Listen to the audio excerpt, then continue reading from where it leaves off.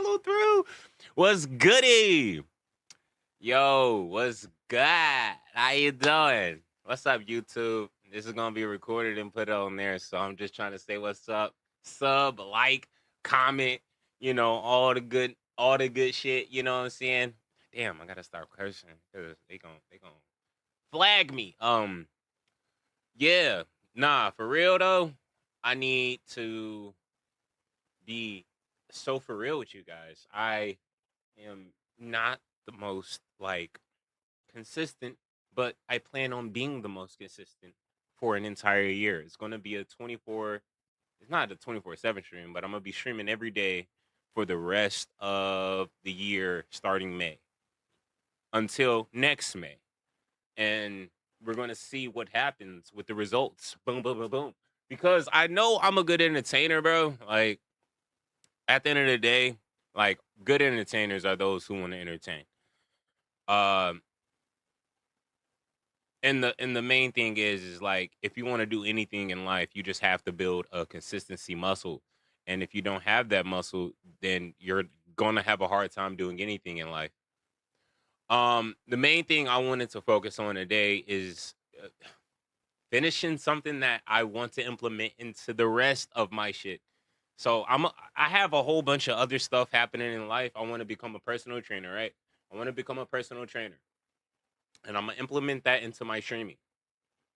And when I implement that into my streaming, it's going to be difficult because it's going to be in between the like, hey, I have to figure out how to do this while I'm streaming, while I'm doing the everyday stream for an entire year. But I have to figure it out because if I don't, what's the point of me doing anything? What's the point of me doing anything, bro? If I can't figure it out, if I can't like go to the extent where I'm willing to figure it out,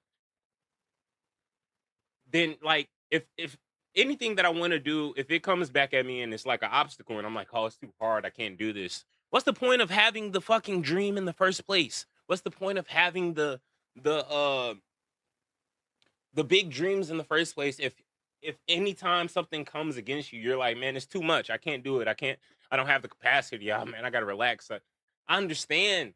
But at the same time, I gotta stop understanding that because if I keep understanding that feeling, I'm gonna be nowhere in life. And that's not my that's not my top, bro. That's not how I'm trying to operate. So howdy. Howdy, howdy, howdy.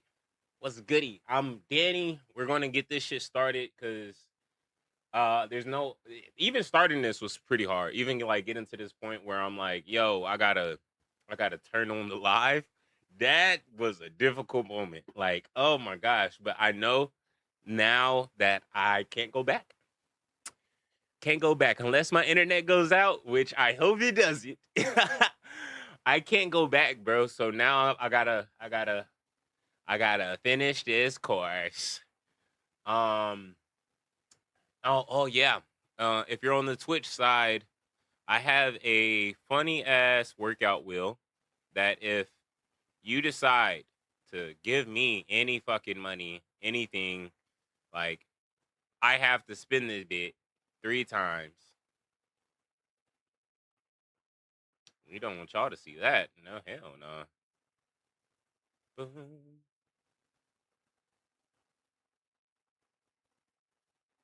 Wait, what the fuck? I should be able to log in with Twitch, right? I don't have a Streamlabs ID. Okay, cool. All right, 1 sec. Let me do some technical difficulties. Oh yeah, then go right here, and then go back over here. I gotta spin this wheel, right? I have to log back in. Gotta spin this wheel, and then I gotta spin it 3 times, so I'll have 3 workouts to do. I think that's a pretty fair trade. You decide to give me some like Munyon or a sub to the channel, show support any form of fashion in that way. Um, I'm willing to work out for it, bro. I'm willing to like put my body under stress. If it the ex the con of that is that if for any reason somehow I get an influx of people just you know for any reason just like hey boom, boom, boom, munyan, munyan, munyan is going to kill me.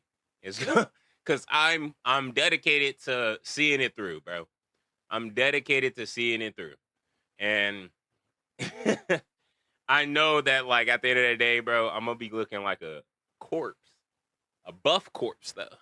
But hey, let's get this shit rolling, bro. Let's get it rolling. I gotta stop cursing, bro. YouTube is gonna flag me, G. Like they're gonna get me, bro. All right, I'm talking to absolutely nobody. That's the funny part. But I hate that it does that. Every time I like bring it up, it like brings my thing down. All right, so let's get to it, bro. The Rockport walk test. So the Rockport walk test. What are we looking at here? What are we looking at here?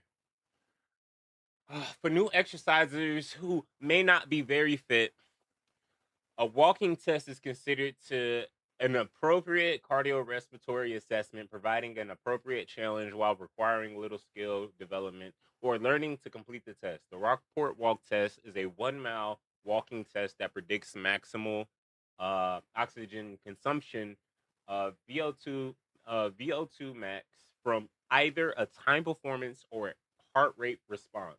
Fitness professionals should keep in mind that for fit individuals, this test will most likely underpredict their VO2 max because it was not designed for fit individuals. While the test was originally developed for outdoor use on a track, it can also be used indoor using a treadmill. Okay, I gotta get you out of here. I can't have distractions, bro. It's too many distractions. Way too many distractions, bro. Niggas liking my shit, bro. Niggas liking my shit. I gotta stop cursing, bro. I gotta stop cursing, bro. I got to stop, bro. I have to stop, bro. I have to stop. It's becoming a problem. But hey, let's get it. Um Rockport walk test instructions briefly discuss the protocol, answer all questions satisfactorily, uh, and allow adequate warm up, stretching, recovery prior to conducting the test. Ensure, bro, this is all right. I need to make some adjustments. I got this fat ass wheel on the screen. That's one, and then two, I gotta make this like look stand out better so people can see what's going on.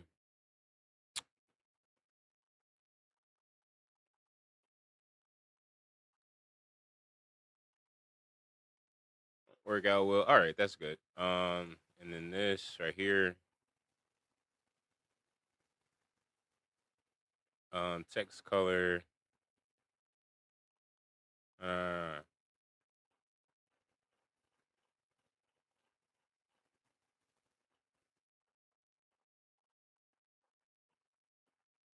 and we're gonna put this at the top of the. All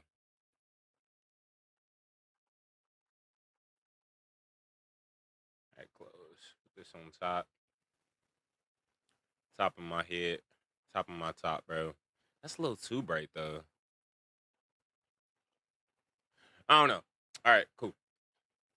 Ensure that the proper athletic wear is worn for the test. Terminate the test if the individual experiences any symptoms of lightheadedness, dizziness, chest pain, or excessive shortness of breath. The goal of the test is to complete the 1 mile, 1.6 kilometer distance as quickly as possible. Pacing may be necessary, but no running or jogging is permitted. Instead, the client will walk as quickly as possible. All right, so it's showing like your times for what would be considered good, average, and poor. The percentile made 90%, 75%, 50%. So 90% percentile is in the like for males. It would be below average. I mean average, I guess. Yeah, it'll be average. Right, so boom. No, slightly above average. Well, 75%. No, no, no, no. I'm getting cooked right now. So 90th percentile.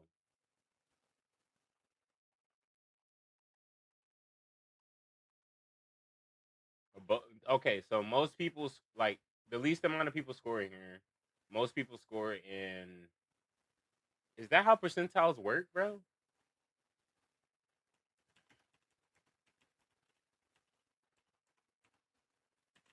How do percentiles work? Got my caps lock on. Are equal to or lower than that score. All right, yeah, yeah, yeah. So I was right. I was right. I was right. 90%. Most people score in this range. Ah, so it's not that bad. Oh, 30 through 69. All right, that makes sense. All right, let's get through it. 1.5 mile run test. Let me write this shit down. Stop. Um, and let me get the last previous two. Boom, boom. YMCA 3-minute step test. And the Rockport walk test. Rockport walk test. You gotta hit the 1 mile walk. 1 mile walk as fast as possible.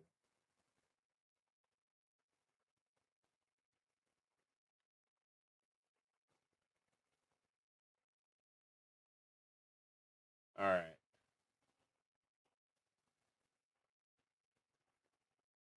And then their post is taken immediately after completing the 1 mile. So we're just trying to get like their heart rate, a sense of it. The 1.5 mile run test for more fit populations, um, population groups. The 1.5 run test, 1.5 mile run test for more fit people. How fast they can do it? All right, so the measure a client's aerobic endurance. The 1.5 mile run test estimates aerobic fitness levels by either scoring the individual's time performance or their heart rate response, which is used to estimate VO2 max. This test, much like the Rockport walk test, was originally developed as a field test, but it can be administered indoors on a treadmill.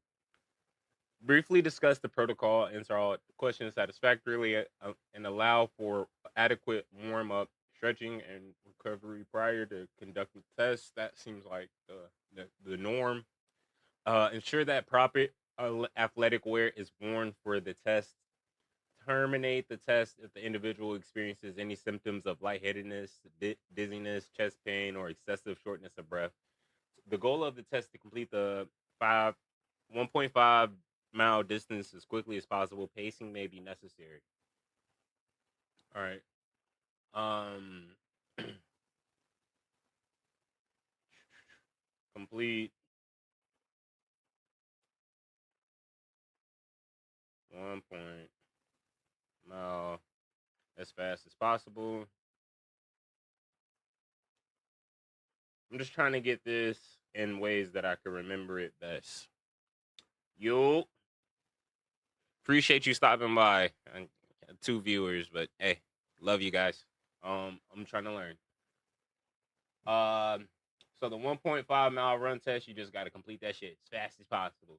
So if you're 20 to 29 years old, um, dang, bro, if you taking that long to finish this shit, you're cooked, bro. You're fucked up. You're getting fried. Very poor. You might be obese. But yeah, that's not a bad mile. Yeah, because the normal mile is like 7:30, 7 minutes 30 seconds.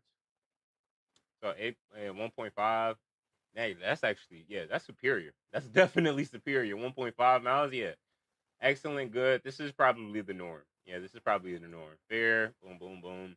39. Yo, so if you like keep your health, if you get in your 60s, bro, you can run this shit like this fast. That's pretty decent, bro. That's pretty nice. Um, okay. And then for women, this is it. All right. So the next one would be boom. Another popular cardio respiratory assessment is the 1 mile, 1.5, 1.6 kilometer run test. Although this test is practically feasible, its ability to evaluate cardiorespiratory fitness across the general population is limited because its validation was focused primarily on youth and college age individuals. The 1.5-mile run test provides a more valid evaluation of aerobic fitness across a larger population group and is therefore considered a more appropriate test to use with clients. However, because the duration of this test is longer than the one mile run test, there is certainly more of a demand for experience and pacing throughout the assessment. Wow. The getting technical part, perhaps the biggest limitation of assessments discussed is that they only provide generalized estimates of aerobic fitness rather than personalized uh, score unique to the individual. Therefore, research and newer ideas have evolved to assess cardiorespiratory fitness and efficiency based on a person's unique metabolism. The talk test. The talk test is an informal cardiorespiratory assessment used to gauge the intensity of the activity based on the client's own unique metabolic markers and ability to hold conversation.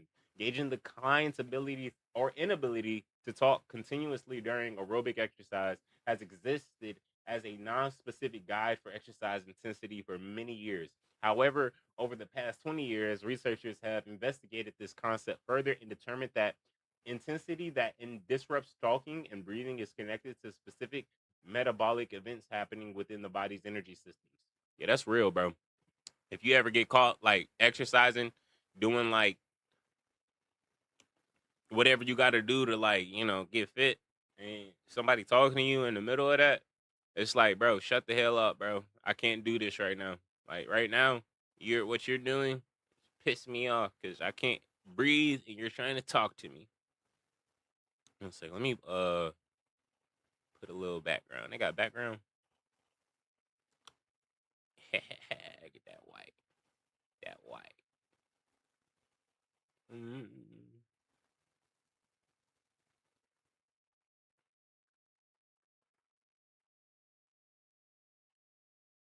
No, that's the outline, bro. Yeah, bro. I was looking for the background. Background.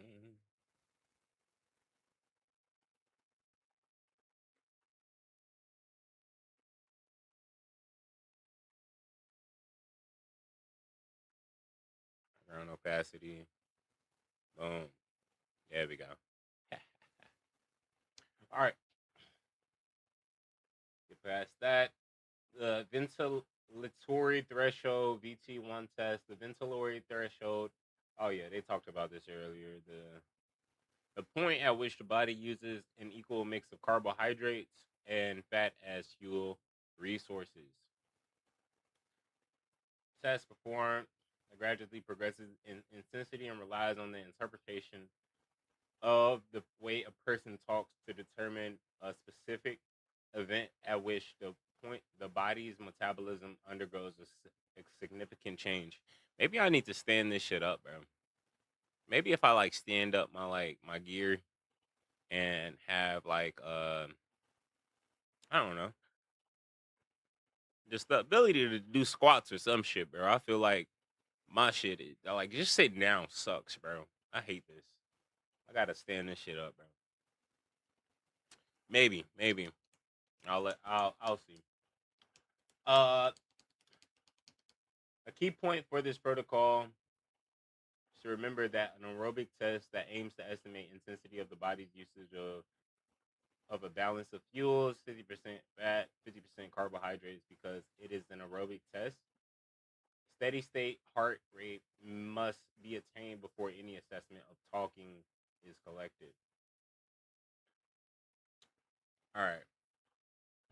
So when I want to determine,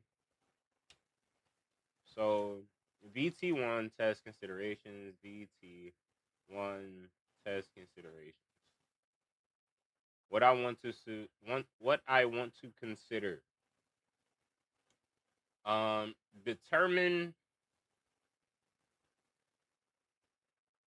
Determine the preferred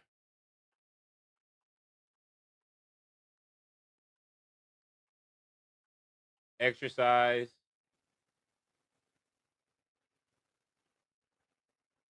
All right. So,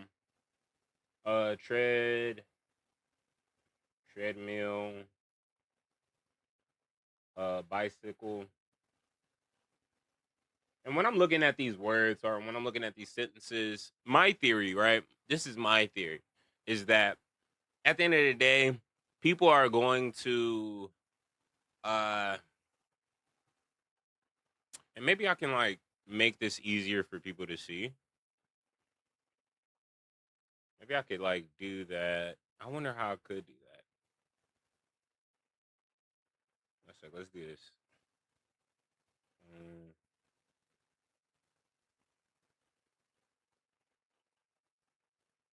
So I don't have to see everything that I'm doing. But it's hard to see. I already know that. Okay, maybe that helps it. Boom. Boom. Boom. All right, that makes it easier for me to see what's going on. All right, cool.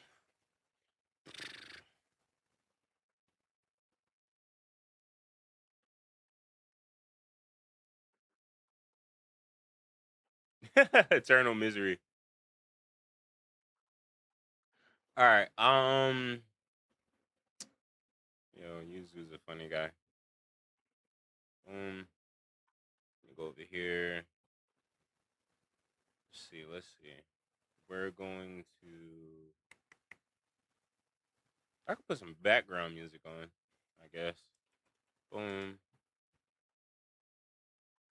That'll help me a lot with focusing.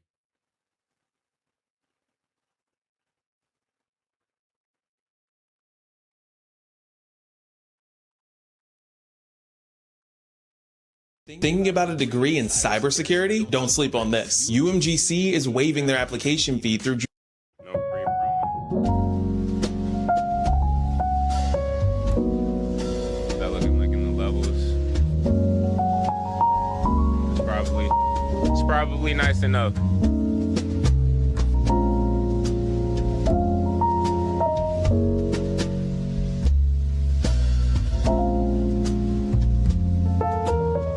Wait, is that playing in the shit?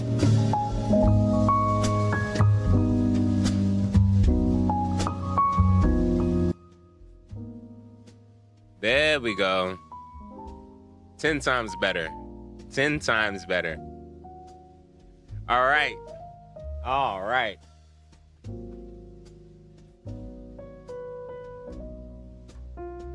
Okay. Okay. So, determine the preferred exercise, treadmill, bicycle. Determine the preference for increased workloads. I'm gonna have to switch pins, bro. So many little things, bro. So many little things to conquer, but we're going to get it done, bro. There's nothing else we can do, bro. There's nothing else to do other than do it.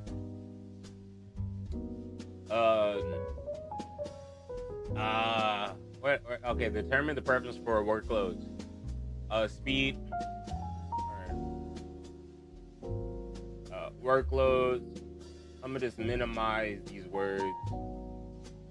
Workloads. Yeah, I need to change pins.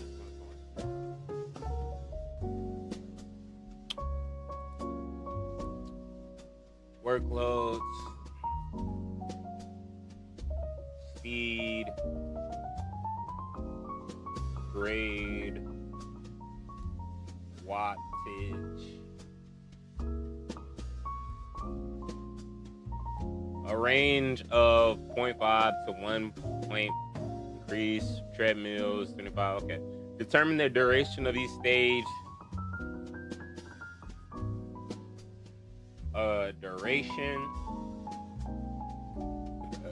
And I gotta be somewhere in the morning. We're doing this, bro. Might have a couple bugs fly in, bro. I'm in the garage, so what's gonna happen is they're going to be flying towards this big ass light I got. But it's all good as long as they don't touch me, bro. We Grizz 8, right? All right.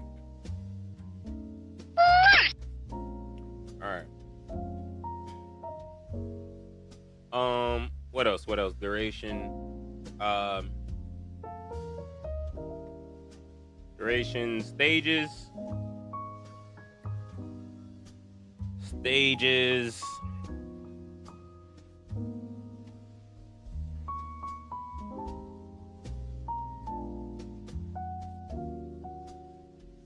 Last between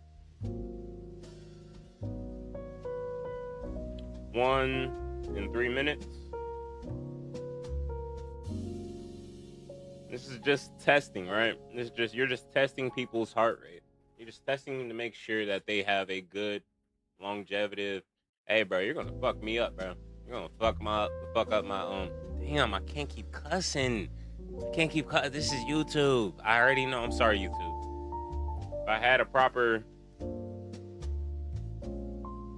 bro's flying around like a maniac. Hey, bro, if you get caught, bro, all I'm saying is just don't fly near me. You're gonna get cooked.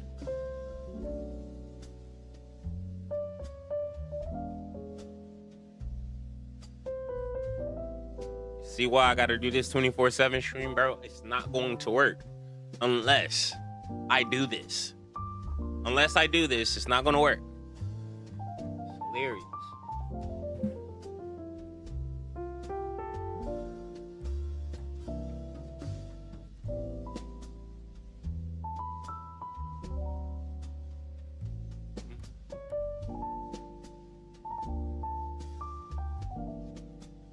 All right.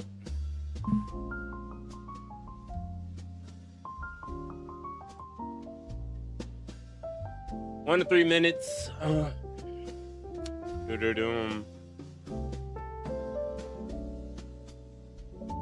At the SS to ensure, but we must make it work. We have to make it work to ensure SS heart rate is obtained.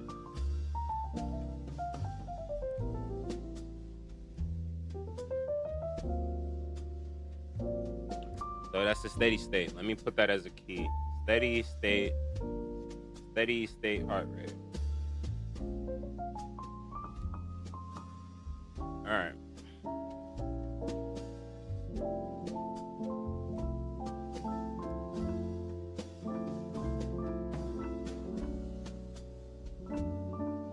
Bugs really piss me off, bro. They're like, I don't know. They're just so stupid. They just fly around and act stupid. Bro,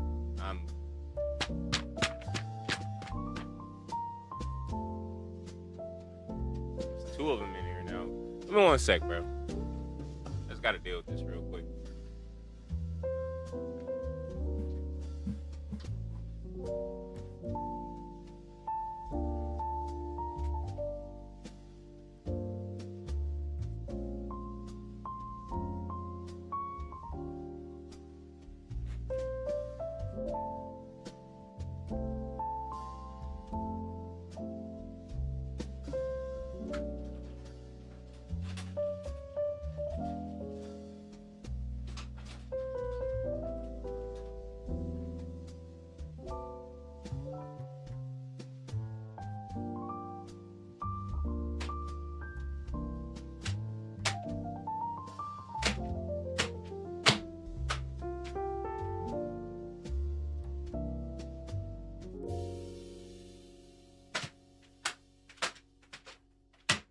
Meet Wegovy Pill, the first FDA-approved GLP-1 weight loss pill.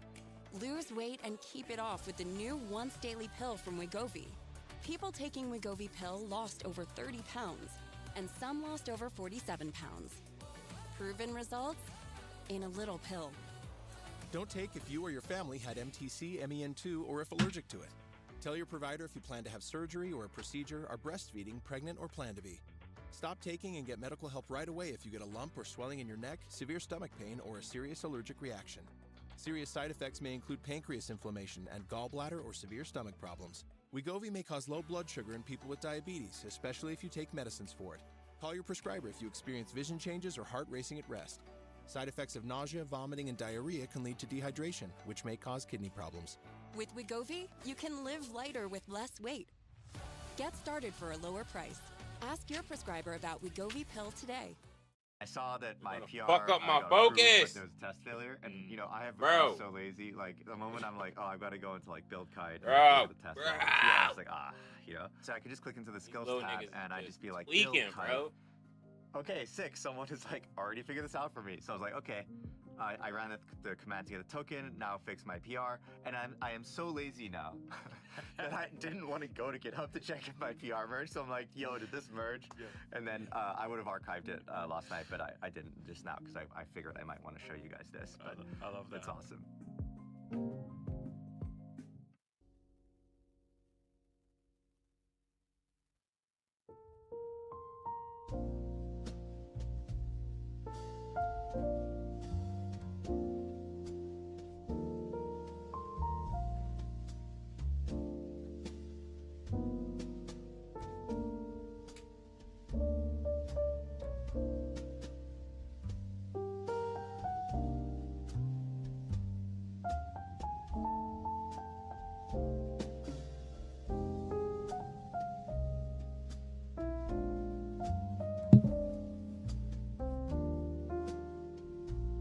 Bro.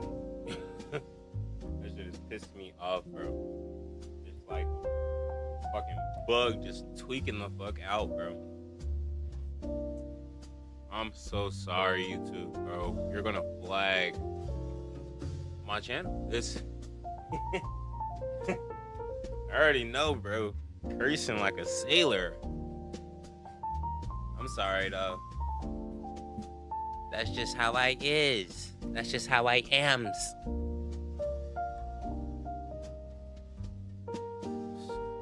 all I know. All right, let's get this shit, bro. Bro, see, this is why I have to do this. This is why I have to do it, bro. There's no other way other than to be like, hey, bro, you're doing this for this reason. Focus on this shit. All right.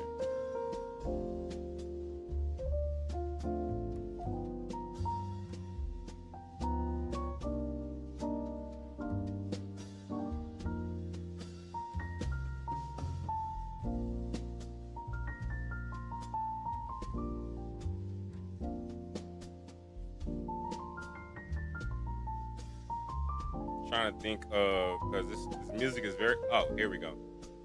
Yeah, I don't have to listen to it as loud like this. Yeah all right, now we on a good tip. All right,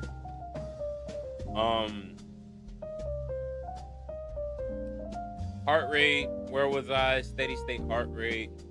Boom boom boom.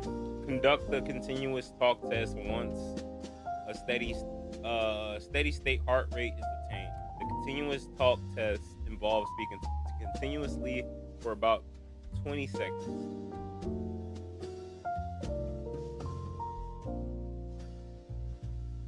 So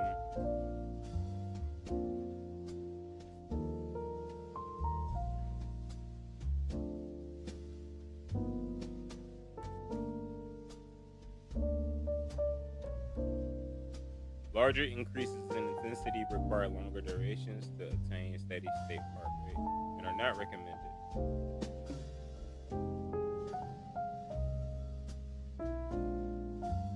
Steady state heart rate rather than continuing to climb upwards. All right.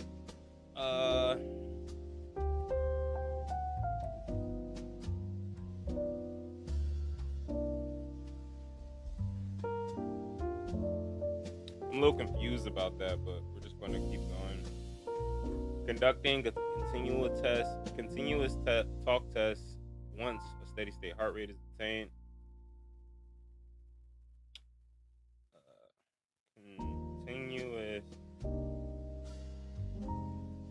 Continuous talk test lasts for about 20 seconds.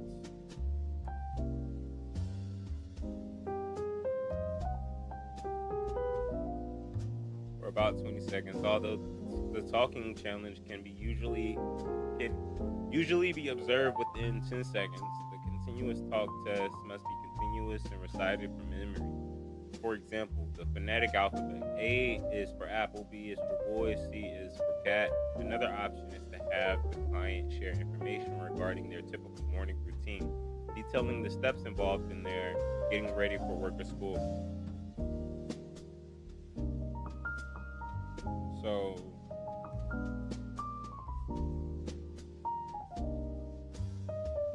must be recited from memory.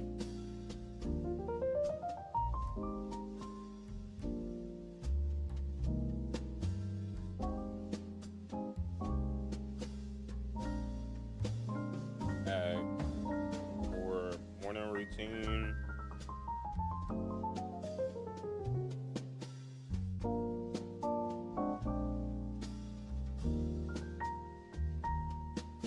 Something phonetic. Alright. Or something phonetic. Alright. Also, I might go to sleep in this chair. That's how dedicated I am. Although the talking challenge can usually be observed within 10 seconds. Alright. VT1 test instructions.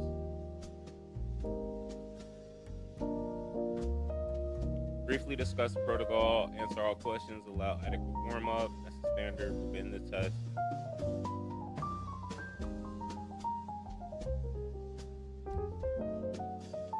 So this is the VT1 test. Begin the test at an intensity considered light to easy and gradually progress through incremental stages, performing the continuous talk test towards the end of each stage. Once and steady state heart rate is obtained. Okay, so you're trying to test instructions, warm up,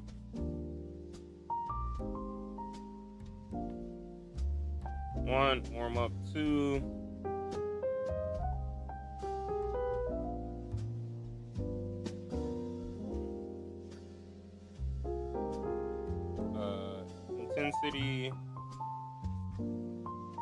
intensity, light,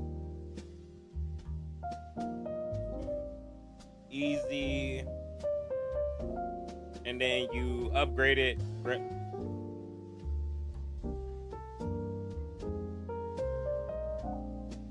Gradually progress.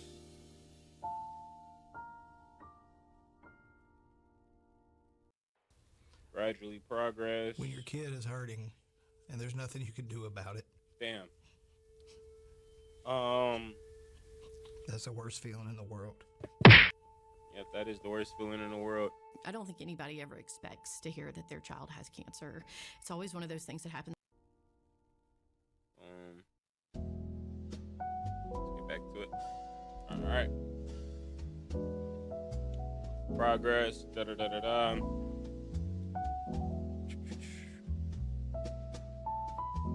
Let me see. Progress.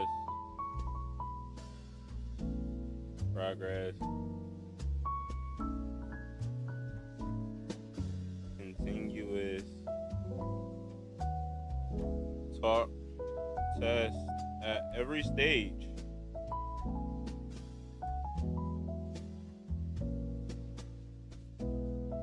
Every stage.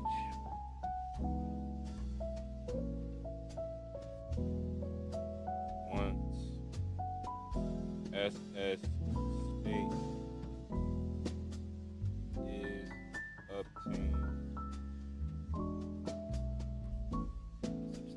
obtained.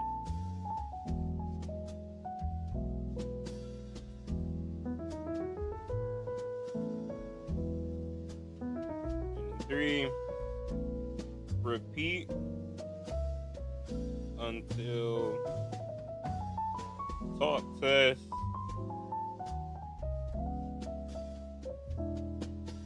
becomes challenging.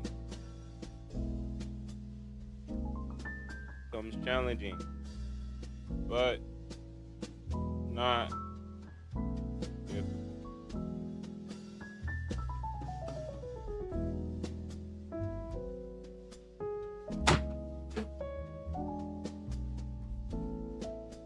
Bro, if I catch you slipping, bro, it's over for you. If I catch you, Ricky, if I catch you, Ricky, if I catch you, Ricky, if I catch you, Ricky, if I catch you, Ricky, if I catch you, Ricky, if I catch you, Ricky, if I catch you, Ricky, fucking got you.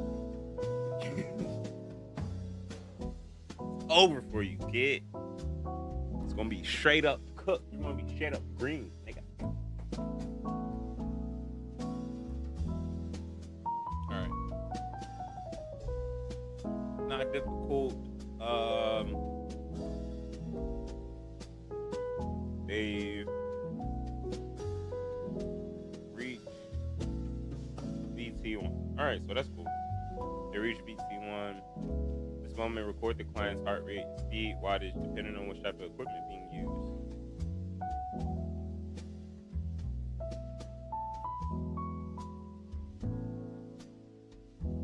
Record heart rate.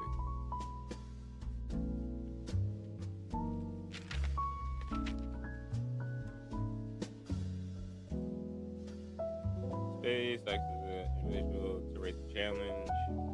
They rate the challenge.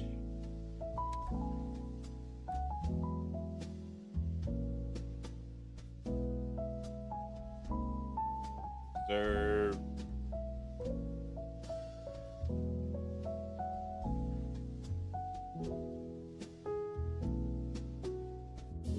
Ability to speak. And ask for rating on challenge.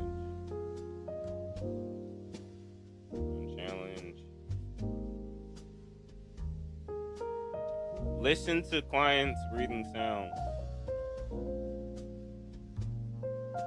I want to be the best personal trainer. If anybody decides to make me their person, I want to be the best one for you, bro. I want to do you justice, bro. I want to do you justice, G. That's the biggest thing for me, is I just want to do you justice, bro. If you decide to use me as somebody that can help you, bro, I just want to do you justice, bro. I'm getting distracted. Let me get my dumb ass back to the So that's why I'm writing everything down. Just making sure I'm learning properly.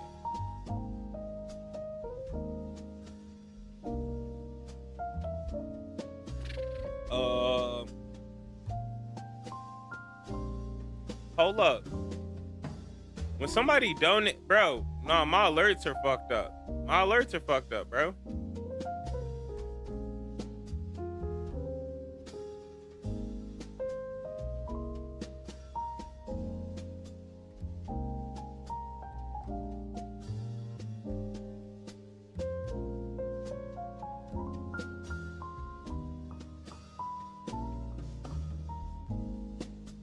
Test this shit, bro. Test it, bro. Test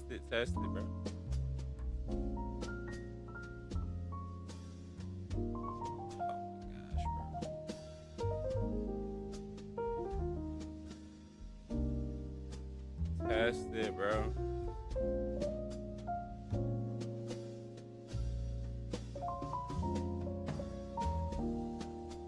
Test it, bro.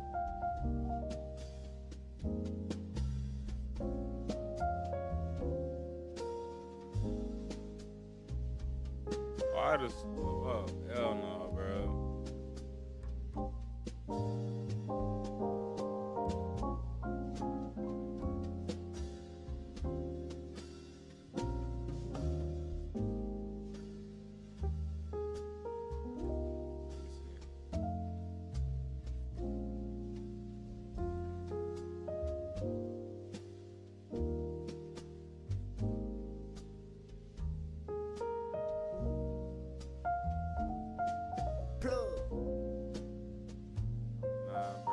the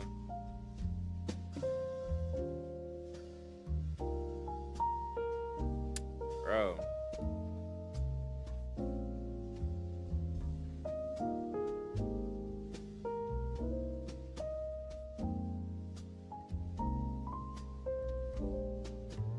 Subscriptions. I want to test this one.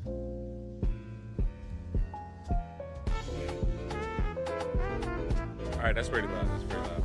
I can already tell. All right, cool. Granger knows that as an HVAC technician, the heat is on you every All day. right. Your first call, All right. an office building with a noisy AC unit. Time to put your All right, experience to get back work. to it. On site, your meters don't lie. The blower motor's failing. Shut the fuck up. I'm so sorry. YouTube, you're gonna run a bit. Sorry. Listen to breathing sounds. That's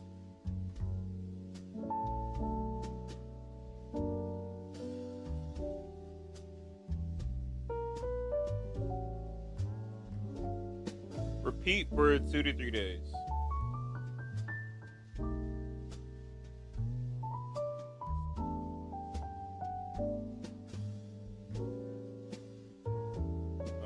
For reliability. Reliability. Alright. Let's get to this page right here. Provides an example of an incrementally staged treadmill run in which VT1 is determined via the continuous talk test. In this example, 1 minute stages were selected because of the small work increments. 0.5 miles per hour per stage, which is usually ample time to attain an SS steady state heart rate response.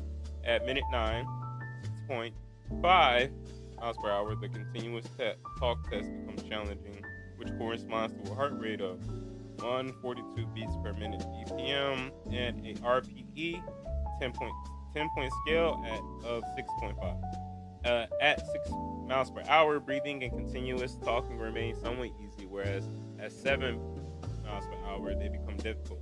As mentioned previously in the protocol instructions, the continuous talk test should ideally be conducted on 2 separate occasions for reliability purposes, with the average score being recorded as VT1.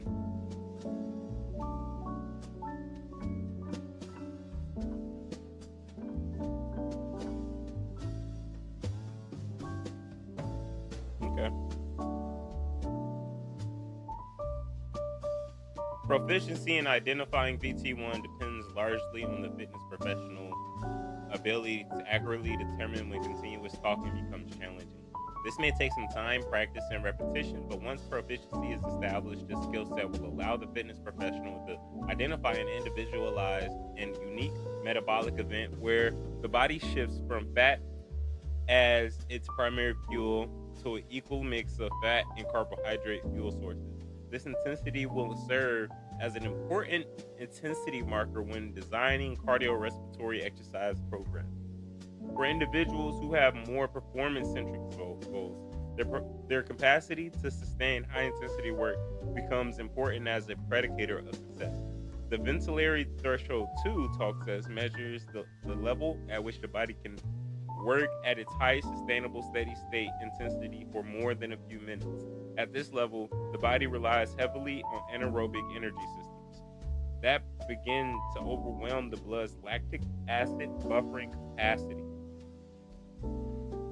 Alright, so BT2 talk test. BT2 talk test.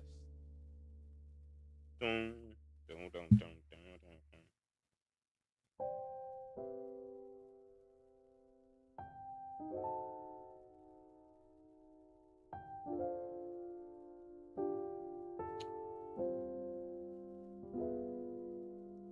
More performance centric goals.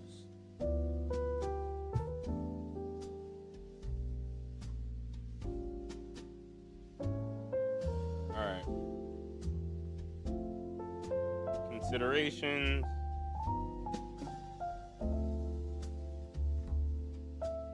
Just trying to summarize this shit as fast as possible. I'm learning. This measurement VT2 is critical measurement of athletic performance because the intensity immediately below this represents the exercise pace that an endurance athlete can sustain throughout their racing or training to attain their best performance. VT2 testing is recommended for individuals with performance goals given the purpose, nature, and intensity required for measuring this physiological marker. While several standardized field tests exist, 60-minute ride, 30 or 60-minute run, they demand a lot of time and are tedious to administer. A modified test such as a 20-minute run or ride test protocol provides a viable alternative which is easier to conduct in the standardized 30-minute or 60-minute protocols. The test requires the subject to maintain their highest sustainable pace for 20 minutes, and the fitness professional to record the client's heart rate and marker of performance. So that's why they had 50 Cent running on that treadmill. That's why they had him like doing the okey doke. Best viewers, these nuts, my boy. Best viewers, these nuts. You're about to get boomed. Prepared to get boomed, my guy. Yeah. Click. Ban. Fuck out of here, bro. We don't do that shit around here. Okay. It's whatever, bro.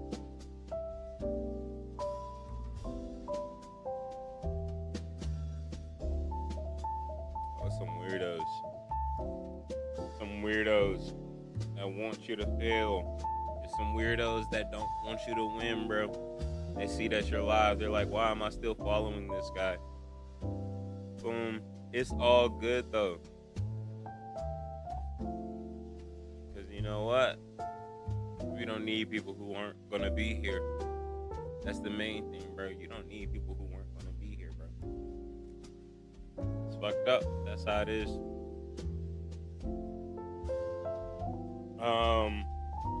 Considerations.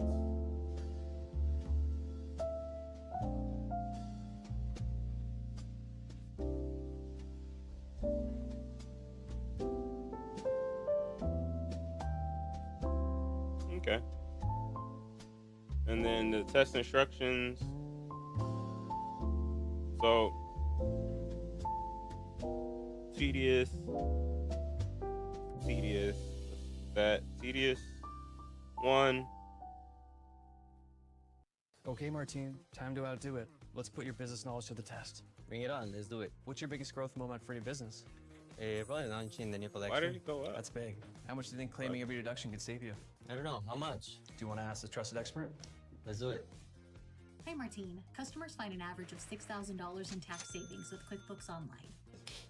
When you're 100% confident in your books, you can 100% focus on doing your business. Martine, you're unstoppable. All right. Tedious to administer. A modified test such as a 20-minute run or ride test protocol are tedious.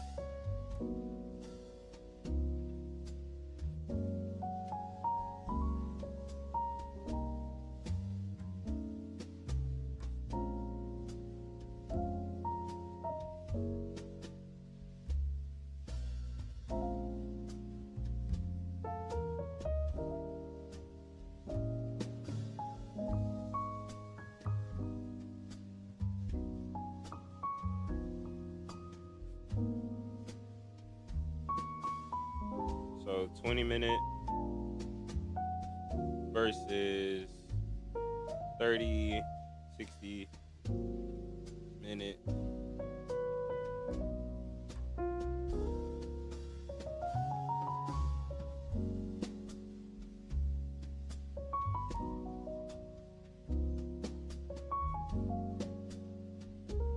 Instructions.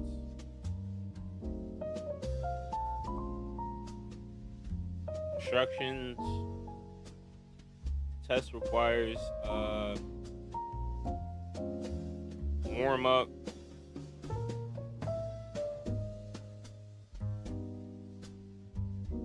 up, discuss protocol.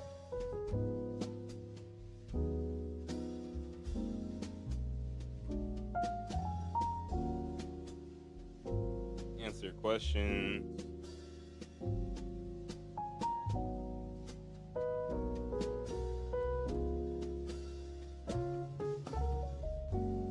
One, two, you get to start.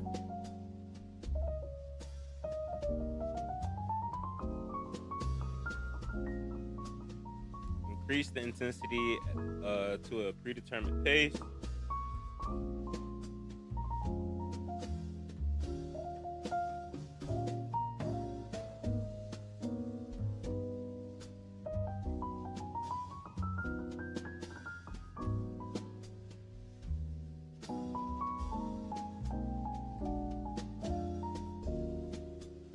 Pace. All right. And then some careful programming is required to determine this pace, but allow for some minor adjustments as needed during the first few minute bouts. Allow for adjustments. This is the best way to remember stuff. So if you're like ever reading or having like to take down information or remember information, write it down as you're reading it. It's the best way to remember stuff. It's the best way to like have your brain like, oh yeah, I remember writing that down. Just reading it, it's like you forget so easily. But if you write it down, even if it's like you can look back at it, yeah, but if you write it down, the action of you writing it, your brain maps that on way better than just reading the fucking page. And I haven't been doing that a lot, as much as I should, but as I'm doing this, I'm making sure. I'm making sure too.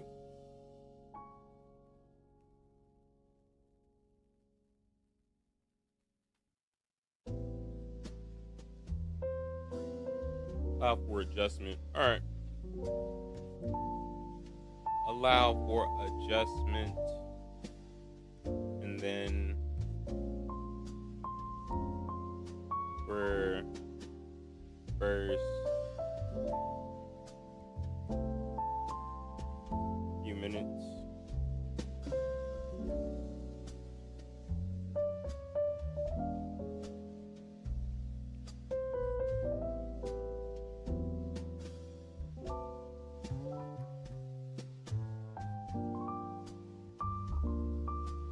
That makes sense. 3, record the individual's heart rate or marker of performance during the last 5 minutes.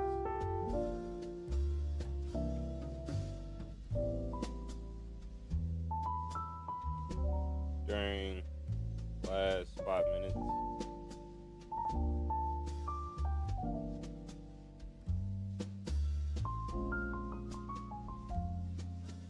Last 5 minutes.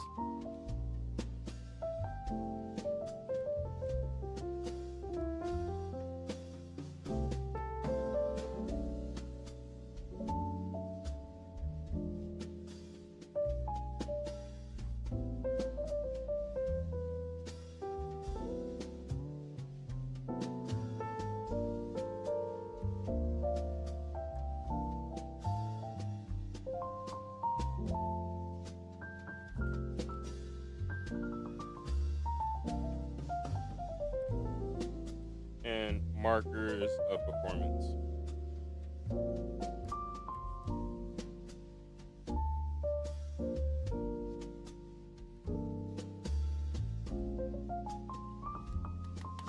Average heart rate collected over the last 5 minutes, and correct that number by 95% to estimate the client's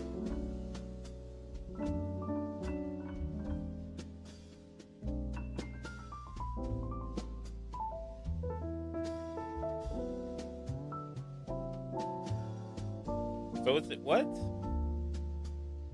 Oh, so each minute is doing each minute. All right.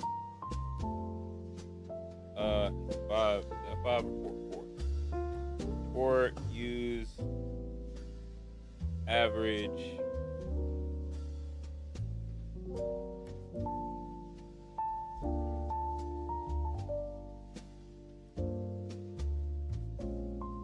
collected.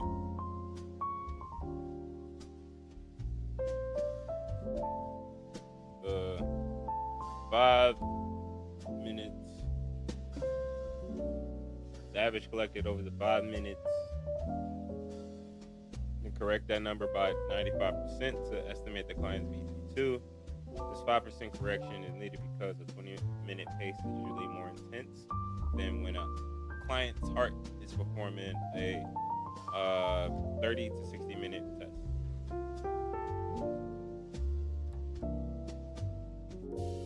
Then correct by Usually getting a phone for $0 is too good to be true. A hassle, but not at Verizon. I don't even know how you now, would do that. Make the switch to Verizon, America's best network. All right, Verizon, you got your promo. Got your dumbass promo, Verizon. Love it. Love to see it. Correct by 95%. All right, example. All right, that's a good example. Boom, boom, boom. 0.95. 0.95.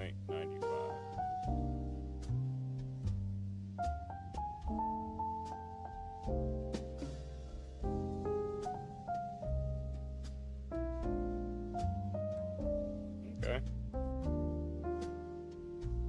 Let's go. The most valid measurement of aerobic fitness. Oh, I'm about to fuck up.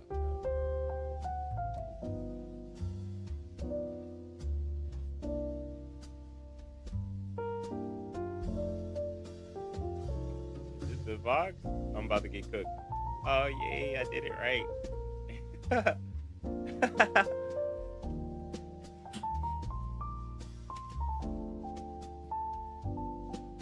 Which of the following is part of the cell that uses nutrients to create energy for the cell? It has to be the mitochondrion, bro. All right, so this is the summary.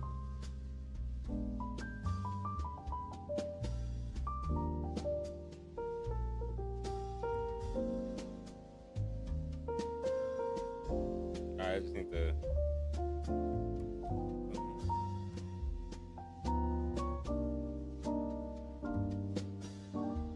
explain that shit, bro.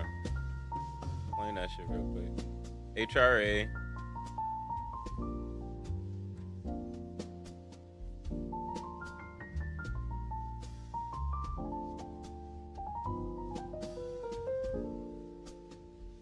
Health risk assessments. HRA. Health risk assessment. HRA. Health risk assessment.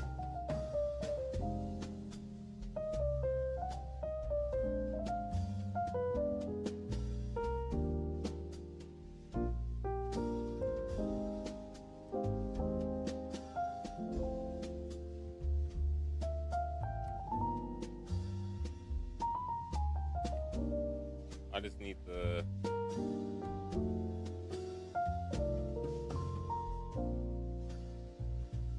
summarize it, bro.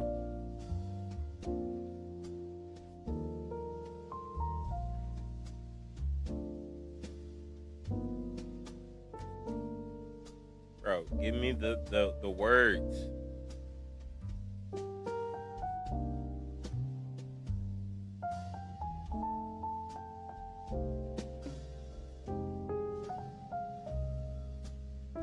Bro, give me the words.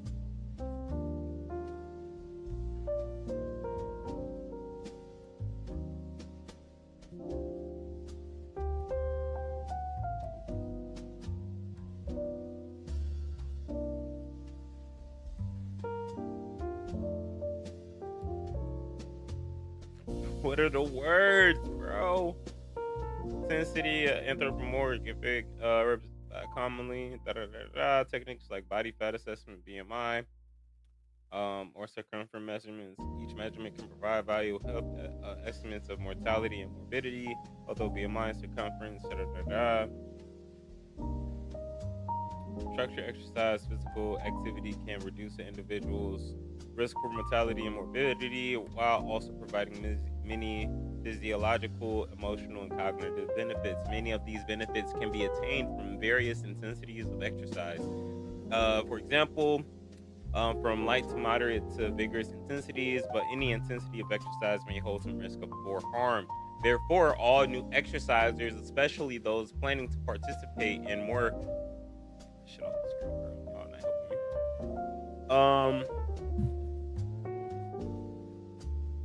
me. Especially those planning to participate in more moderate to vigorous intensities of exercise should be appropriately screened with some form of an HRA to evaluate the benefits versus the risk of participating. The PARQ is considered an appropriate minimal screening tool. Additional information collected about a new client through an HHQ. What the fuck is the HHQ?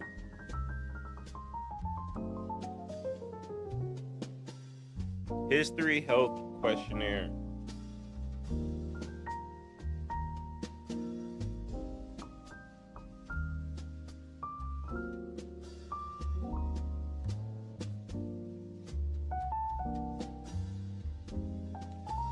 Thing is, I'm gonna be like going over this information once I get certified over and over and over and over and over and over again, so I can be the best personal trainer I can be, bro. I don't want to slack off. I want to really help people. I want to change people's lives.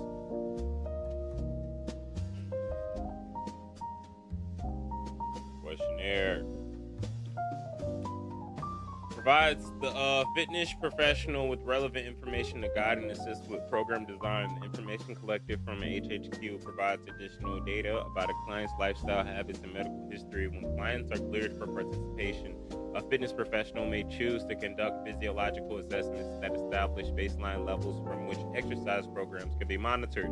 The assessments selected should always consider relevance, appropriateness, validity, reliability, and sequence to ensure the best possible outcomes. Furthermore, fitness professionals need to be very aware of all exercise test termination criteria during any test that involves physical exertion to ensure client safety. Heart rate is a valid indicator of work intensity or stress both at rest and during exercise. It can also provide valuable feedback regarding cardiovascular adaptations to exercise over time. Blood pressure is another important cardiovascular measurement that reflects the outward force exerted by blood on the vessel walls. Although exercise normally elevates blood pressure response, higher resting scores are associated with greater risk for developing cardiovascular diseases, which can become life-threatening. Oh no. Anthropometric measurements represent another. Oh my gosh, bro. Get the hell off of the screen, bro. I don't care about your damn Chevy trucks, bro. Oh my gosh, bro. You're making me watch the whole thing, bro. Our new Huntrix now I gotta look at this Demon Hunter ad. Nobody. Oh gosh, bro. Y'all really took over the photo cards. And it's totally better than Saja Boy's breakfast, so pick our meal. At participating McDonald's while supplies last. I just wanted to make somebody watch that shit. All right. Hydrostatic, BMI, the collection of body techniques, BMI, circumference, each measurement, morbidity, although BMI, circumference measurements provide estimates of body. Okay, these are poor predicators of a person's body fat percentage. Can both measurements and hydrostatic underwater weighing are both considered valid estimators of body composition, but they do require greater practitioner expertise, skill, and the need for expensive equipment, respectively.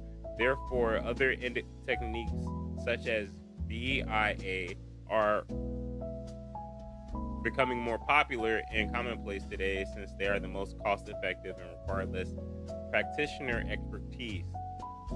All right, so they're using a lot of fucking acronyms, bro. Bioelectrical impedance analysis. All right, so yeah, this is where simple cost-effective method to estimate body fat and body composition by measuring how easily electrical current passes through the body It's popular because it doesn't require expensive equipment or advanced skills. All right, that's cool. Cardiorespiratory fitness evaluates a client's capacity for performing work and can be assessed using multiple formats. Although the VO2 max test is the most valid marker of cardiorespiratory fitness, direct measurements involve some risk of harm associated with high intensities of physical work, great expenses associated with gas analyzers, and the demand for fitness professional expertise on the part of practitioners to administer and interpret these tests. All right.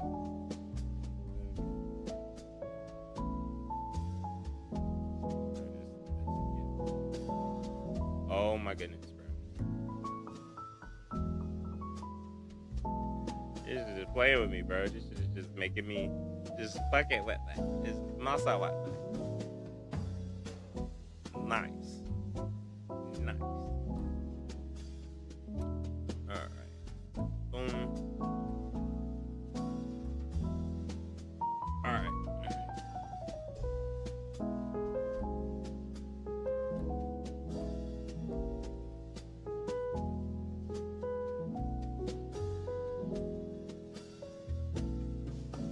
Okay. Boom. Consequently, sub-maximal tests are frequently used because they are more practical and easier to administer. These tests range from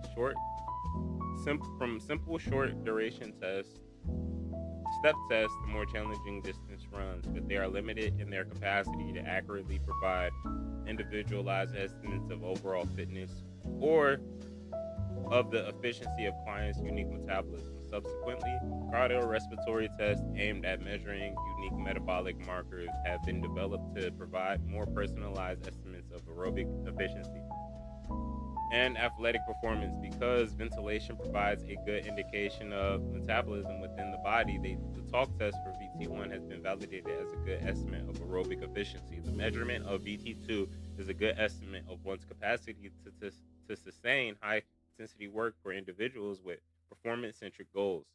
Okay. Chapter highlights the general purpose. This is 9 minutes, bro. That's taking up way too much time. But hey everybody, welcome to your Chapter 11 review. In this episode, we'll be looking at those all-important health, wellness, and fitness assessments and the relationship they have to your client's goals and optimal health. We all agree structured exercise and physical activity can reduce the risk for mortality and morbidity, while also providing many physiological, emotional, and cognitive benefits. The benefits can come from light or moderate intensity all the way up to the really vigorous stuff. However, any intensity of exercise can hold some risk. So all new clients, especially those planning to participate in more moderate to vigorous intensities of exercise, should be appropriately screened to evaluate the benefits versus the risks of participation. These assessments are your baseline for what's to come and can be used to determine where your client wants to go. If you know those two things, then you can design the most appropriate program for their needs, using your knowledge and understanding of exercise as the foundation. Assessments may also serve other important functions, such as identifying individuals at increased risk. These individuals may need to first undergo a more thorough medical evaluation, or, in some cases, be excluded from exercise until conditions are under control or corrected. Assessments can even serve as motivators through realistic goal setting. It's a trainer's legal and ethical responsibility to conduct a health risk assessment prior to having a client initiate an exercise program. The timing, relevance, and appropriateness of any physiological assessment should be considered. So, by the end of this chapter, you need to be able to explain the importance of fitness assessments surrounding clients' goals and optimal health, collect and summarize subjective information from clients using health screening assessments, and identify the steps for conducting physiological, body composition, and cardiorespiratory assessments appropriate to specific client types and goals. Everything we talk about and teach means nothing without a thorough, efficient, and thoughtful preliminary assessment. This consists of questionnaires to collect information regarding existing risk factors for participation in exercise and physical activity, to determine the need for medical clearance beforehand. Screening procedures should be valid, simple, cost and time efficient, and appropriate for the target population. You have to conduct a health risk assessment, or HRA, prior to having anyone start an exercise program. But keep in mind that new exercisers may be apprehensive, which could increase their anxieties about moving forward. The PAR-Q Plus is considered the appropriate minimal screening tool. Make sure you get familiar with it, since literally everyone you see will fill this out. A more thorough pre-exercise health history questionnaire, or HHQ, can be used to complement the PAR-Q Plus. The health history questionnaire includes information about a client's health history, lifestyle habits, and exercise and medical history. Without this information, you might be missing really important pieces of the puzzle. And ultimately, this could fundamentally change your approach in working with that individual. Once your clients are cleared, you may next choose to complete physiological assessments. Assessments chosen should always consider relevance, appropriateness, validity, reliability, and sequence to get your client to their best possible outcome. The goal of using fitness assessments is to establish baseline measurements which influence optimal program design and provide a means to measure and evaluate progress. First, you can monitor heart rate. Heart rate is a valid indicator of work intensity or stress, both at rest and during exercise. It can also provide valuable feedback about cardiovascular adaptations to exercise over time. There are several locations on the body that can be used to measure a client's heart rate. For accuracy, safety, and to make things easier on everyone, NASM recommends fitness professionals measure the radial pulse of the wrist. Blood pressure, or BP, is another important cardiovascular measurement, which is defined as the outward pressure exerted by blood upon the arterial walls. BP scores are important because higher scores indicate greater risks for developing cardiovascular disease, which can become life-threatening. It's important to understand the different ranges for blood pressure so you can understand the factors for potential health risks. Remember, if anyone has any of these risk factors, it is your job as a CPT to refer them out to a licensed medical professional. It is recommended that all fitness professionals attend a live training class to learn how to properly assess blood pressure.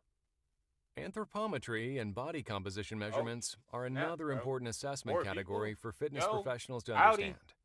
Basically, anthropometry is taking measurements for the purposes of understanding physical variation in size, weight, and proportion. How y'all doing, bro? These types of assessments are often used to quantify body composition through techniques like body fat assessment, body mass index, also known as BMI, or circumference measurements.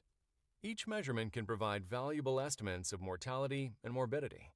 Now, although BMI and circumference measurements provide estimates of body shape, they are actually not the best predictors of a person's body fat percentage. You have to take the individual into account with all of these strategies.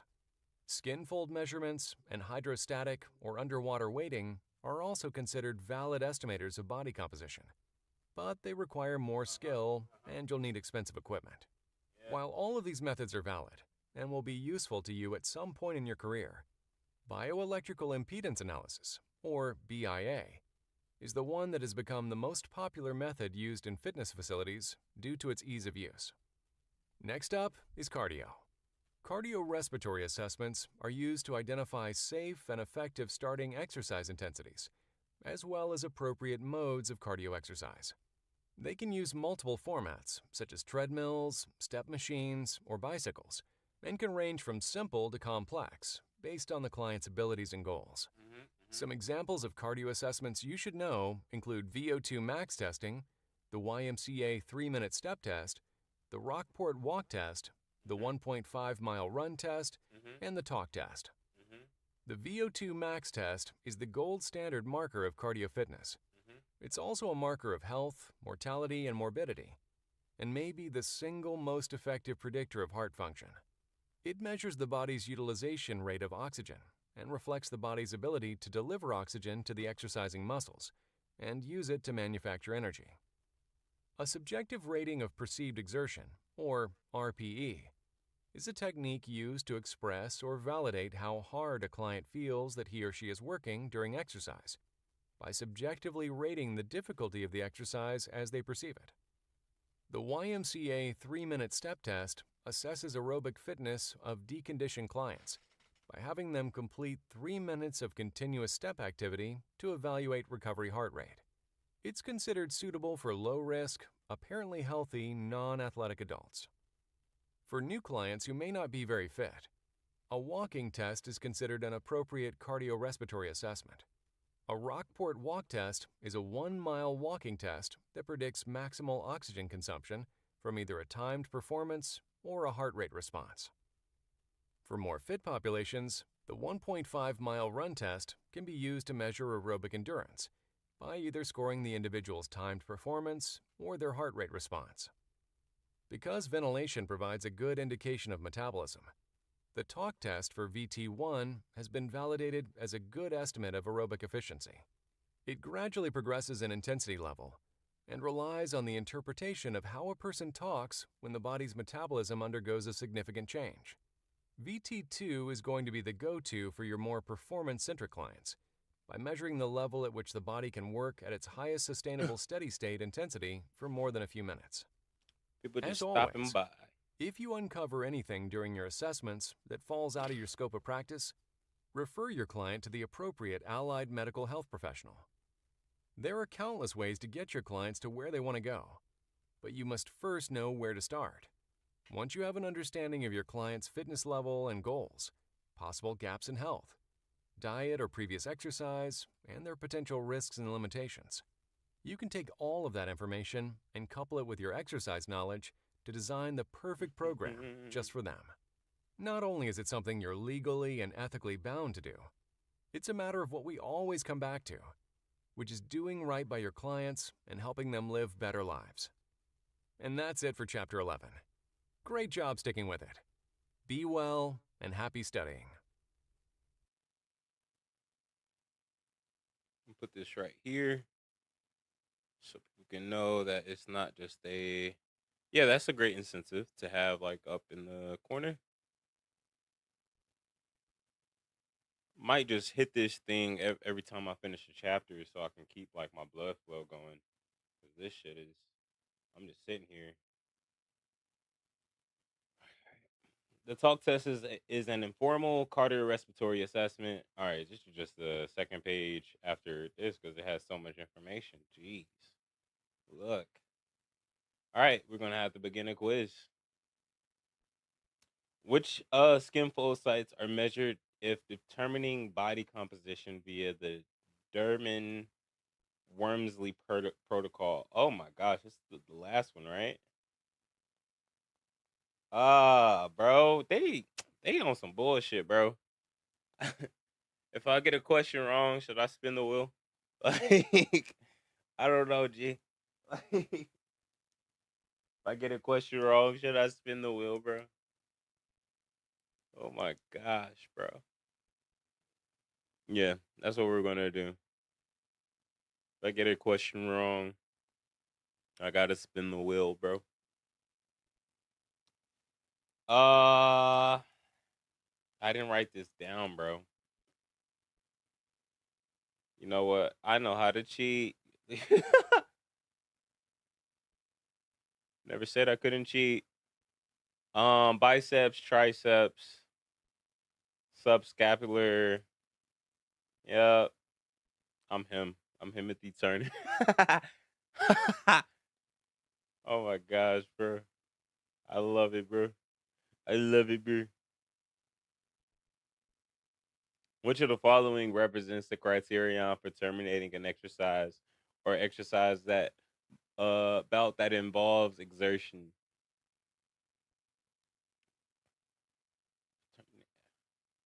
Which of the following represents a criterion for terminating an exercise test or exercise bout that involves exertion?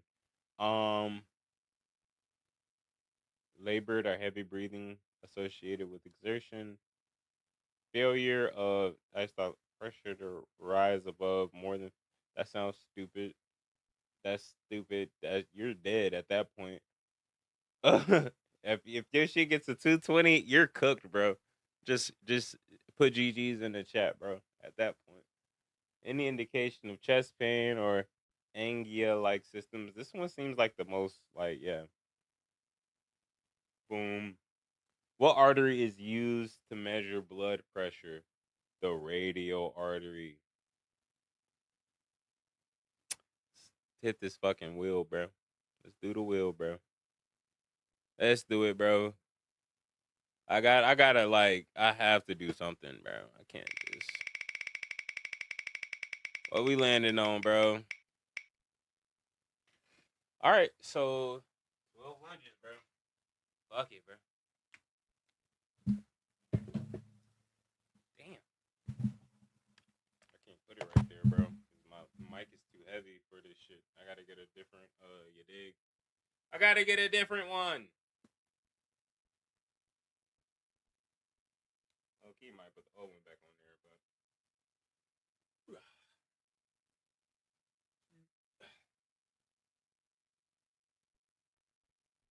Three, 4, 5, 6, 7. Should be 8. Get my spine right. 9, 10, 11, 12, 13, 14, 15, 16, 17, 18, 19, 20, 21, 22, 20. Yeah.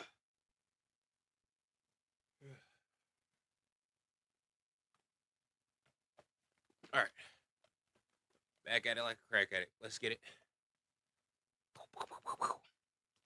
All right, brachial artery. I'm a bum. Brachial artery. Oh, yeah. It's right here. I don't know why I put cart. And you do it like this.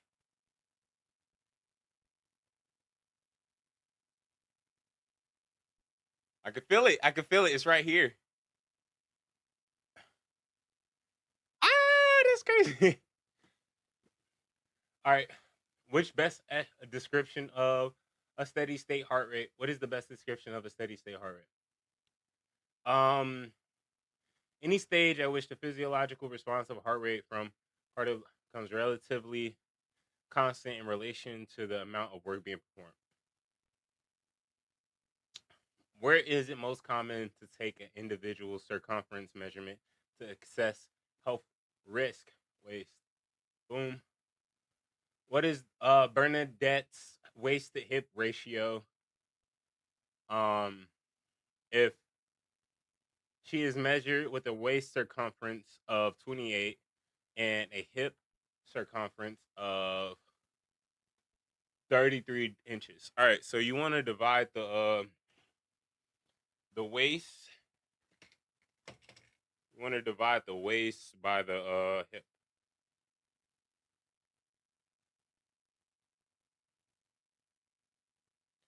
So if I were to do that,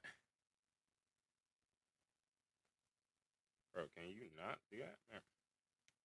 So 28 divided by 33. It'd be 85, yeah. Which best defines a physical activity readiness questionnaire? A detailed questionnaire designed to assess an individual's physical readiness to engage in structured exercise. Screening tool used to evaluate the benefits and risk associated. Nope. A questionnaire with list of questions that pertain to health history, habits, just as extra during lifestyle.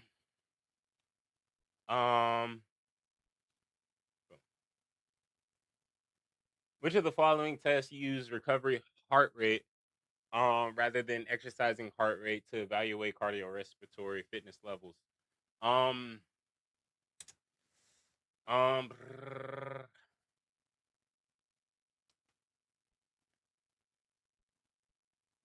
think this one. I think yep. I'm a G. I'm a genius. Which BMI category will classify Mary if she has a BMI of underweight? Shorty ass is definitely a skeleton.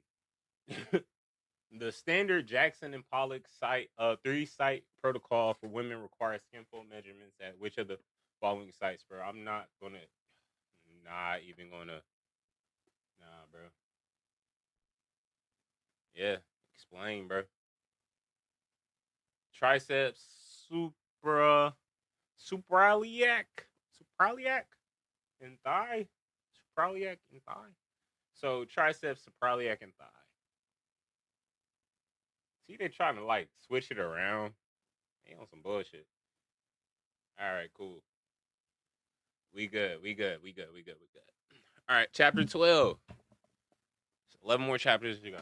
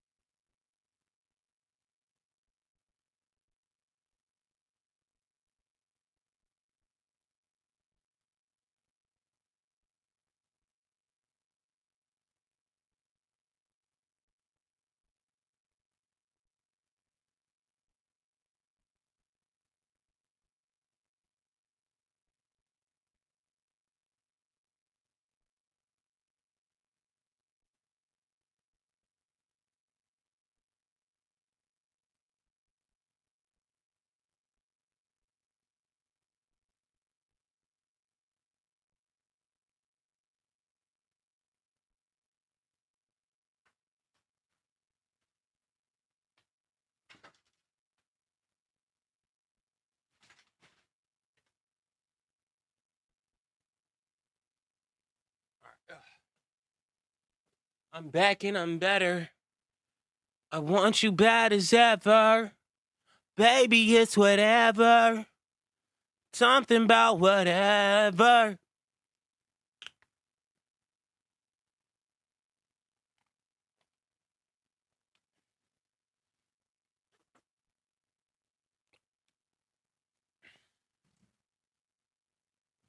All right. Let's get it. Let's get it. Let's get it.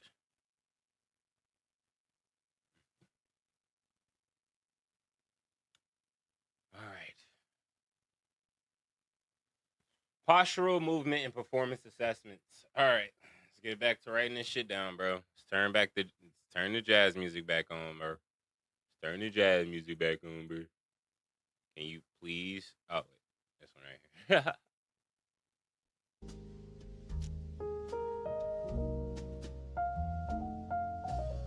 Way too loud. Can't hear my thoughts. All right.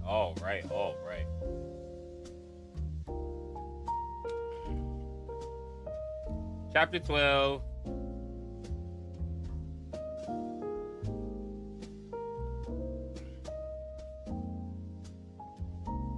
Identify the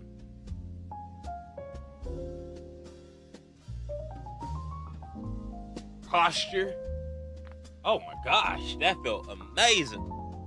That felt amazing. That felt different, boy.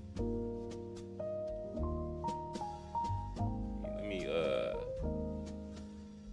minimize this a little bit because I am pretty big right now. I was slouching in my chair earlier.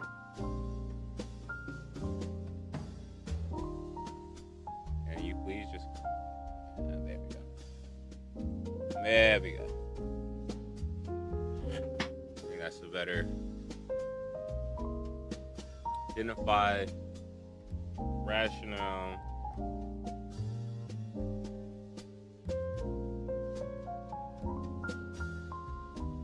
Rationale for posture, movement, posture, movement, and performance.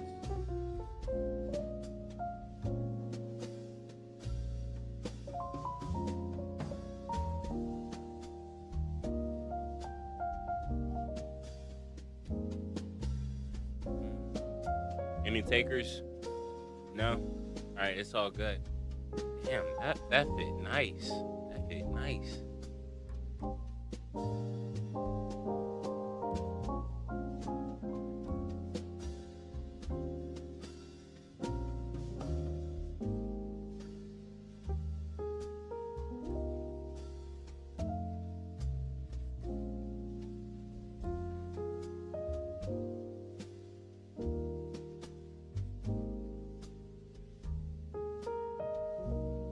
Put it right here, cause I'm low key on the game. Wow.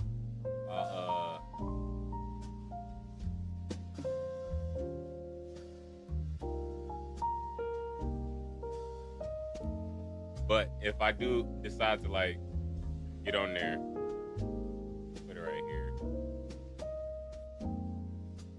You're like in the corner over there.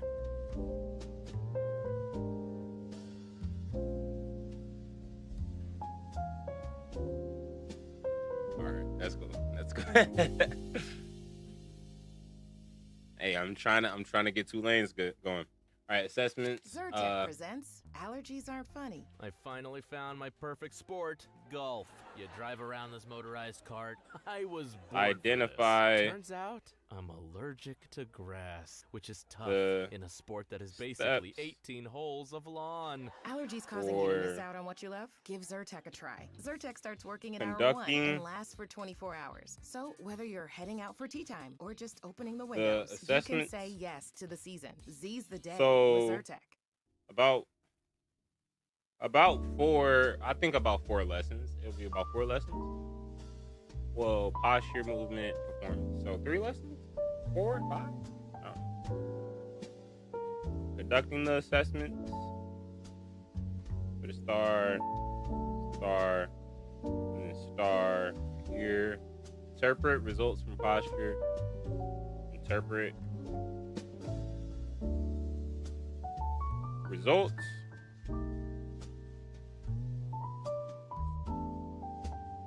And then summarize.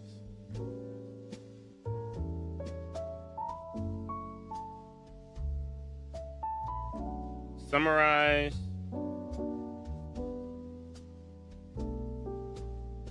To use as tool to build rapport and establish credibility.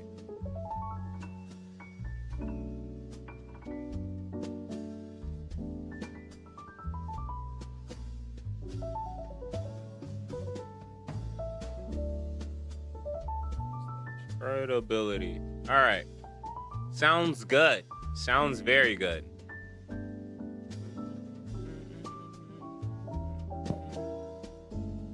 Sounds amazing. Sounds quaint. Now I'm in the groove of it, man.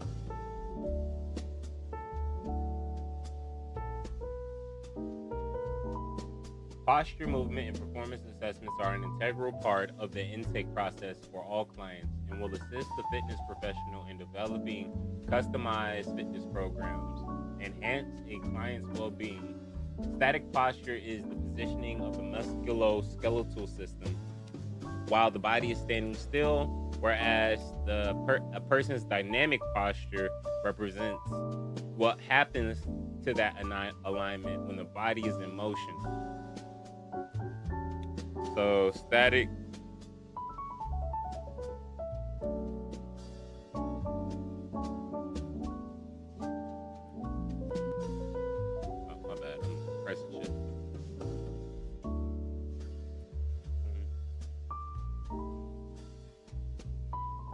static posture, dynamic posture. I wonder how I can identify dynamic posture. That one's interesting. I like the I like the idea behind like finding out somebody's posture while they're moving, like how it changes. It just makes me think, bro. I gotta sit the fuck up, bro. My chair up. I got my pillow up under me. If I could just build my posture so where I'm like statically just good all the time, bro. That would be fucking amazing, bro. I think with this mic especially, bro, I'm gonna have to like, if I'm not directly facing it, I need to like change it because it's more of a direct recording mic. I'm gonna have to check it out in the post like recording, but it might do good. It might be like straight. I don't know. It might be. I don't know. If I could just up the range, I don't know. I'm gonna have to figure it out in a little bit. But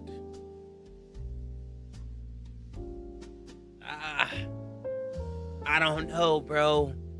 Oh my gosh. This type of thing is that like I gotta figure it out right now. Let me look.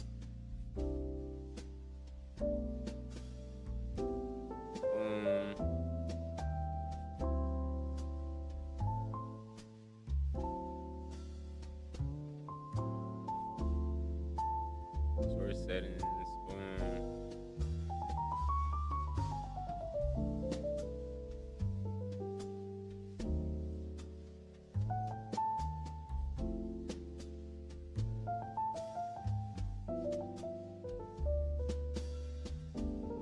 I guess it don't let me do it during the stream. So it's going to have to just be what it is until it's not. You feel me? Until it's not. Fuck you. Like on my screen, bro. It's fucking moth. All right.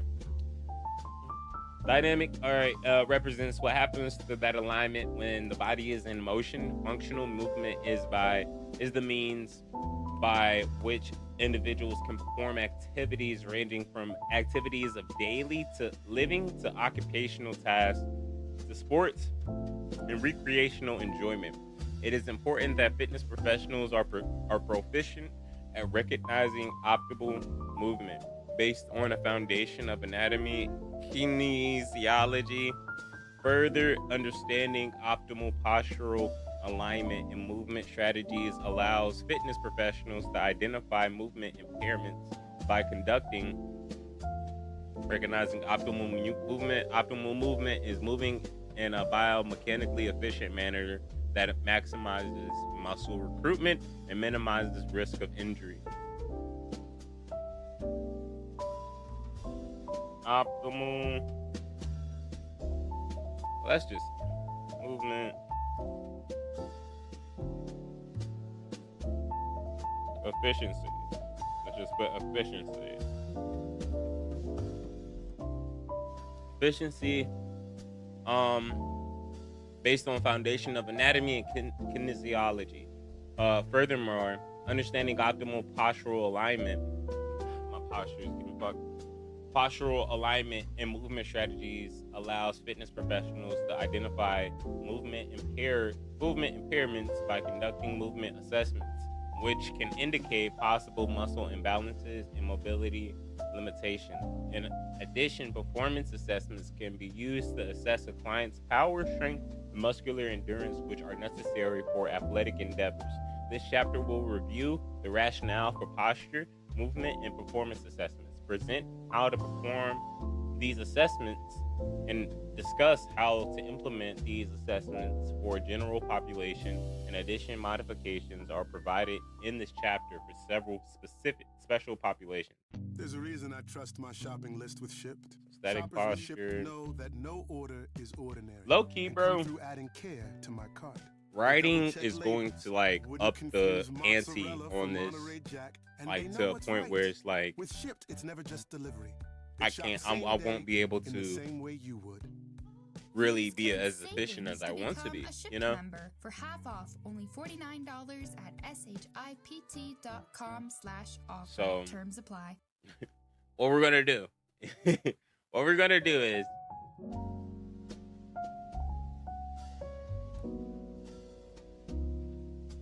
open up these docs, nigga.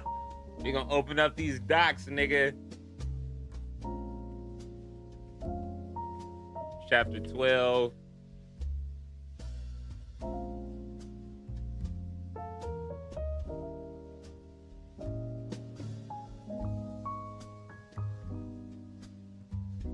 LMAO, bro. I mean, gonna get all the definitions put over here, bro. I can read through them, but like, it's gonna be chapter 12 definitions. Boom, boom.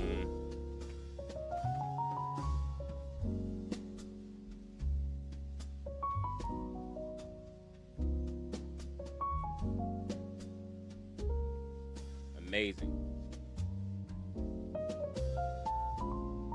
Oh my gosh. What amazing. What are the technology is so nice. I love it. I love it. I love technology, bro. I love it. Absolutely. Absolutely. All right. The importance of posture. Optimal posture allows for an individual's body to be aligned in a manner that decreases stress on bodily tissues and joints. Whereas in seated, standing, or lying positions, however, whether in seated, standing, or lying positions. However, due to a lack of postural awareness as well as work environments that require excessive sitting, many individuals suffer from poor posture. This can negatively affect the length, tension of muscles, and increase stress on the body throughout the day. As a result, it is important for fitness professionals to have confidence in evaluating static standing posture, which will also serve as the foundation for movement assessment. Discussed later in this chapter. When the certified personal trainer works with a client for the first time, it is a good idea to first gain an understanding of their client's postural static posture. Understanding of their client's static posture. Many of the postural deviations that are detected in a static postural assessment will also occur during various movement assessments. For example, if the client presents with a flattened arc of the foot, also known as pes planus. Yeah, just get these over there really quick. I'm not playing no game with this shit, bro. Oh, what's this called?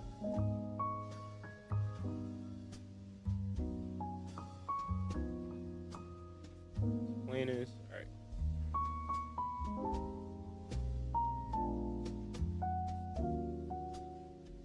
In static posture, they will typically also display altered foot and ankle mechanics during various movement assessments. When impairments are identified across multiple assessments, this is a good indication that exercise programming should address these issues. Muscle imbalances. Muscle imbalances are alterations in the length of muscles surrounding a joint, in which some are overactive, forcing compensation to occur. Others may be underactive, allowing for the compensation to occur. In other words, muscle imbalance is a condition in which there is a lack of balance between muscles surrounding a joint. The muscle imbalance can be caused by a variety of mechanisms, including but not limited to repetitive movement, sedentary lifestyle, and trauma. So if you got like beat the fuck up in one time, like, so it's ideal. Getting technical. The terms overactive and underactive are used in this text to refer to the activity level of a muscle relative to another muscle or muscle group, not necessarily to its own normal functional capacity. When a muscle is overactive, it is in a state of elevated neural activity compared to its antagonist muscle, which causes the muscle to be held in a chronic state of contraction. When a muscle is underactive, it is in a state of inhibited neural drive compared to its antagonist muscle. So that's the opposite muscle. The antagonist muscle is the opposite muscle. Trying to remember that I am recording, so even if there's nobody up in here, bro, I'm still going to be explaining shit away because I don't care. I know what I have to do in order to be successful. All right. Bugs still flying around, bro. neural capacity compared to its antagonist, which causes the muscle to be held in a chronic state of contraction. This can cause the muscle's functional antagonist to pull it into a chronically elongated state. That's pretty cool. Match each term to its correct. All right, dang, we already going to like the next lesson. Is this the next lesson? Static posture, the positioning of the muscle while it is motionless. All right, dynamic posture, while it is in motion. While in motion, optimal movement. The movement minimizes risk injury. Movement impairments abnormal. Boom, boom, boom, boom. Which term refers to a state where muscles on each side of a joint have altered length tension relationships? Muscle imbalance. Boom. All right, lesson 2, static postural assessment. A static postural assessment, let's get these definitions out of the way. Interior pelvic tilt. Bro, that's a heavy one. Interior pelvic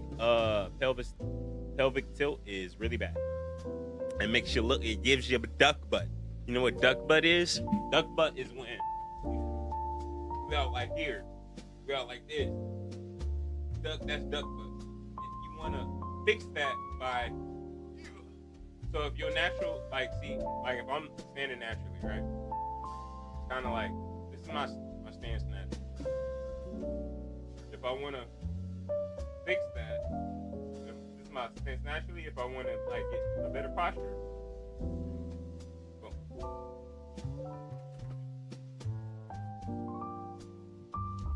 All right, let me get all these definitions. Copy.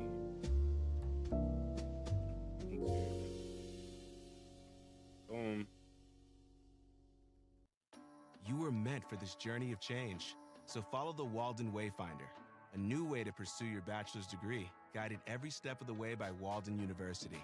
We help make your goals more attainable by reducing barriers through transfer credit and the Believe and Achieve scholarship that earns you tuition-free courses as you learn. You have an impact to make. Learn more at waldenu.edu/wayfinder. Walden University. Set a course for change. Certified to operate by Chev.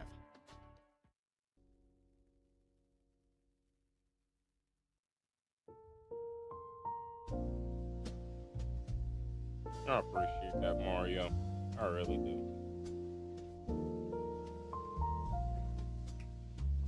High key.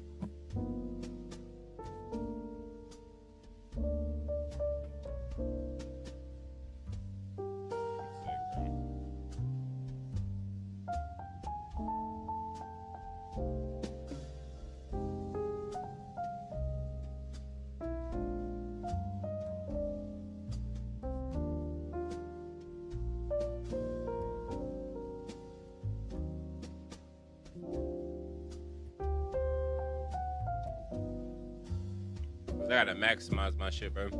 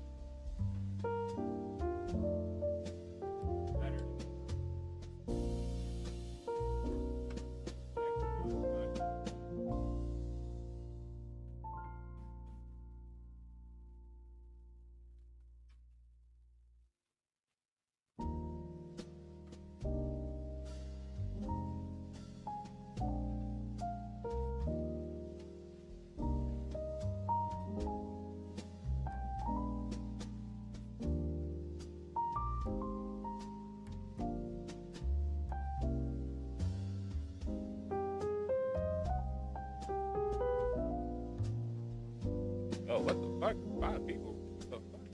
What the hell going on, bro? What y'all doing, bro? I ain't got no money, bro. I ain't got no cash on me, dog.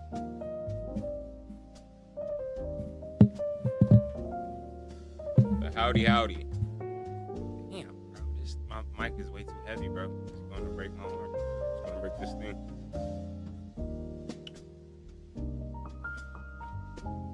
Getting back into it. A static postural assessment allows fitness. All right, bro. Static postural, interior, lateral, posture views.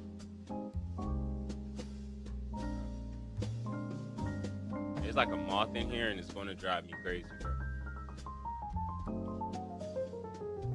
Also, trying to go live on TikTok to like maximize the effectiveness of whatever I'm doing, bro. All right, let me finish this page, and then I'll go over that just so I can have the stream of consciousness. Oh, and then like the music stopped playing, bro. Why is that? Is it because this is... Oh no, it didn't. It didn't stop playing.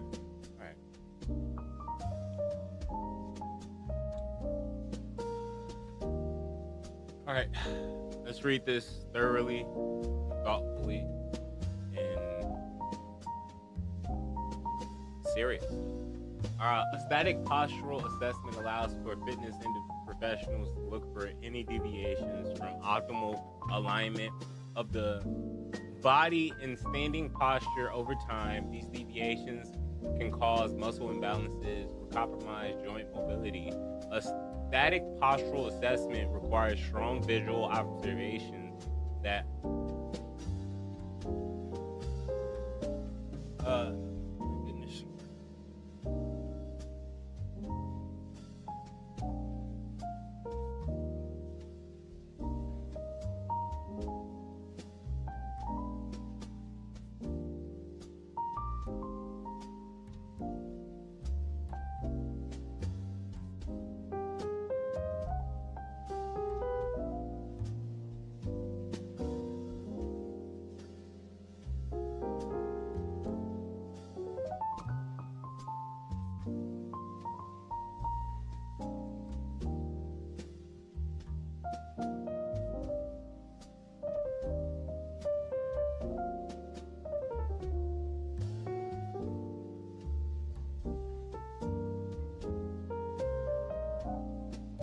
What's up? I'm just starting the TikTok live so I can maximize. Zyrtec presents Zyrtalk with Scientist Andy. Hey there! Spring allergies are ramping up, so here are some tips for how to prepare for them.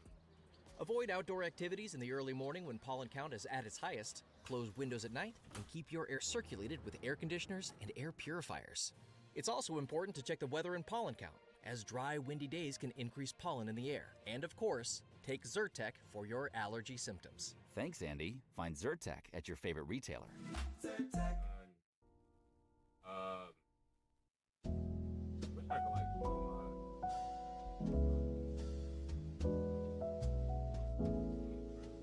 it's gonna be weird, but hey, fuck it, bro. All right, so static postural assessment allows for fitness professionals to look for any deviations from optimal alignment of the body in a standing posture over time. These deviations can cause muscle imbalances or compromise joint mobility. A static postural assessment requires strong visual observation skills that are developed with time and practice, and it requires a systematic approach. Commonly, static postural assessment begin at the feet and travel upwards toward the head. The static postural assessment includes interior, lateral, and posterior views that observe all. Gotta get my posture right, bro. This should get at me like out of my body. That views that observe all the potential deviations from optimal posture, leveraging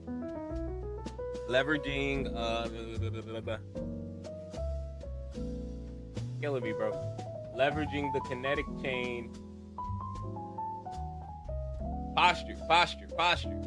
Leveraging the kinetic chain checkpoints enables the fitness professionals to systematically view the body during stance in motion. Although each region of the body will be assessed individually, the fitness professional should think of the body as an interconnected system where one joint or region has an impact on the others. For example, overactive hip flexors from prolonged sitting may cause an anterior hip tilt. Yeah, you gotta get your hip flexors stretched, which then causes lumbar lower back extension. Yeah, that sounds disgusting. All right, the static postural assessment administered by a fitness professional is a simplified version of a thorough evaluation that would be performed by a healthcare professional, such as a physical therapist or physician. In general, the fitness professional should look for neutral alignment, symmetry, balance, muscle tone, and common postural deviation. All right, so the static postural assessment, this is what we're going to be learning right here. So I'm going to try and get all the points. So static postural assessment. Static postural assessment. All right.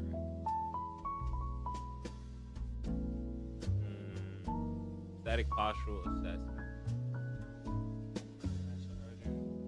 Yo.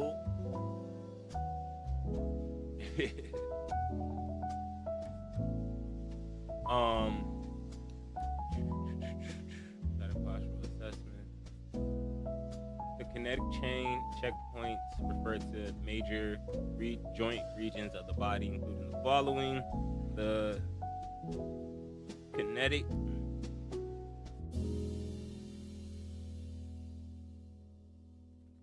chain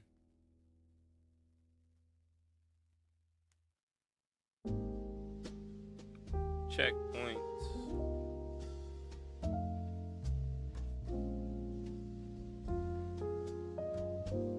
major joints,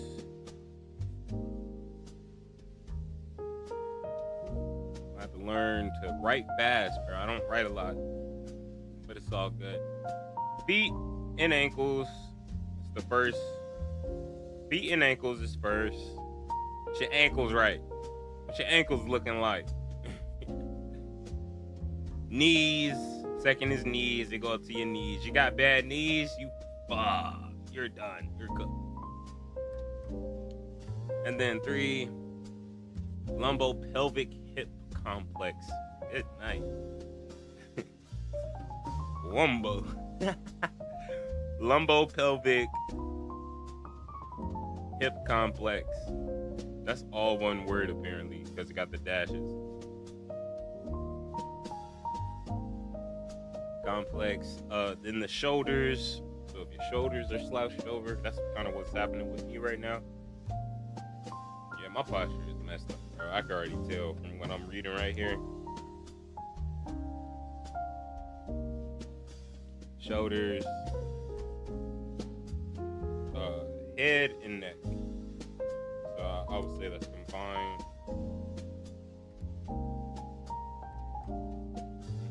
Nah, maybe I should have like a little background because people love the background. I'm gonna make a background for this shit. We still getting started, bro. I've only been live for a little bit.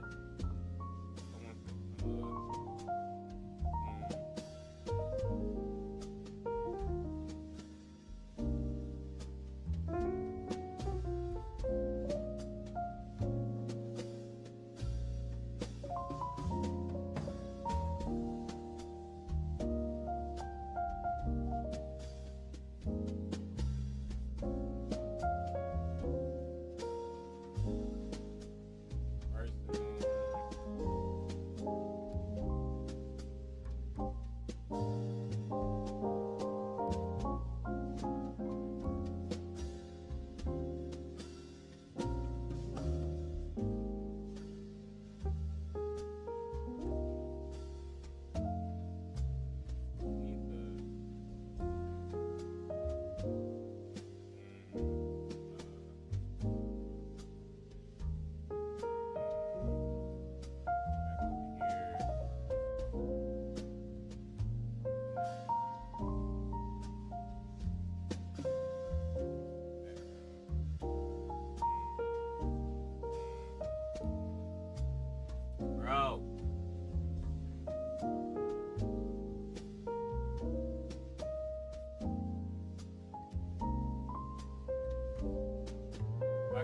Get the words off the screen. All right. And then boom, that.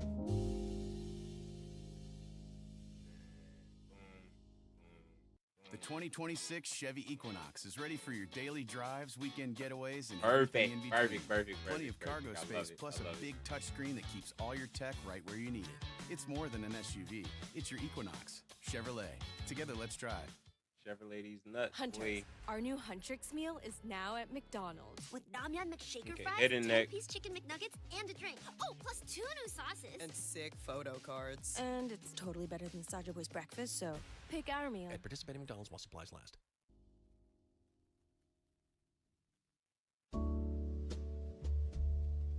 Interior view. All right, so showing the front view. Shoulders, lumbo pelvic hip complex, the knee. Okay. So feet and ankles. Feet and ankles should be straight, parallel, not flattened or externally rotated. So they shouldn't be facing out. So your feet and ankles shouldn't be facing out. Knees in line with toes. Knee not in knee valgus, knock knee, or knee varus. So what when it says knee valgus, knee collapses inward, knock knees due to hip adduction and internal rotation, also known as medial knee displacement in genum valgus. I don't know why it's like giving me like Latin. Just say this shit. But, hey. And bow-legged. Oh yeah, so knee varus is bow-legged, also known as geno varum. So it's optimal if you have your knees just aligned. But I kind of have like a disposition for that, bro. I have like if I think bow-legged people would just have like because they have like they're like genetically just kind of like modified in a way, or they've been training in such a way that opens up their hips, they're going to naturally either be bow-legged or have like that explosiveness from that openness of their legs. Hey, we're gonna see what the science is. LPHC, the lumbopelvic hip complex. Okay, I'm trying to say that. Level pelvis, not rotated or hiked on one side. So like, boom, boom, boom, it's level. Shoulder level, not elevated or rounded. Head position, neutral, not forward, tilted, or rotated. So it's just like forward, boom, tilted, boom, or rotated. So it's not like boom, boom, boom, boom, boom. Alright. An imaginary line should begin between the feet, extending upward between the lower extremities through the midline of the pelvis and bisecting the trunk and skull. So it's just cutting the body down the middle. Feet, ankles, leg vertical at right angle to sole of foot. Knees neutral position, not flexed or hyperextended. So this is the lateral view. This is from the side. Feet, ankles, leg vertical at right angle to sole of foot. Leg vertical at right angle to sole of foot. So it should be like 90 degrees. I don't know what it's saying right there. But knees neutral position, not flexed or hyperextended. The lumbopelvic hip complex, pelvis and lumbar spine in neutral position, not anteriorly, lumbar extension or posteriorly tilted, lumbar flexion. Okay. Shoulders aligned with ears, not excessively rounded. Head neutral position, not jutting forward. One of those.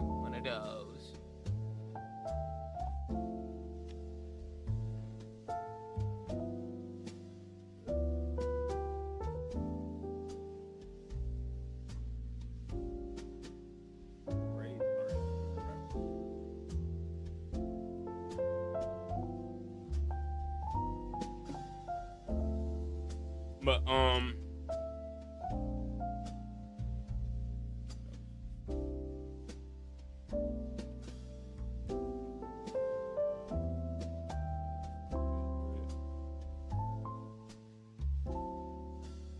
posterior view, feet, foot, ankle, heels are straight and parallel. Achilles tendon is vertical.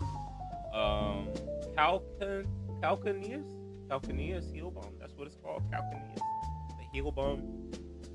Not excessively everted. What the fuck is this word? Everted. What does everted mean? Explain that shit. Everted means turns out. So yeah, it's not like jutting out. Okay. Inverted inward. Alright, that makes sense. Alright, get out of here, girl. Alright, weight is equally balanced between right and left sides. Knees neutral position, not in Vegas. Or varus is bow-legged. LPHC, pelvis is not level, not rotated or hiked on one side. Shoulders, scapula, level, not elevated or protracted, in neutral position, neither tilted nor rotated. Okay, cool. That's cool. We gotta boom this thing because I'm not botting my streamers, bro. I'm not botting my views, bro.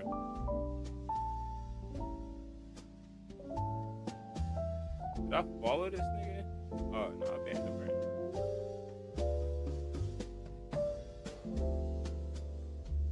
Why isn't the message getting cooked? I guess it did get cooked on the other side. Alright, yeah. Cool. An imaginary line should begin between the feet, extending upward between the lower extremities through the midline of the pelvis and bisecting the trunk and skull. When examining exclusively the foot and ankle, an imaginary line should begin at the midline of the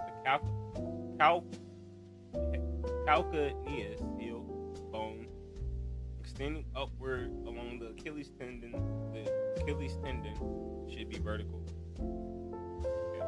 So Achilles tendon should be going straight up. Common distortion patterns. How a client presents in a static stance is, in a sense, a roadmap of how they have been using their body. With time, interestingly, the body tends to compensate in observable patterns, causing predictable alterations in muscle function. For example, presentation of a forward head juts forward and protracted rounded shoulders. Zyrtec presents Zyrtalk with scientist moving Andy. Like fucking Igor. Did you know grass pollen is one of the most common allergens in the world? But you don't need to let it get in the way. We don't care, bro. Get back to that jazz, baby.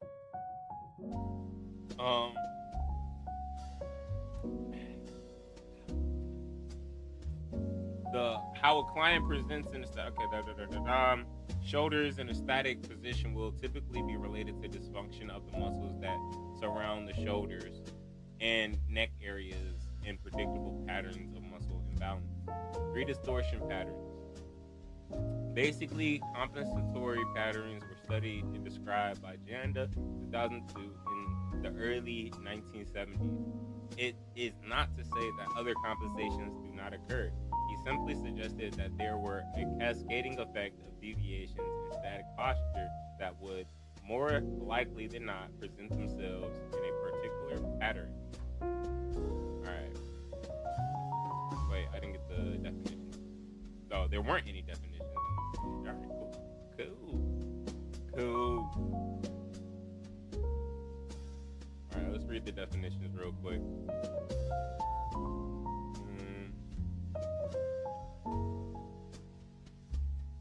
Copy. Paste the shit.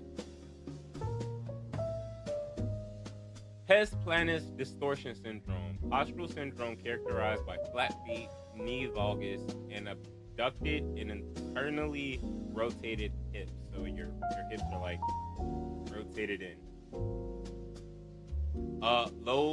Lower cross syndrome. Postural syndrome characterized by anterior pelvic tilt, that's duck butt, an excessive lordosis of the lumbar spine.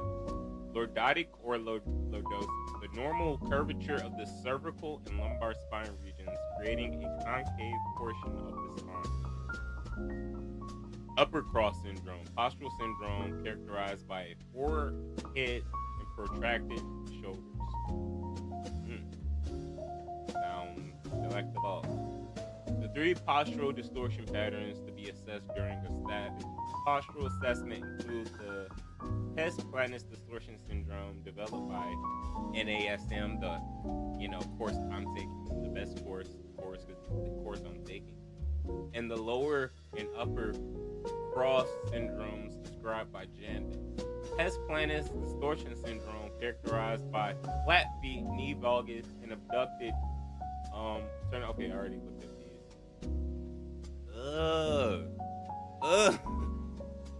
Look at.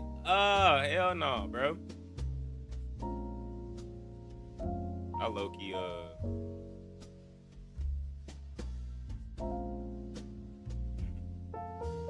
He's getting hit with ads as I'm trying to learn this shit. Hey, thanks for supporting the stream, nigga. Oh my god. Yo. Alright, so it's showing me the pictures. Yeah, this duck butt. That's a duck butt. There's a duck butt right there. If you sub on the Twitch, bro, you don't have to get the ads anymore. Bro, they look disgusting. It look disgusting. Thoracic spine, excessive kyphosis. Ew. Look like Igor. Yo.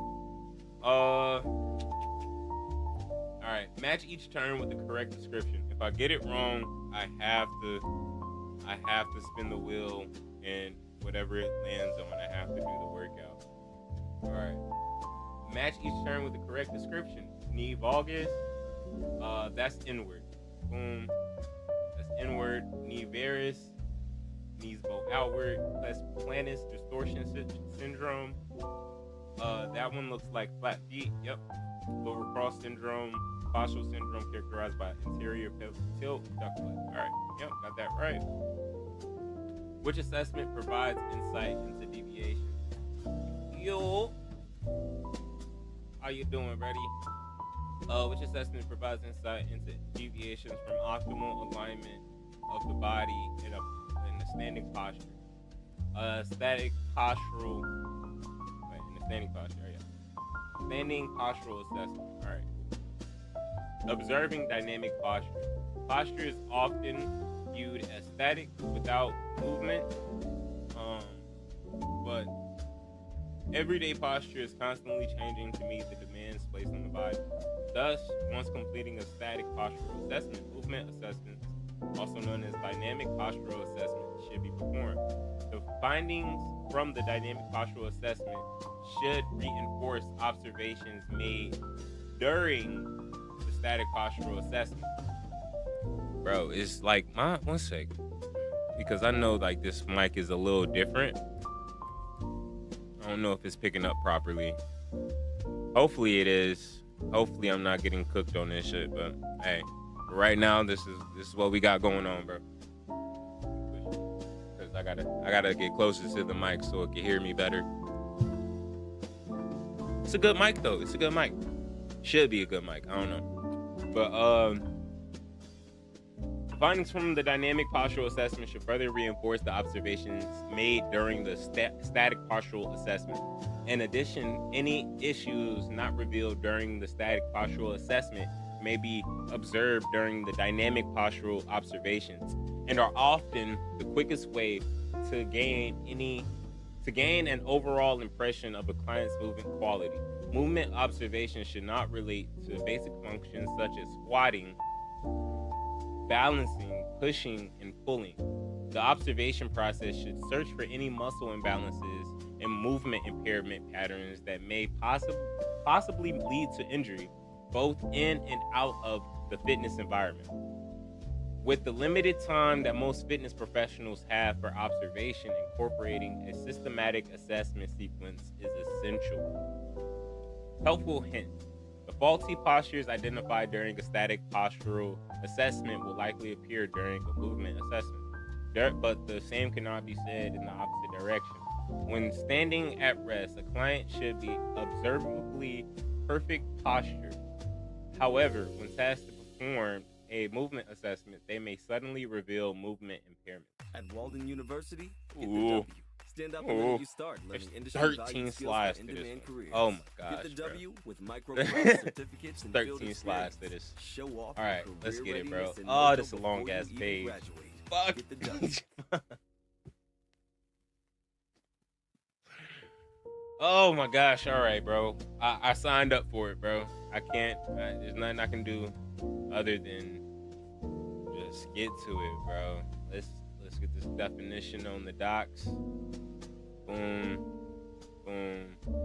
Overhead, let's get this. Overhead squat assessment. A movement assessment designed to assess a dynamic posture, core stability, and neuromuscular control of the whole body during a squatting motion. All right. Okay, cool. All right. Chapter 12, posture, movement, and performance assessment. For example, a client may display knee valgus. That's when your knees bow inward. Well, not bow out, but you can't say bow, but they tilt inward while squatting. But the cause of the movement impairment could be caused by hip or ankle dysfunction, or both. Each joint region has a specific biomechanical motion that it produces based on its structure and function, as well as the joints above and below it. When that specific motion deviates from its normal path, it is considered a movement impairment and can be used to presume possible muscle imbalance or joint dysfunction. I haven't been writing shit, bro. Okay, I need to... Overhead squat assessment. Let me just write that down. Overhead squat assessment. Squat assessment. It's going to give me the steps for this. I'm going to write it down, and boom, we're going to be looking golden. All right. Overhead squat assessment is typically the first movement assessment that is used for most clients.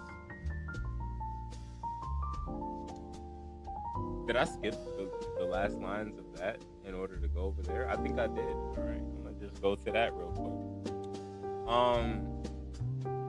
It should be noted that the term movement impairment is simply being used to describe a client's abnormal movement when it deviates from optimal postural alignment and while in motion. The fitness professional should be careful how they explain these movement impairments to the client to avoid embarrassing or discouraging them. Instead, the focus should remain on helping the client move more safely and efficiently. Okay, so no joning, no, just like you use, I have to make it make sense in my head, I have to think of examples. So if somebody's moving weird, it's not like, oh bro, yeah, you're moving weird. But hey man, this is how, hey, you should move more like this in order for you to facilitate a safer movement style to decrease injury risk. All right. So if you want to decrease injury risk, you kind of want to fix that. All right. Overhead squat assessment. The overhead squat assessment, or OSHA for short, is typically the first movement assessment that is used for most clients. An individual's movement quality during this assessment often provides valuable information about what areas of the body need to be addressed through focused exercise programming. The findings from this assessment can also serve as the basis for all additional movement assessments. The overhead squat is designed to assess dynamic posture, core stability, and neuromuscular control of the whole body during a squatting motion. Research suggests that the presence of movement impairments during squatting motions is predictive of the risk of musculoskeletal injuries in individuals who practice physical exercise. Furthermore, observational screening during the overhead squat is a valid method to identify movement impairments such as knee valgus and limited ankle mobility. Okay. All right, so it's going to show me how to do it. Recognizing movement impairments during the overhead squat assessment helps the fitness professional identify their client's muscle imbalances. Using this information, the fitness professional can create an exercise program that aims to correct these muscle imbalances by stretching identified muscle overactive muscles and strengthening identified underactive muscles. The starting position for the overhead squat assessment. So you want to. So the client stands on a flat, stable surface. So one, stand like stable surface. It be using like the most like dumb it down language. It be using the most dumb it down language so like people can understand what it means. But I kind of already understand most of this shit because I was already in fitness, bro. Like, but hey, we're gonna pick it apart. Stable surface with the feet shoulder width apart and pointing straight up. Feet stand with hands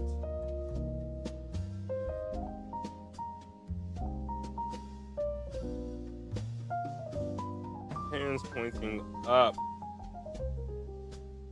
Feet and ankle complex should be in a neutral position. Feet and ankles in neutral. Ideally, the assessment should be performed with shoes off to view. Oh, shoes off. Let me see them toes. Let me see them toes, bro. Shoes off. Let me see them toes. You better cut your toenails. Hey, or you know, your toenails black, you're cooked, bro. The client should raise their arms completely overhead with elbows fully extended. Oh, pointing.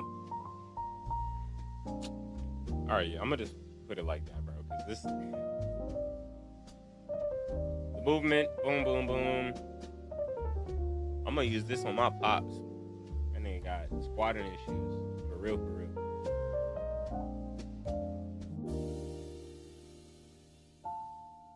Oh, I appreciate it, bro. I'm seeing everybody that like fuck with me joy, but like they're not willing to stay, bro. Which is understandable, bro. It's understandable, bro. It's like roasted into light crispy sheets. Niggas just want to see what I'm doing, and then they want to dip. You know what I'm saying? Like that's just how it is. Of crave-worthy crunch. Grab gimme roasted. There's no incentive to really watch other than like, oh, is this nigga still going? Yes, seaweed, still going. So good. All right, what else? Clients should squat to a depth that brings their femur parallel to the ground. So, let's go form, squat, till femur is parallel to ground.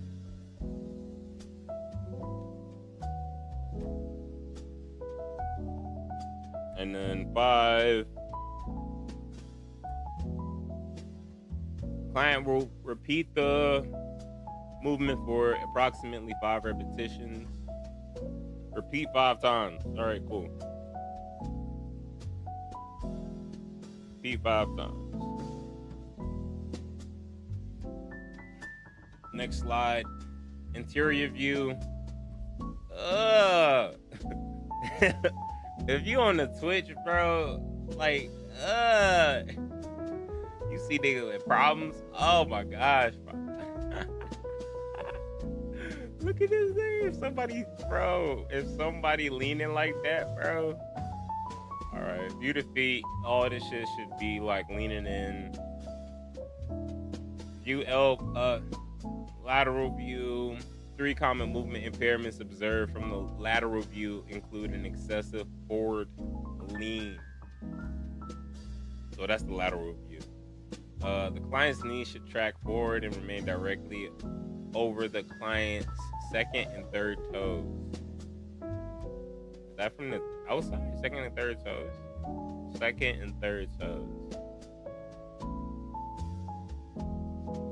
Yeah, why even say that, bro? That's such a weird way to put the word. That's such a weird way to put the words, bro. I don't even know how you like say that, bro.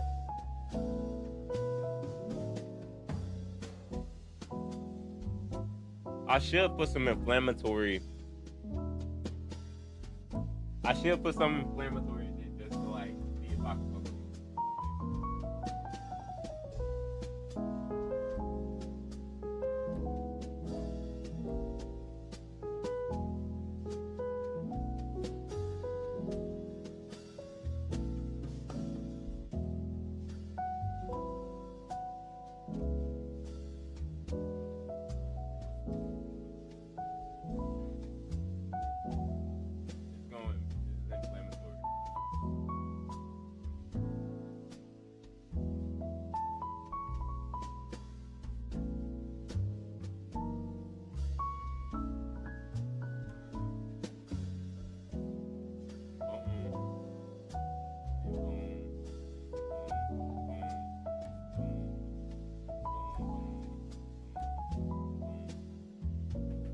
Little inflammatory, bro. Because I know some like ridiculous people are online, bro.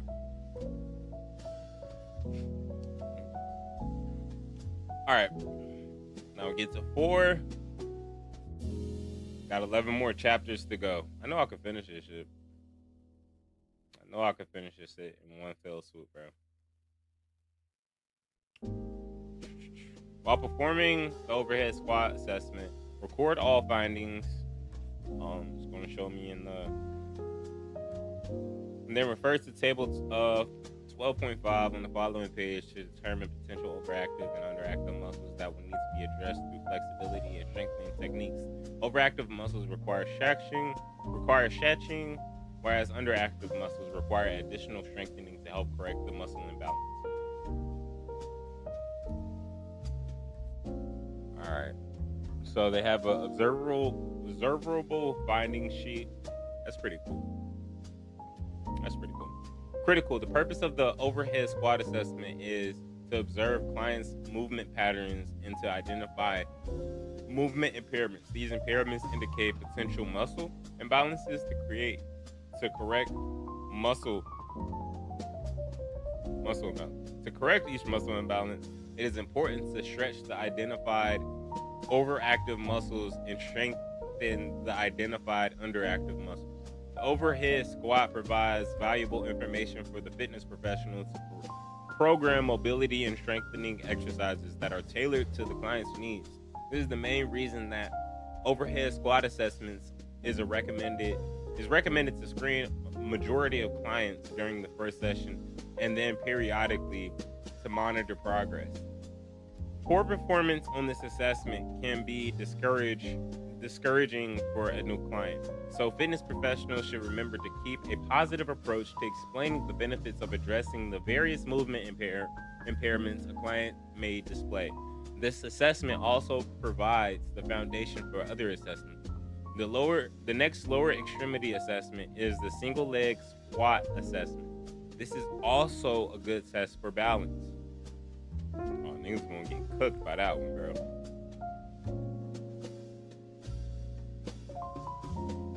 Ooh. Okay. So, viewpoint interior. Interior means front. I'm looking at the front, right? Interior means front. I'm looking at the front. If I'm looking at the squat from the front, essentially possible muscle imbalances that they have. The overactive, their feet turn out. If their feet turn out, right? So say if their feet turn out in the front, what's overactive is the calves. The calves are overactive and the hamstring complex is overactive. Underactive, interior and posterior tibialis. So the shin muscles are underactive if the feet turn out. gluteus maximus. So that's your butt. That's your butt. Gluteus maximus and medius is your butt. So if that shit for your feet turn out, then those things aren't doing what they supposed to. But if your knees cave in, right, then your tensor fascia latiae, muscle near front of the hip. The Chevy Bolt is back with 2.5 So times this, faster charging. it's not your hip flexors, but it's near. We are so back. Learn more. That's overactive. 2.5 times faster charging with 150 kilowatt public DC fast charging. Abductor complex, inner thigh muscles are overactive Take your if your knees passion for turn in. food and turn it into a career as a Navy sucks. culinary specialist. Adductor complex, inner thigh muscles. America's Navy. Oh yeah, I already looked forged at by that. the sea. Gluteus maximus. All right, so underactive is still the butt. If you need to get your butt right, your butt needs to get right, bro. Anterior and posterior tibialis. Your shin muscles need to get right, bro. You need to get your shin muscles right. Lateral lower back arch. Ugh, shorty. I'm sorry, bro, but like I just, my squats are good, bro. I got good squats, bro. I have nothing but like good squats, bro. So you really need to get your butt right, bro. You need to get your booty muscles back good. Cause if they not, bro, you're gonna be looking crazy doing your squats. That's funny. That's hilarious. That's crazy, bro. Boom. All right, so lateral, low back arches, hip flexors, that are doing lumbar extension, latissimus dorsi, large back muscles. So if you have large back muscles, you might start arching your lower back in order to compensate for your squat. So hip flexors. Oh yeah, because you got duck butt. You're already doing the duck butt, so you got lower your lumbar extender. So your lumbar extender, your lower back muscles are being activated overly. And then your butt muscles aren't good. Your hamstring complex isn't good. Your abdominal muscle is just not there, bro. You ain't got no abs.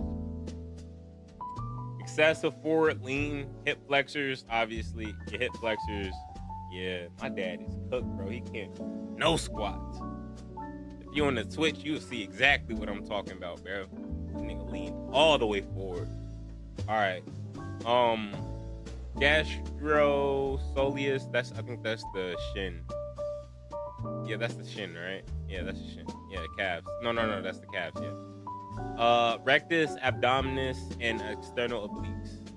They're overactive. Underactive is that butt muscle. You got to get that butt muscle correct. If you can't hold your arms up, okay, one second. Arms fall forward. So if your arms fall forward, that means your back muscles aren't doing what they should. So muscles near shoulder blades, your posterior deltoids, back of shoulder muscles. Yeah, that's not. So if your arms are up, all right, cool. That's some good information, though. That's some really good information. All right, we got a video. They're gonna show us some stuff. I gotta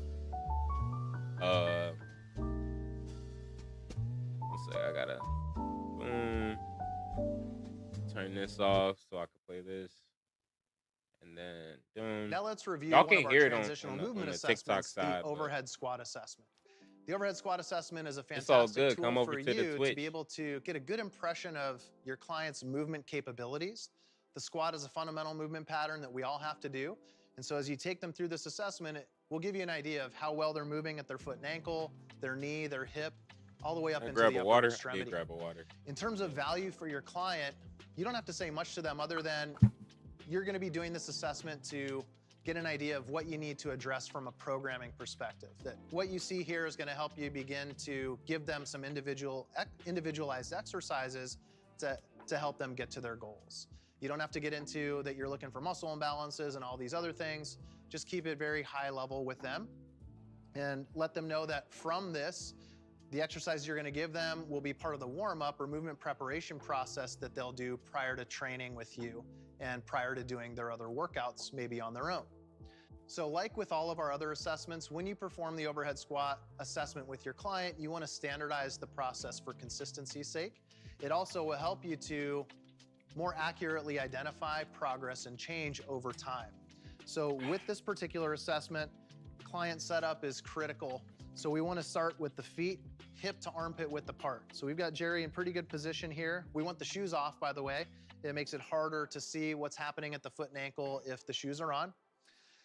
We want the feet, again, hip to armpit width apart. So hip width apart would be directly in line with the I don't need to watch this, ASIS. but I need to. Armpit width would just be slightly wider than that. We don't necessarily want to use shoulder width as a point of reference because that can be somewhat arbitrary. People may go wider than they should, and that can influence the movement patterns that you see.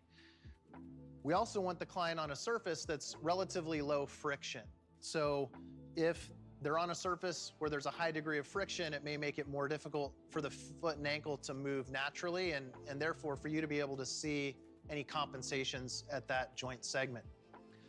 From there, we want to make sure that the feet are oriented straight ahead. So hip to armpit width apart, and we want the toes pointed at 12 o'clock and the inside edges of the feet parallel to each other. This may not seem natural to your client or comfortable, but again, this standardizes the process.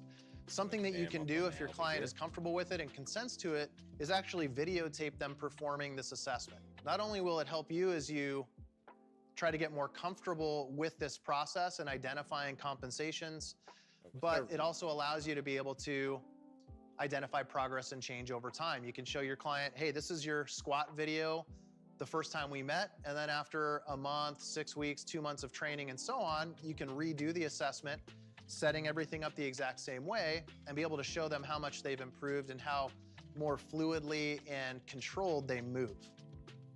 So once you have the foot set up, everything looks good there. We want to get the arms completely overhead as far as possible. So as far as hand position goes, we can try to keep the blades of the hand, pinky side of the hand facing forward, and we want the arms as up overhead as far as possible on the sagittal plane. It's common for clients to let those arms come out to the side. So to begin, we want them in the sagittal plane as much as we can. From there, what we're gonna do is just instruct the client to squat down. Don't squat yet. And we're gonna look at them from the front and from the sides. We're just gonna look at them from two perspectives. And as they squat down, you want them to move comfortably. They don't have to go super slowly. That could actually affect the compensation patterns that you're looking for. It can influence the things that we're trying to identify here. So just have them move at a comfortable pace. Doesn't have to be too slow, not too fast. And as they squat, we're just gonna start at the bottom and work our way up. So from the front view, we're gonna start at the foot and ankles. Go ahead and squat down for me, Jerry. Go to about the height of a typical chair and then come right back up. So just do some continuous squats up and down, almost like you're doing a warm up with them. And what we wanna look for at the feet is, do the feet stay straight ahead? Go ahead and rest for a moment. You can put your arms down. Do the feet stay straight ahead, parallel to each other, or do they start to deviate laterally? So we can see already with Jerry, as he did a few reps, his feet started to turn out to the side. So whereas when we started, his toes were pointed directly straight ahead at 12 o'clock. As he did a few repetitions, they started to turn outward. Any lateral movement of the foot or lateral deviation of the foot from the starting position, we would classify as a compensation. Doesn't matter how small it is, because this squat task is relatively low intensity. So if we start doing more intense activities with the client, like jumping or running for cardio exercise, for example, what you see here in this low intensity squat task is gonna be magnified. So any lateral movement, you wanna make note of that, okay? So we would call that external rotation at the foot. And with all these compensations that we review, for you to be able to determine what muscles are contributing to that compensation, both from an overactivity and underactivity perspective, refer to the resources directly within the course. So that will help you start to pretend that we're just picking up right where we left off. To what degree, if you see he's got that knee valgus or knees collapsing in compensation. And go ahead and rest. So what we want to look at is, again, that relationship between the kneecap and the big toe. If the knee moves inside the big toe, especially, that's going to be something that we want to check off as a compensation, that knee valgus compensation.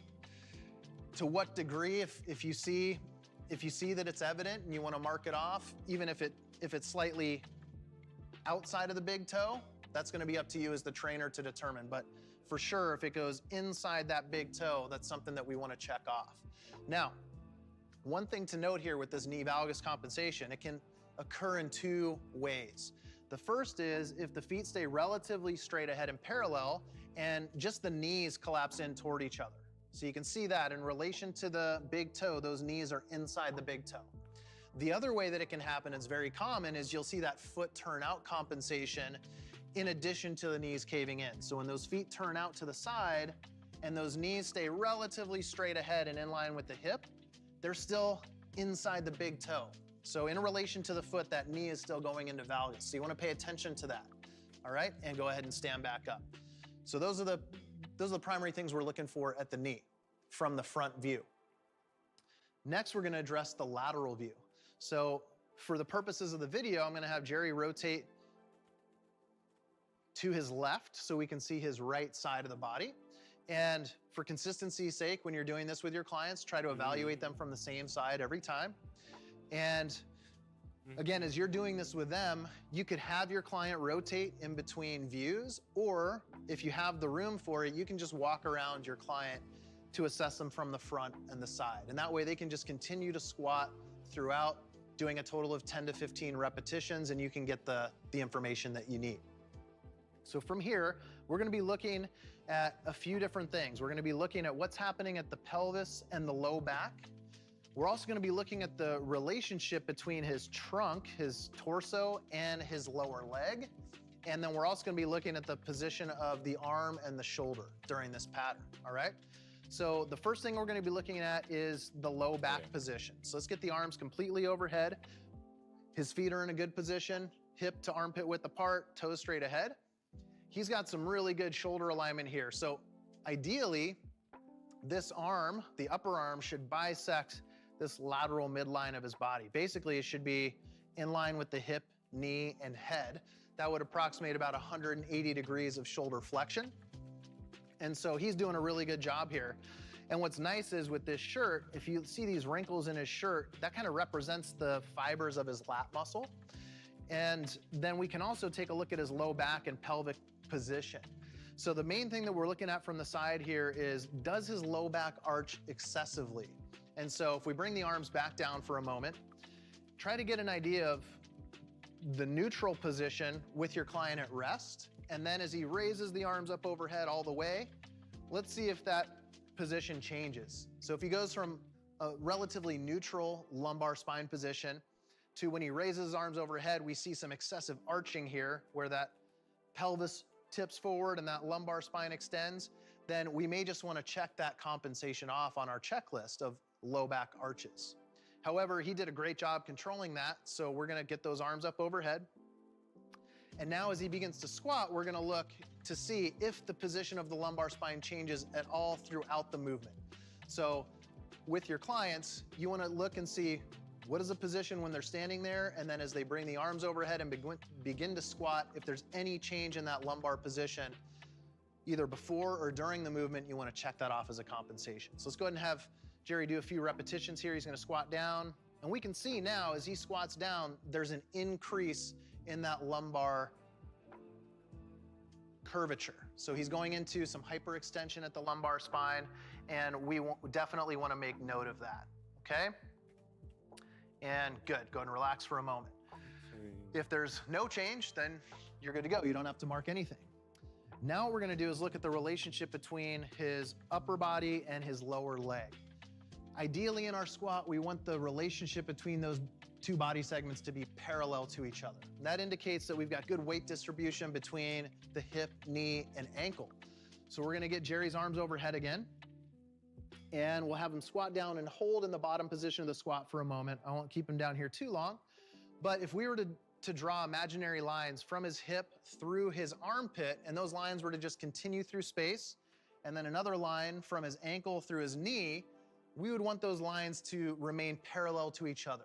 And we're gonna take the arms out of the equation on this one, right? So don't pay attention to his arms, just look at his trunk and his lower leg. Are they relatively parallel to each other? Go ahead and stand up. Or if you had those lines there, would they bisect at some point? If they would bisect, then that would indicate that he demonstrates the excessive forward lean compensation. So ideally, we want those parallel lines throughout the entire movement from top to bottom, okay? And then the last thing that we're looking for is, do the arms fall forward, yes or no? And this is gonna give us a sense of shoulder mobility, scapular stability, and if we've got some excessive muscle tightness on the front side of the body, as well as in the lat muscle, okay? So we'll get the arms up overhead, and Jerry's got a great range of motion here at the shoulder. Now, one thing you can do is just look at the client right from the start. Can they even get their arms all the way back into this position without compensation? So if you have a client who can't even achieve full shoulder flexion, then you may want to make note of that as arms falling forward. The other thing that you want to make note of from the start is, can they keep their arms in the sagittal plane, or do they have to migrate out more into the frontal plane where the arms are coming down into shoulder adduction? Or do the elbows flex? So can they do all this, keep the elbows fully extended, overhead, and in line with the body? Those are all things that we're looking for. Even if your client can't get there, those are things that we want to work towards with a training program. So once everything is set up, we'll get those arms up overhead one more time for me, please. We're gonna have Jerry continue to squat, and then what we want to do is just look at the relationship between the arm and the trunk. Does it stay the same, or does it start to change as he continues to complete the movement pattern? So go ahead and come on down, just do a few squats.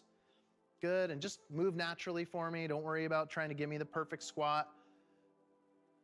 So Jerry's looking pretty good here. Typically what we might see, let's have you hold just slightly. You don't have to go too low. Just go down into a little squat. What we might see is the client gets to the bottom of the squat. You might see their arms dip forward a bit, okay?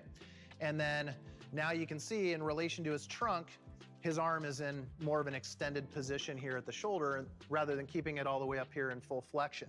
You might also see them start to come out to the side, as well as those elbows flex. And all of those things, go ahead and stand back up, all of those things would fall under our arms falling forward compensation, and that we'd want to address with our programming. All right, so that is our overhead squat assessment. Face the camera, great job, Jerry. Thanks for being such a team player here. So again, overhead squat assessment, fantastic tool for you to begin the program design process, evaluate change in your client's movement quality and movement capacity over time. And again, will help you develop a warm-up and movement preparation programming for your clients prior to training with you.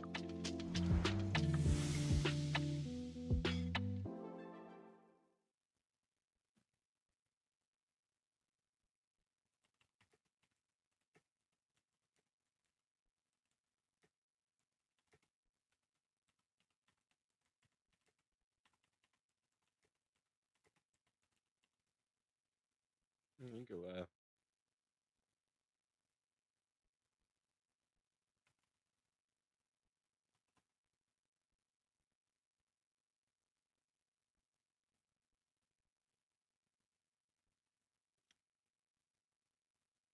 All right. Yep. Boom. There we go. All right. Single leg squat assessment. All right. Single leg assessment evaluates dynamic posture, low extremity. I gotta make this small. Cannot take up the whole screen. I gotta see if people actually come in this bitch. Which, if they do or don't, I don't care, bro. I'm doing what I got to. I'm doing what I got to. All right.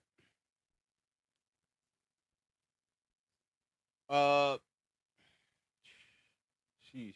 The single leg squat assessment evaluates dynamic posture, lower extremity strength, balance, and overall coordination in a single limb stance. This test should be used for clients who have performed well in OSHA, or the fitness professional is considering single leg exercises in their programming. Single leg squats, pistol squats, step ups. This is a This test is effective assessment of an individual's ability, which is important functional consideration for activities of daily living and exercise programming. This assessment should be avoided by clients who are at risk for fall or loss of balance or recovering from a lower body injury. Dang, that's crazy, bro.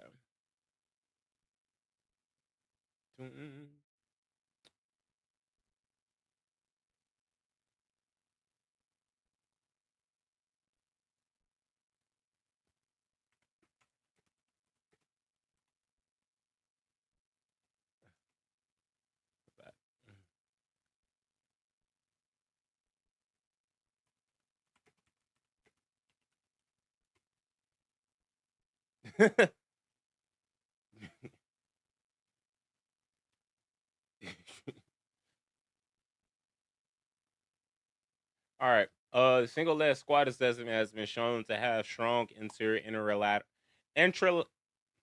What the? What is that word? Oh my gosh, bro. Drag the puzzle. Yes, bro. I'm actually live, G. Drag the puzzle.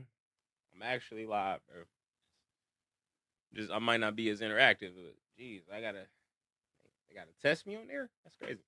The singles. What is this word? Intra-rotor reliability. I gotta look this word up, bro. I can't even do it, bro. Explain this word, bro.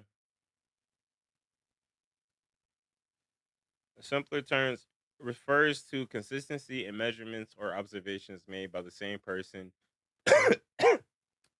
multiple times. I already drunk all my water. Multiple times. It checks if one individual gets the same results over and over. Boom. All right, cool. That's cool. That's a good word. Reliability, meaning it can be evaluated consistently over time and between multiple professionals. Further, like the overhead squat assessment, observational screening during the single leg squat is an accurate method to identify movement impairments such as knee valgus. Boom. The single leg squat is observed from the interior view.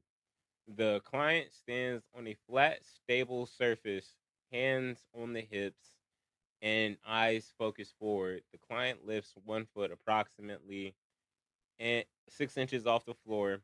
The stance foot, ankle and knee, and the LPC, lumbo-pelvic hip complex, should be in a neutral position, pointed straight ahead. It's already 11 o'clock, bro. Bro, it's getting into that region. One second. Can I do this? Can I make myself smaller? No, can't make myself smaller. No. Okay. All right, that's cool. G. Yes. Boom. And then nah.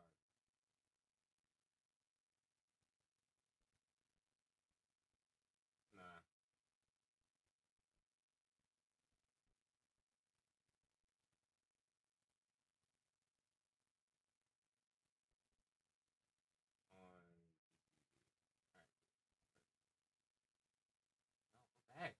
Why the bro? Oh my gosh.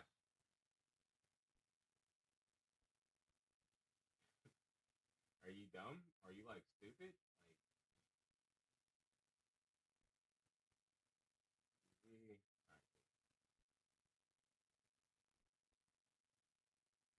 let me use that.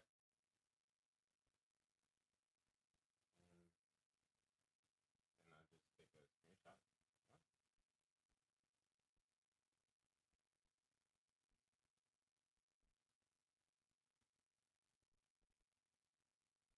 All right. Have to get that out the way. All right, let's see what's going on.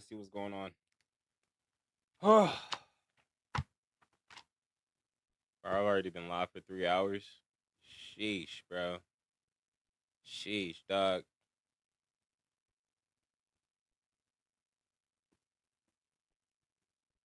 All right, let's get into it, bro. We're jumping off the deep end, bro. I don't care.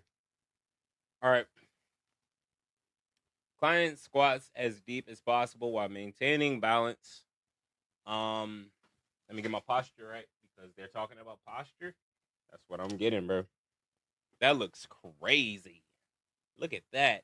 Look at that. That nigga look like he getting tossed, nigga. He look like he getting tossed, boy. That nigga look like he getting cooked. He look like he getting straight.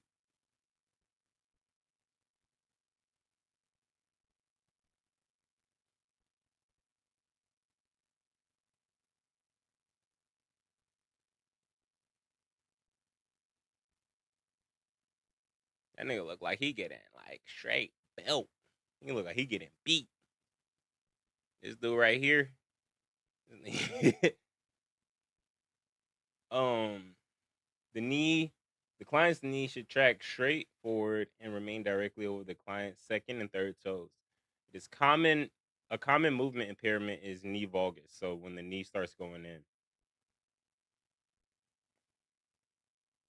Good night, bro. Look at his knee. Look at his kneecap. That can't be the same person, bro. That's like that's a crazy example, bro. I don't even know how you could make yourself do that.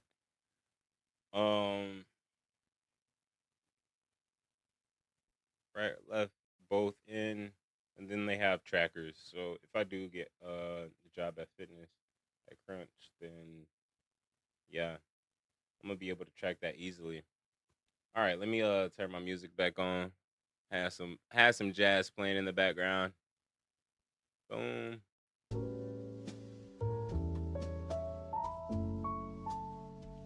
All right, the single leg squat assessment is much more challenging than the overhead squat assessment, but it provides valuable information for the fitness professional about the client's ability to balance on one leg. So if it caves inward, he ain't got no butt muscles. Perfect pie. You need butt muscles. You need straight gluteus maximus muscles. They're underactive. Your kneecaps look like this. Your kneecaps look like this, son. That's crazy. Okay, skipping that. Get back to my jazz, baby. All right. Our anterior posterior tibialis. So that's I think your shin muscles. Yeah, I think your shin muscles. The calcaneus is the calf muscles. Okay. Single leg squat assessment. I really don't even need to watch those, bro. Well, every time I see a video, how about this? I just throw one of my lines in there. Boom. Copy. And then wait, let's go back over here.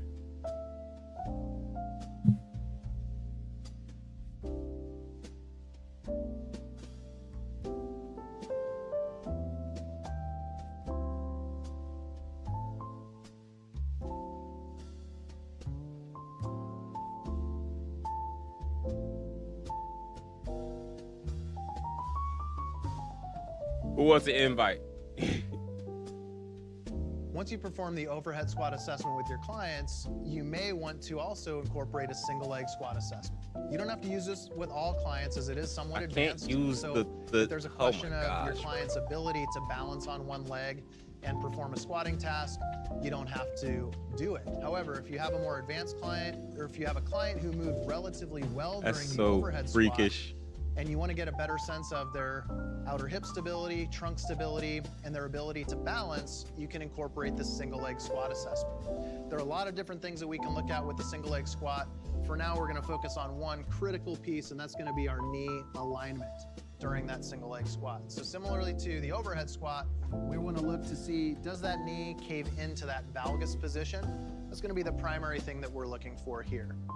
As we discussed earlier with that overhead squat assessment and all the assessments, we want to make sure that we're consistent in our execution of the assessment. So we're going to standardize the process, and that will ensure repeatability and reliability over time when you do this with your clients. To set your client up for this assessment, you want to have them start with their feet together, toes pointed straight ahead, and hands on the hips. Then what we'll have Jerry do is assume a single leg stance on the right foot. So go ahead and lift your left foot off the floor. Keep it hovering there right next to the right foot, directly next to the right foot without touching. Okay, and throughout the assessment, as you perform the squat, I want you to try to keep it there, okay? So now we're gonna have you do 5 one-legged squats. And as your client performs the squats, you're gonna be looking at them from the front view only. That'll give you a really good perspective to be able to see what's happening at that knee checkpoint. All right, so once you're ready, Jerry, go ahead and squat down. Do 5 single leg squats like you're sitting into a chair. If they start to lose their balance, it's okay to tap that foot down and go ahead. Keep that left foot back just a little bit. There you go. Right next to that right foot. Good. And just like in our overhead squat, we want to look at the relationship between the knee and the foot as well as the hip.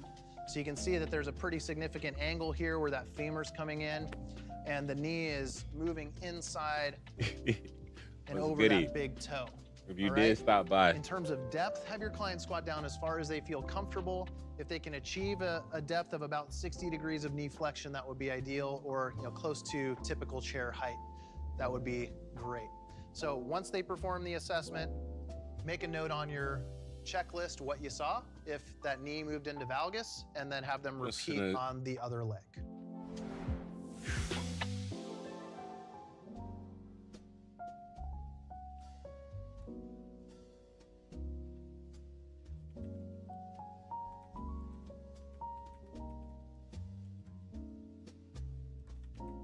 It's a pretty boring stream, though.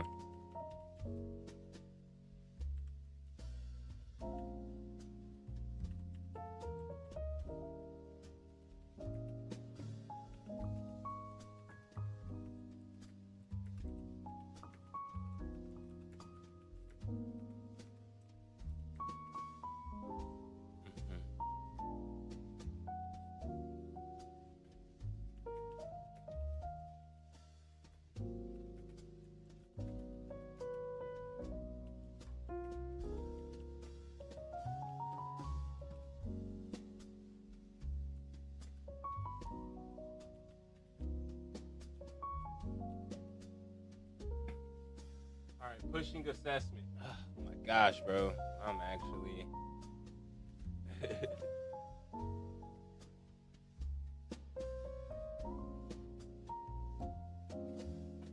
oh my gosh, bro. Boom, boom, boom.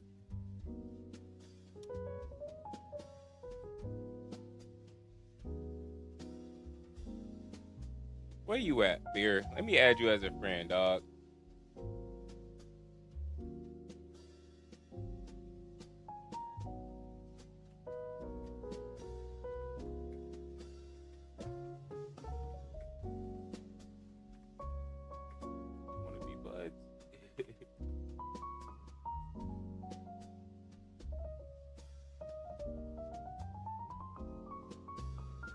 Pretty cool.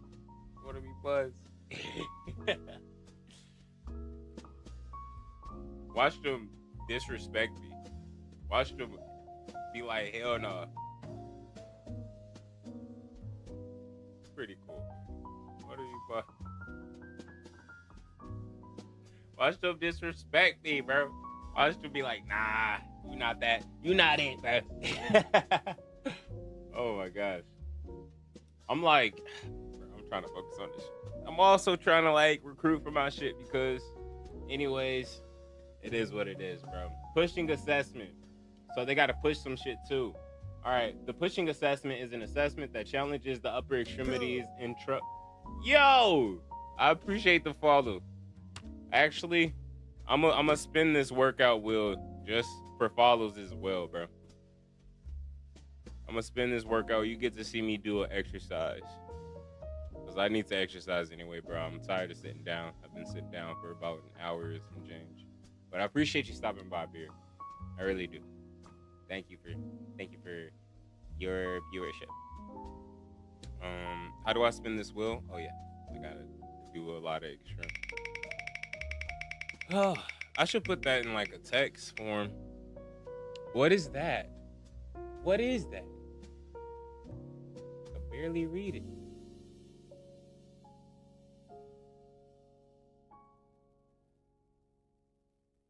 Bro, let me. Oh, high knees. High knees. It's high knees. Okay. That's cool. That's dope. I could do that. I could do that. Hell yeah. Let's get it, bro. Let me add this text real quick.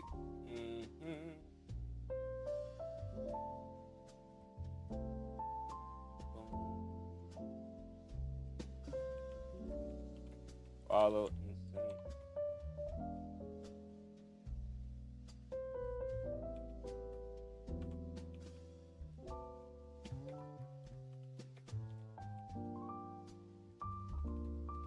Follow equals spin the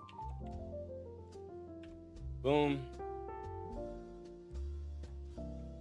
Okay, where's that? All right, there we go.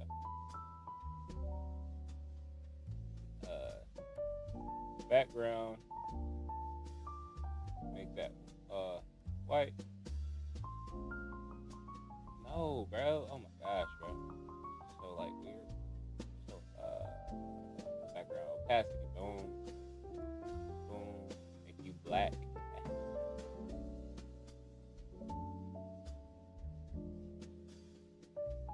Why so big? That's what she said.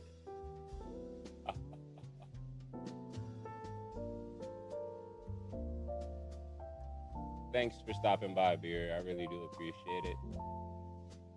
Just trying to chase my dreams. All right. Appreciate you. Appreciate you.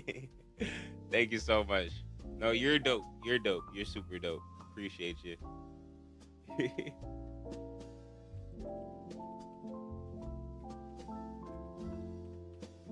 All right, I gotta do 30-second high knees.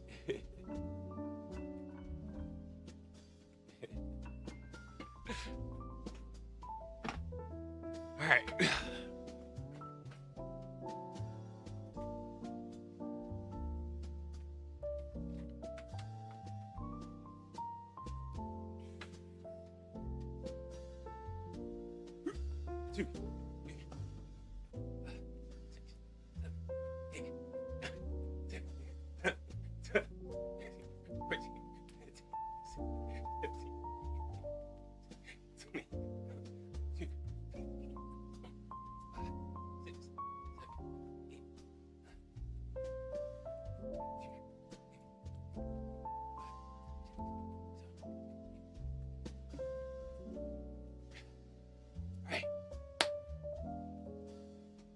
That was about 30 seconds.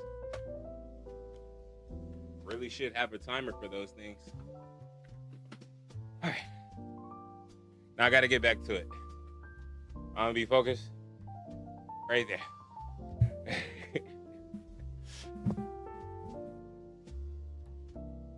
Oh, yeah? Hey, Beer is giving me hella support, bro. I don't know this dude from a can of paint, but I really appreciate it, bro. Me about it. Well, those days are over. All right, push an assessment. Push an assessment that challenges the upper extremities. Data sweet spot with 10 gigabytes for $15. A new 20 gigabyte option for $20. No. All right.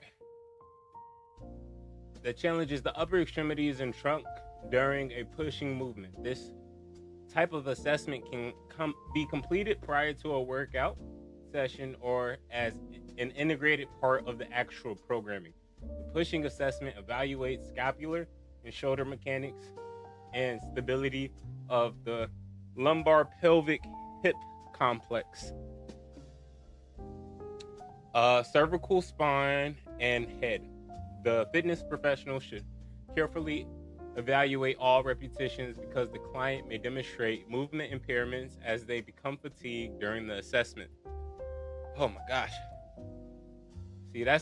See what I'm doing right now? Me breathing kind of heavily.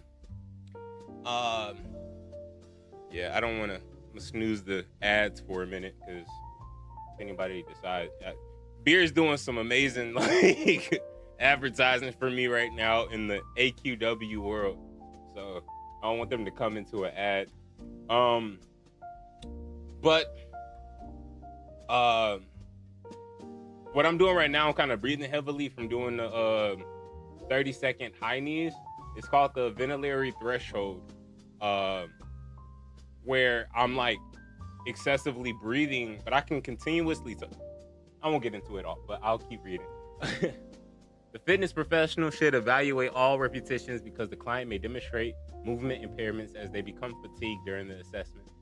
Pushing assessment starting position. The client should stand in a narrow split stance with the toes pointing forward and handles in each hand. The fitness professional should choose a resistance that will challenge but not exhaust the client while executing 10 repetitions. Actually, I need a little bit more.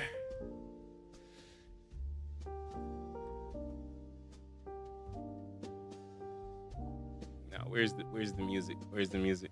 You already know.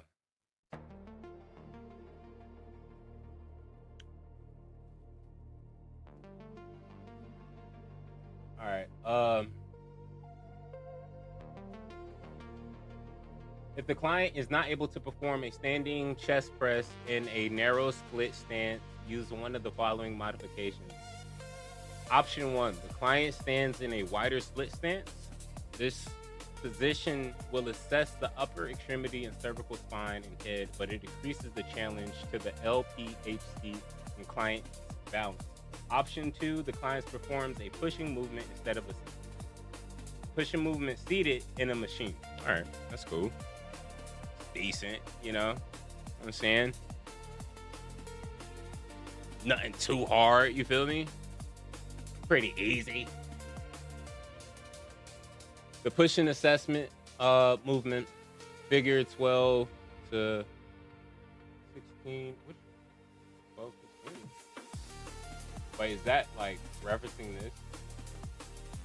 Yeah, it is. LOL. All right. The fitness professional should instruct the client to push the handles away from their body and return to the starting position. The client should use a slow repetition tempo. The client should perform 5 repetitions in a split stance, switch legs, and then perform 5 additional repetitions. View the lumbar pelvic hip complex, shoulders, cervical spine, and head from the side. The lumbar and cervical spine should remain neutral while the shoulders stay jutting forward. So the spine should remain neutral while the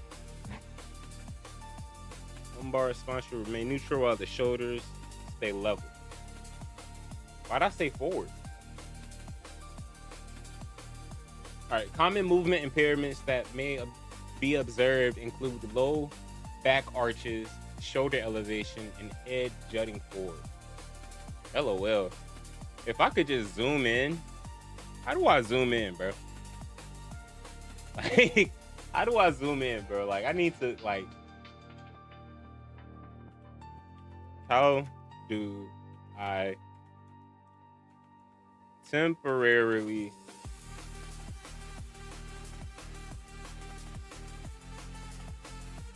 zoom in on my computer screen? Use the built-in magnifier tool, the keyboard shortcut. For Windows, press Windows key and plus to zoom in. All right, so this better not freak up. All right, how do I zoom out? How do I zoom out? To exit, press Window key, escape. Okay.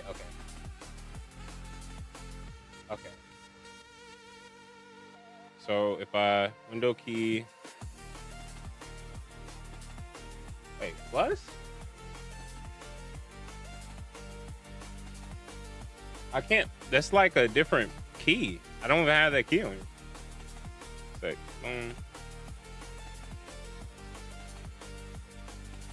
me out of here. Okay. All right. Cool. I found it. Figured it out, y'all.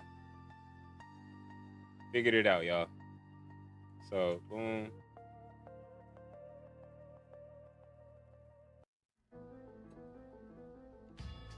Bro, I'm not figuring that out. All right. WGU has a ton of resources. That really allowed for flexibility. All right, that's the last news I could use on the ads. Y'all gonna have to start supporting. All right. After this next 5 minutes, it's a wrap, bro. It's gonna be ads coming through. G. When performing the assessment, record all the findings. Table 12 through 8, and then refer to table 12 through 9 to determine potential causes of these movements. Okay. LPHC is lumbar pelvic hip complex, so that's like all in your hip area and then your lower back. Shoulders should elevate. And the way I'm talking about this stuff, the way I'm like kind of having like a narrative and like having the my thoughts speak out is helping me remember this stuff. So I'm generally talking in a way that's like, yo, this is how it works. And my mind is getting that in. So when I do take the exam, it's not just, oh, snap, I read that back then, but like it's an experience that I'm having. So shoulders should elevate. Yes or no, da. So this is showing everything that like when they do the assessment, what I would check off is like what happens with their movements.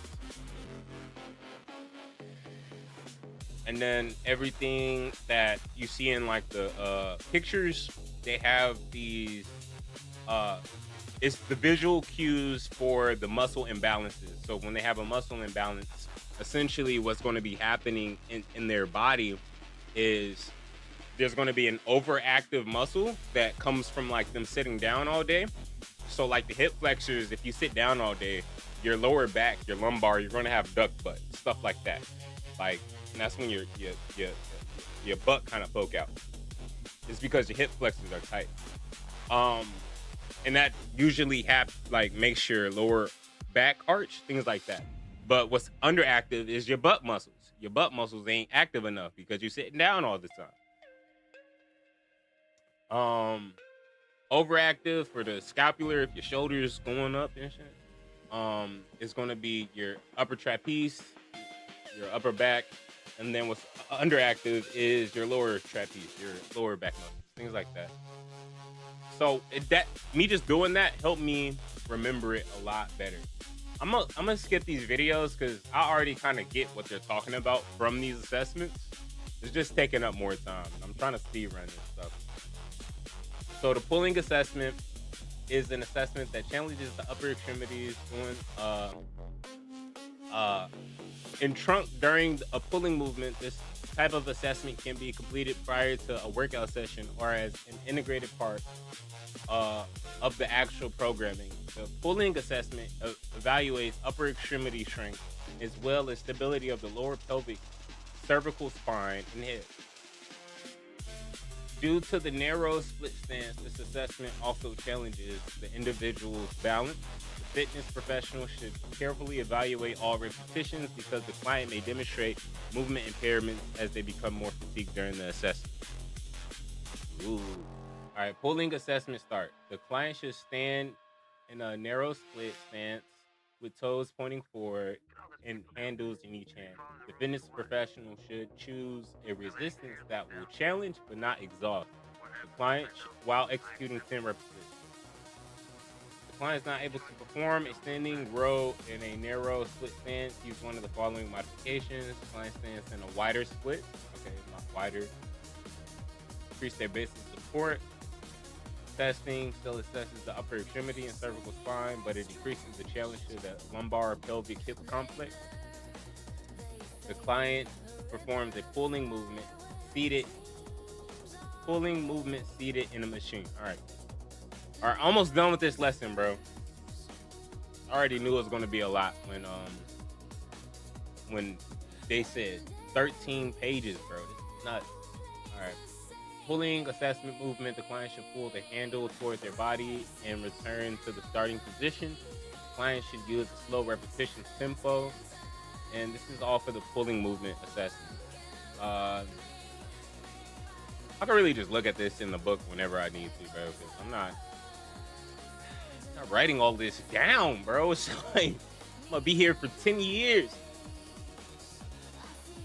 All right, shoulders up, face jutting forward, lower back. It's kind of the same thing. I'm kind of seeing like the same pattern over. Like, let's just get to the little quiz. What is typically the first movement assessment used for most clients? Overhead squat assessment. Boom. Correct. If I get it wrong, I have to spin the wheel, right? Match each movement in pyramid with the OSHA view, the overhead squat assessment view used to assess it. Feet externally rotating, so turning out. So that's the interior view. Boom. Excessive forward lean of the torso, lateral view. Knee valgus. Interior view. Arms falling, lateral view. So interior is front. Interior is front. Lateral is from the side. So you're looking at me from the side. Boom. Or so. Performance assessment. All right, so push test. Boom. Got a little page where I copy all the definitions and I just put them on a page. Boom.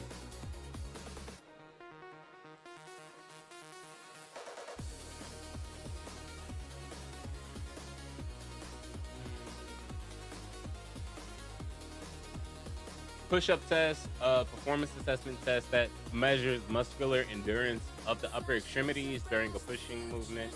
Bench press strength assessment, a performance assessment designed to estimate the 1 repetition maximum of the bench press exercise. Okay, I think there's a better breakcore mix than this. This might get my channel flagged on YouTube. I'm also on the YouTubes. I think this is one of my favorite ones. I'm gonna do this one. I could change to another one. All right, bro. All right. Squat assessment, vertical jump, lower. All right. Oh, I was wondering about that. Nice to meet you.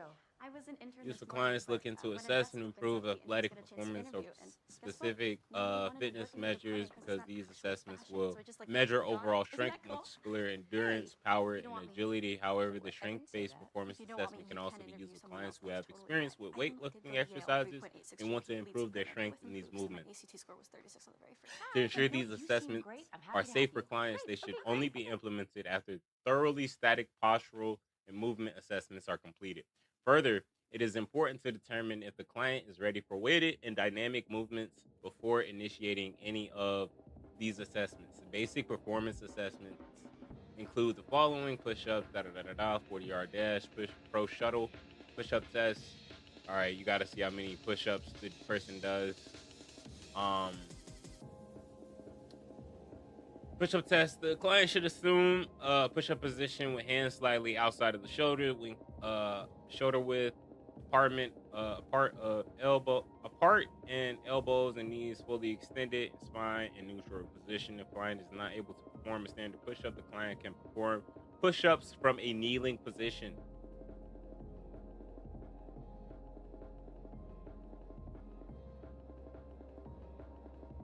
Oh, and the client is reassessed at regular intervals. That's pretty cool. Bench press test. This one is pretty easy because it's just assessments of what the fuck they're doing, bro. This assessment is most applicable for those seeking to assess their maximal strength capabilities. A proper warm-up is encouraged before beginning any maximal strength assessment. I have to be up at 8 a.m., but I'm not stopping the stream because I'm like that, bro. I'm like that, bro. I gotta go somewhere and I have to celebrate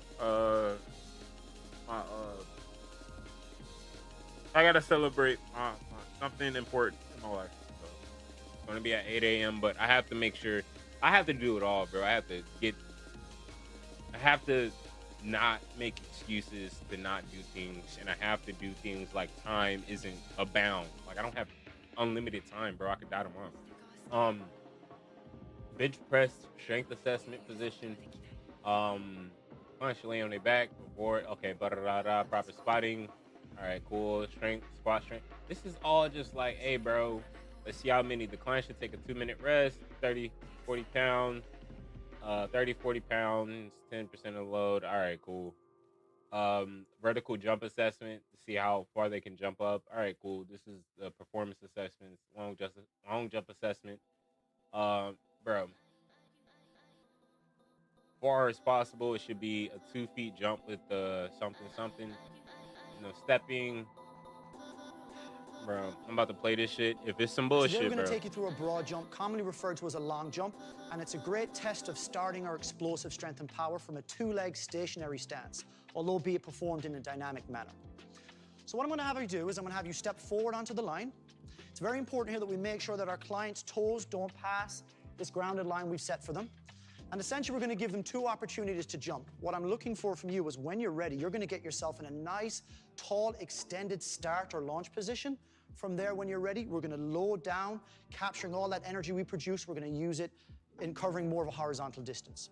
The key thing here from a landing perspective is, in order for this to be considered a good, successful landing, we don't want to see any stutter or stagger steps, and we definitely can't allow them to land with their hands touching the floor.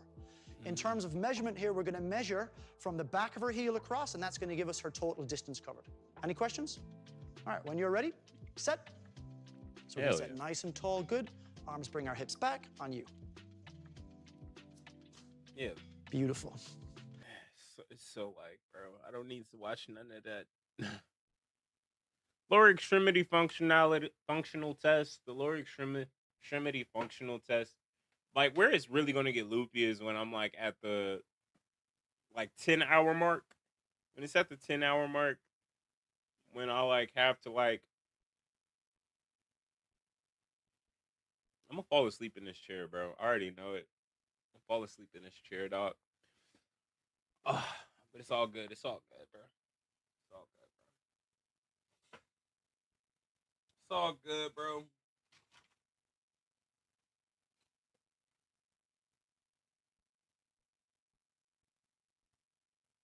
Yeah.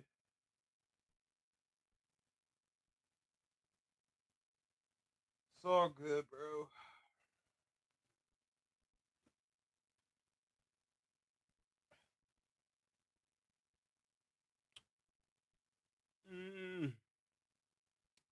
Sprint, back pedal, side shuffle, da da da da da. Okay. So it's the left test, left movement. Cover cow to cone 1. Wait, what's the carrot cow? Carrot cow is like the little shuffle where your legs. So now we're going to take you through the initial 20 yards. Walk will start on your first movement, and it's going to. Now, as this is a position, set. 40-yard dash, and then back pedal. Good breakdown, well done. Nice arms. Flip your hips into that shuffle. Good lad. Push to move. Good. Yep. Recover all the way back into your cariokas. Yeah, I knew it. That's what it was. Great technique there, mate. I knew that's what it was. Hit that line. We're going to turn and come through. All right, cool. It's pretty easy, bro. Like, this part is like not 40-yard dash assessment. Da da da da. What am I looking for, bro? Just measure the how efficiently they do it. Muscular endurance of upper extremities, pushing movement. Like, this is probably the easiest part, bro. It's probably the easiest one. Which of the following assessments is the design to estimate the 1 repetition maximum for the squat exercise?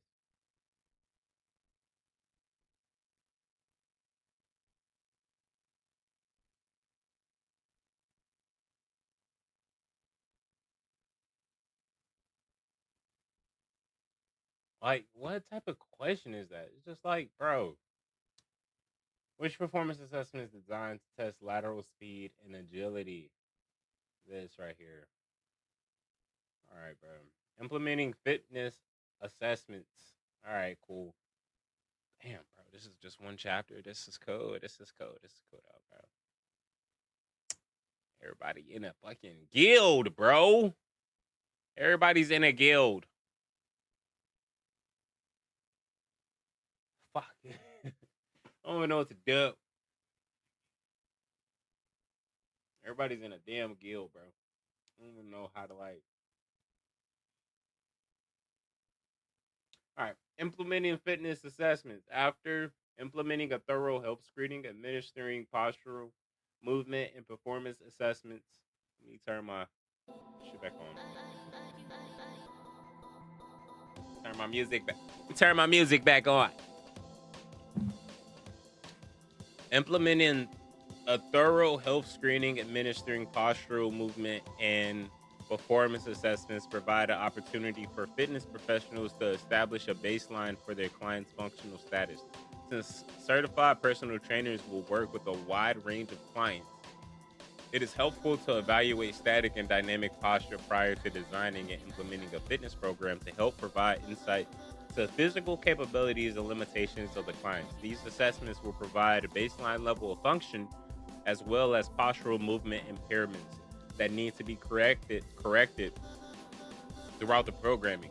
This information will also help inform the selection of exercises and intensity at which an individual can perform. Lastly, performing these assessments before implementing an exercise program will provide a baseline from which to evaluate and static posture, movement quality, and dynamic performance. The following list describes the benefits of conducting and implementing fitness assessments.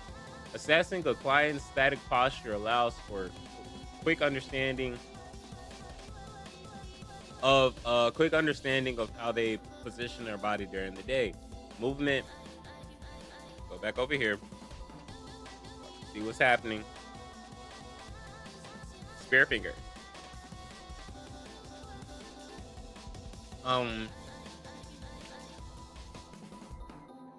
Assessing a client's static position, movement, and performance assessments demonstrate a baseline of the client's functional status in a wide range of tasks. Movement assessments are helpful to identify the correct movements and impairments and potential muscle imbalances. Strength-based assessments allow the fitness professional to accurately assess a client's maximal strength capabilities. Performance assessments allow for careful tracking of athletic performance, power, speed, agility, and muscular endurance. If you were born for it, isn't it time to make a smart choice? You can be smart. Sequencing assessments. Certified personal trainers can use static postural and overhead squat assessments as recruiting tools for prospective clients by offering these assessments. Often complementary, clients are more likely to engage with the fitness professional and begin to build trust in their expertise. The fitness professional can encourage the client by telling them good things about their posture and movement. Every time they mention posture, I gotta like, get my shit right. You know what I'm saying? But in posture and movement, while also pointing out any impairments that can help correct with a focused exercise program. For example, if a client agreed to participate in a complementary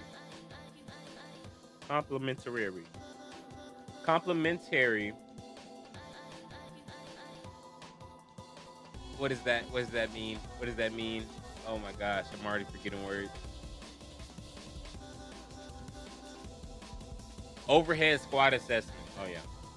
It's like overhead. It should just be OSA. It shouldn't be OHSA because overhead is one word, bro. Stupid. Thinking like H stands for something, bro. Get this out of here. Oh. All right. The fitness professional may be able to identify a common pattern of excessive knee valgus during the squat, onboarding and sequencing assessment. All movement assessments should begin with standing static postural assessment. Any postural distortions can affect the length, tension of muscles, and increase stress in the body throughout a person's day. Also, as a result, it is important for the fitness professional to have confidence in evaluating static standing posture, which will also serve as the foundation for movement and performance assessments. Yeah, bro.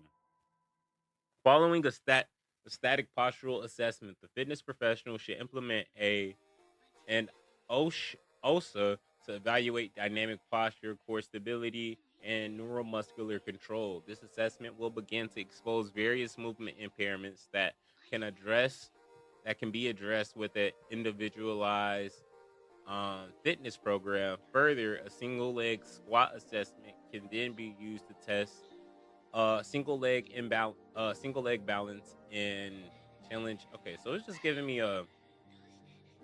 It's just giving me a. I'm about to copy image and paste that shit right here, dog.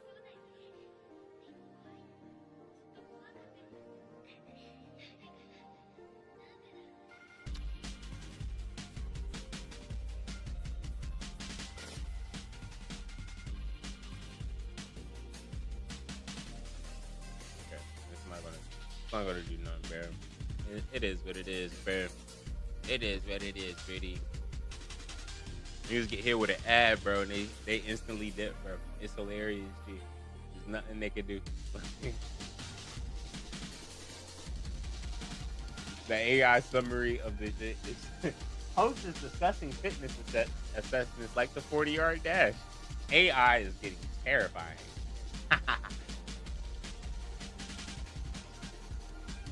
However, performance assessments that cause little fatigue, vertical jump, horizontal jump tests can be administered prior to cardio tests if sufficient rest periods are provided. If an exercise program is properly designed by a certified personal trainer, the client should experience improvement in each assessment over time. Opportunity for rapport building. Many clients come into the gym and training center intimidated by all the equipment, lacking knowledge about how to properly create exercise programs. They may also be fearful that they will become injured or push too hard during an exercise session. In these cases, postural, movement, and performance assessments are excellent tools for building trust and rapport with current potential clients. All right, I can write that down.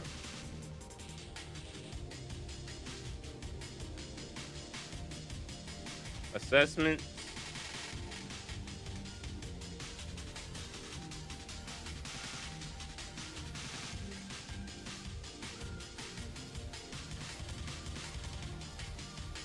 Assessments help build confidence. My number one goal isn't just to make money. My number one goal is to actually help.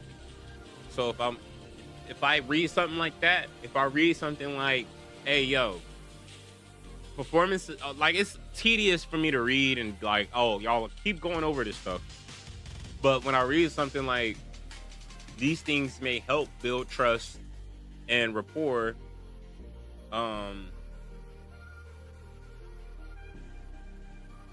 wait, what did it say? Yeah, they built implement with confidence, way high level expertise, efficient. Well, I think it will help build confidence with people.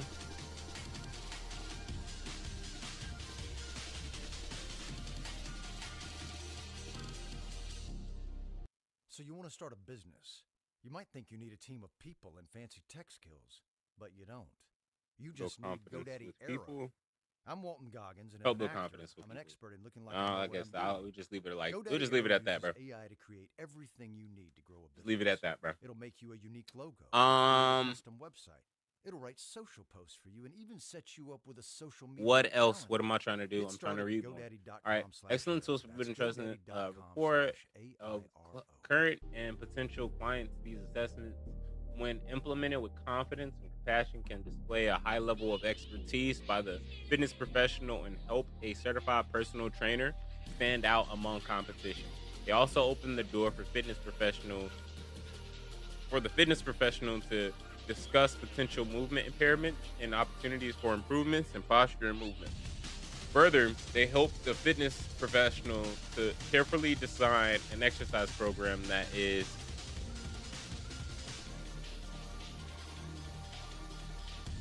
okay. Pre-roll ads are okay, cool. That's cool. For 60 minutes. That's dope. So if I stream for a longer time, it's more beneficial. That's cool.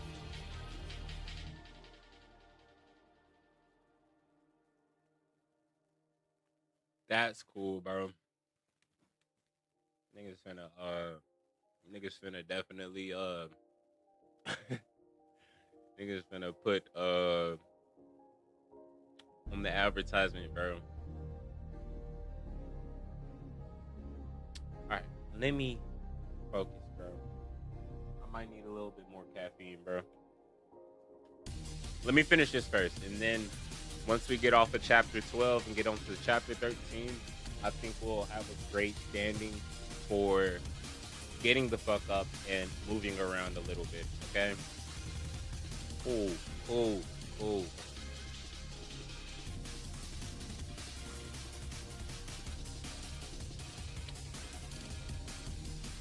Where was I?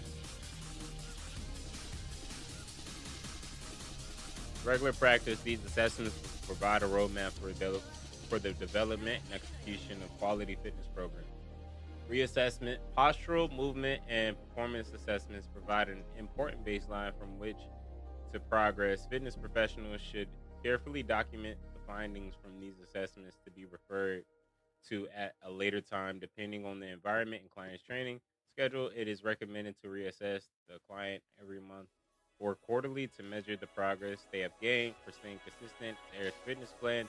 The following are a few positive reasons to reassess clients on a regular basis. It provides positive encouragement to clients and helps serve as a helpful reminder for them to continue to work hard towards their goals they have set. It helps clients realize how the exercise programming provided by their certified personal trainer is making a difference in their fitness level, which helps foster adherence to the exercise program. It helps provide opportunity for fitness professionals to refine or progress exercises as their clients' abilities improve. That's what's up, bro. Considerations and modifications due to the wide range of clients fitness professionals will work with. It is important to recognize and implement assessment modifications for populations with movement restrictions or safety concerns. The fitness professional should always use caution when implementing movement and performance assessments and only progress them once the client demonstrates the ability to perform advanced movements. For example, if during the overhead squat assessment, OSHA, I'm thinking of the safety shit, bro, it's killing me. The client seems very unstable or lacking enough strength to smoothly lower or raise from the squat. It would not be a good idea to progress them to a single leg squat. All right, it's just telling me stuff I already know. Key is to make sure clients are comfortable and safe during assessments, especially if they have any conditions that may limit or full participation in various assessments. All right, we don't want to. What I'm getting is we don't want to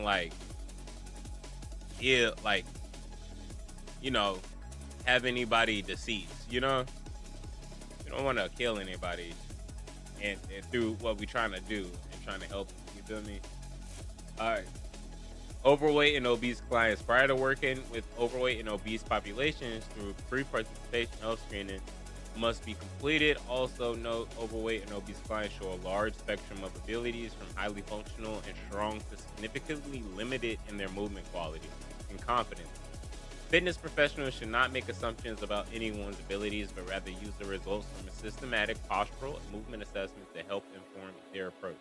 Standing postural assessments may be more challenging due to the amount of body mass that covers bony landmarks, but this is the first step in the assessment process. Next, an overhead squat assessment should be used to evaluate whole body movement and stability. If the overweight or obese client appears unstable or at risk of falling, a modified overhead squat with reduced range of motion can be used instead. If the overweight or obese client performs confidently and is stable in an overhead squat, a single leg squat may be helpful.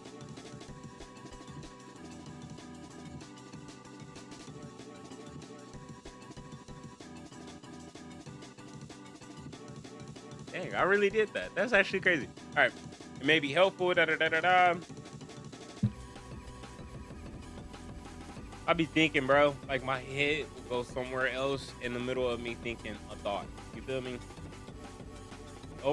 These performs confidently. It is stable in the overhead squat. A single leg squat may be helpful or evaluate balance. It is not necessary or depends on the fitness professional's evaluation. Performance assessments are also not necessary for many overweight or obese clients, as these clients are typically seeking to improve body composition and health measures, not athletic performance. Assessment considerations for overweight and obese clients include Ensure a thorough pre-participation health screening gets completed. Avoid making assumptions about overweight or obese clients' abilities. I won't do that, bro. I'll try to keep it copacetic for everybody, bro. I just want to help you. Allow results from posture and movement screening to help determine their functional status. Consider limiting movements that require an overweight or obese client to get on or off the ground. All right, youth clients with increased use of technology, long hours seated in classroom environments, even youth clients will present postural distortions. As a result, static postural assessments are recommended and should be performed before movement assessments. So just start with postural and all of that, bro. Just like it be off this page. Just keep it copacetic for everybody, bro.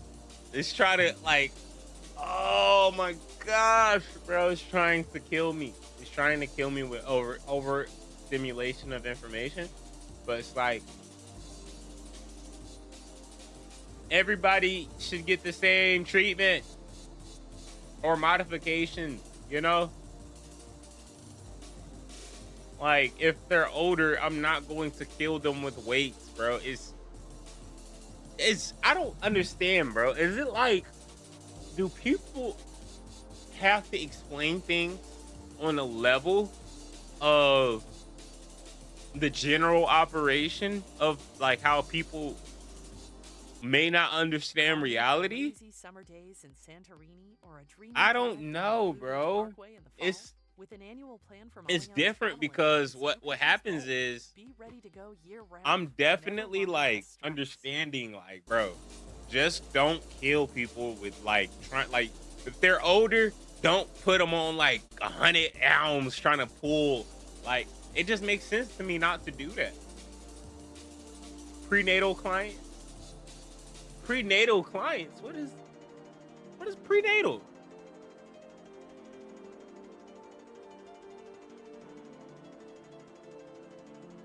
Oh, okay, pregnant client.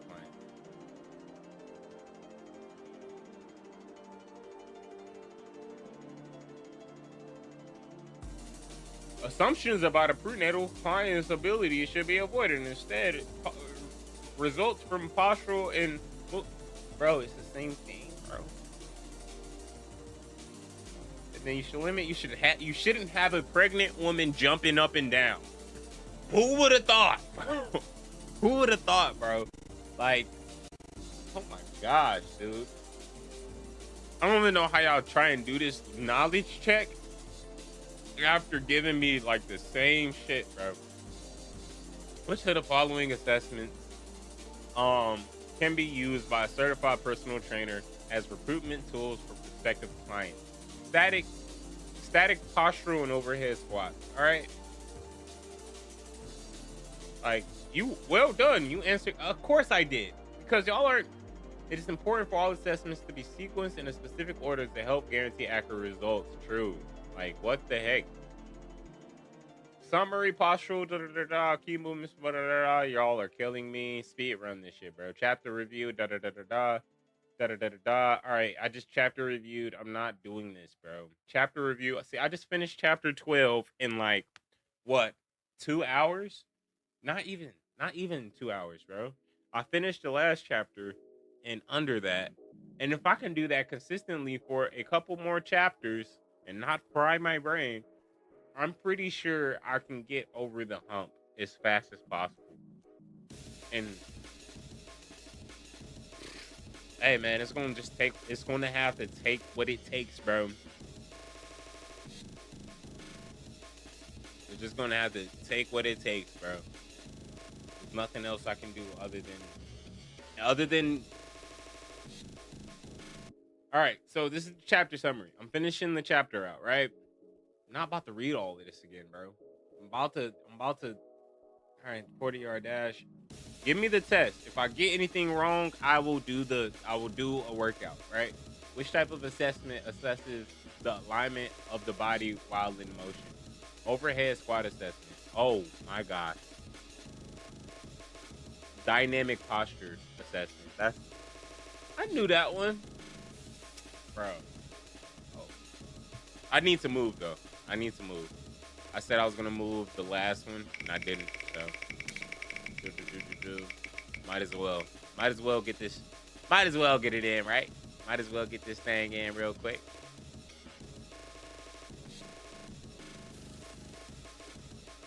All right, let me see. What it land on? 40 crunches. All right, cool. That's dope. I'm finna get these 40 crunches in, dog. That's finna be dope.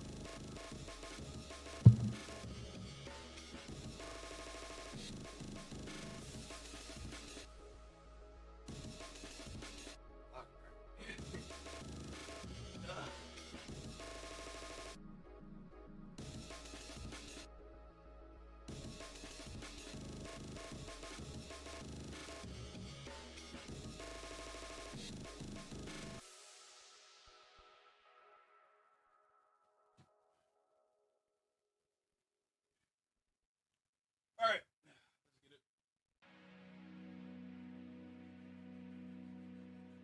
1,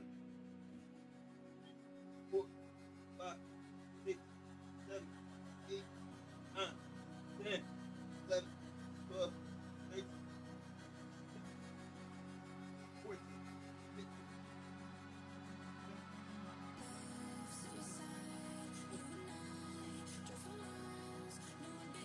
4, 5, 6, 7,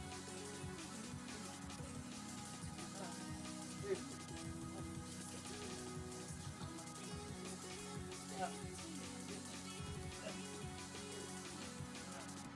40.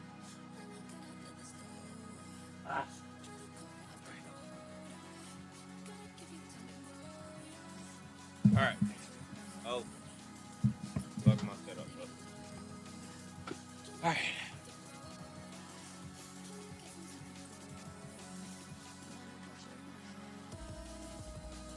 I need to do more sit-ups, bro. My abs are not abbing. Might be abbing after this, though. Which of the following tests is used to measure lateral acceleration, deceleration, agility, and control? Lower extremity functional test, the left test, right?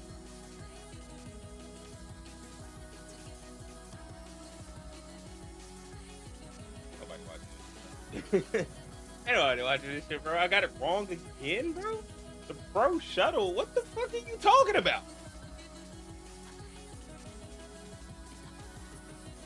Merch my shit cramping off that, bro. I have like a drink, bro? Like, what the fuck? Ah!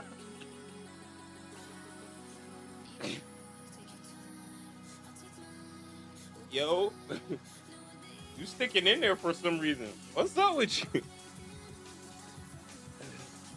Like here we talk about fitness? What's up? Oh my gosh. I'm cramping, bro. What the?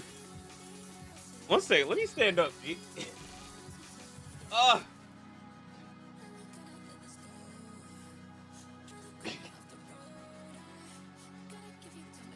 Yeah, bro. Pretty out of shape.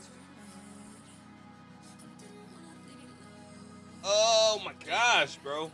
What's happening right now? All right, I gotta spin the wheel again, bro. Also, I gotta restart the test.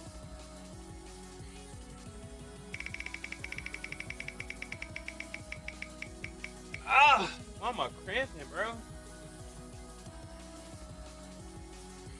That's 20 squats. 20 squats.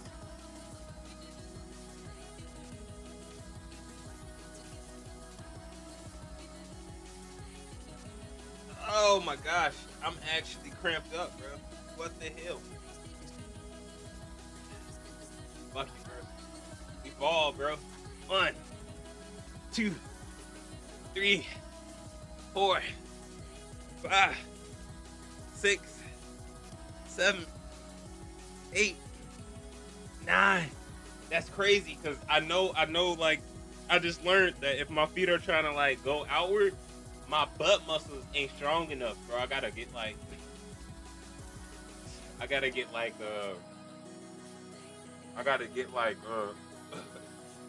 stronger butt muscles. I don't know what number I was on, 8, 9, 10, 11, 12, 13, 14, 15, 16, 17, 18, 19, 20. All right. Cool. Get back.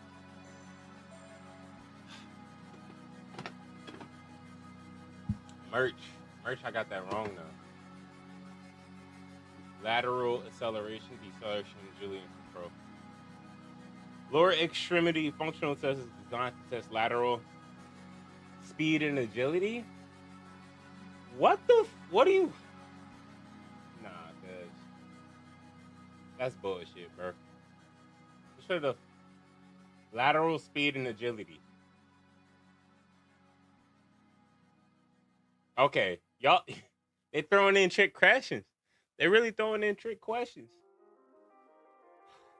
So it was the pro shuttle the last time, but since y'all didn't add 2 words,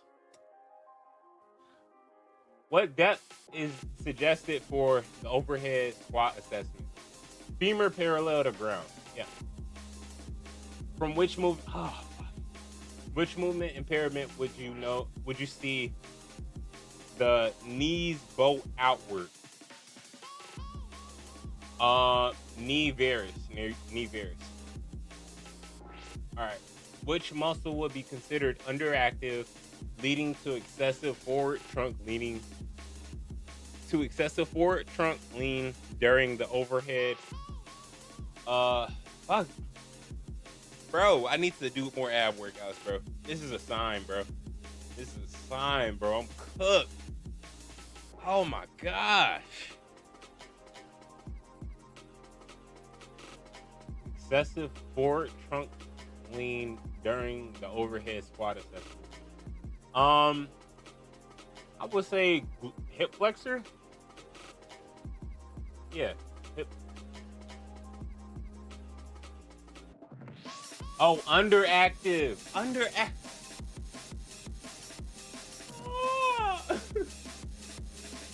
don't want to do this. Sorry to this, Grandpa. Yo, you're still in here? What are you doing, Amber? Like, are you chill? What's up with you? I hope you're doing good. I hope you're having a nice night. I hope like everything in your life is blessed and you stay blessed.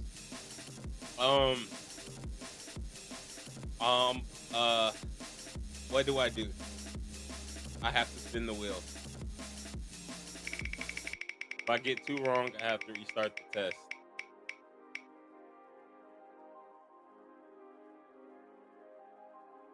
Which one is that?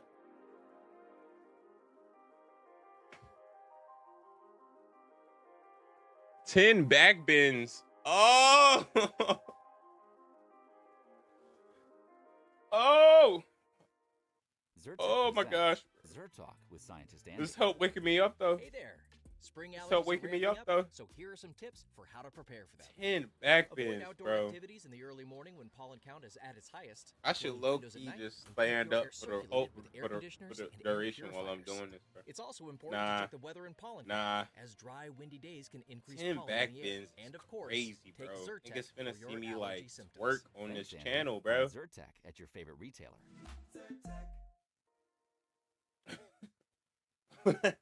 Like, bro. Oh my gosh. One sec, bro.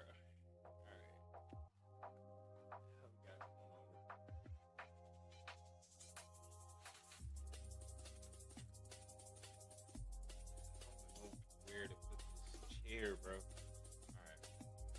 It's like blocking. I can't see me do the exercise if I do that. I need the other chair, bro. I need the other chair. It's less comfortable and I'll be able to like do more stuff.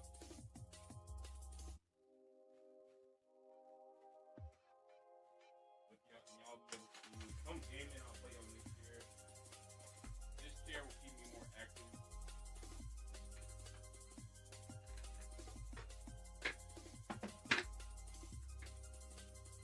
Ugh, can't even drop my Bible. Ugh.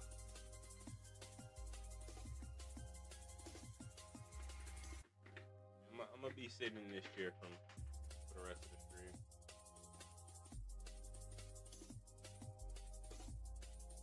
That back, all right.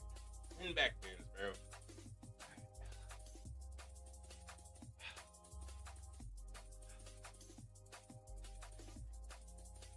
One, two,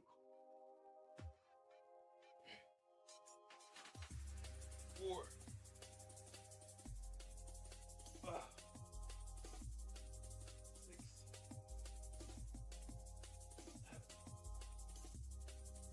6, 7, 8. Ah.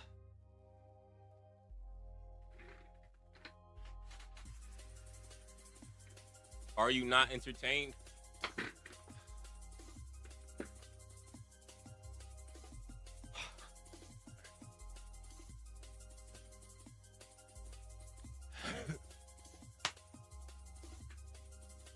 Amber still ain't here for some reason. So, all right. If I get another one wrong, I have to restart.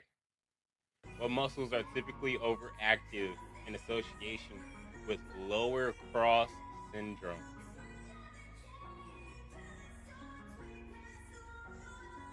All right.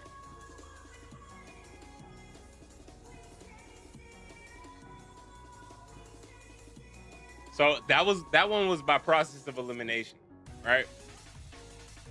Because everything else was upper. This one said lower cross syndrome. And that one was the hip flexors and lumbar extensors. The hip flexors and lumbar extensors, low back muscles are typically overactive in association with lower cross syndrome. Makes sense.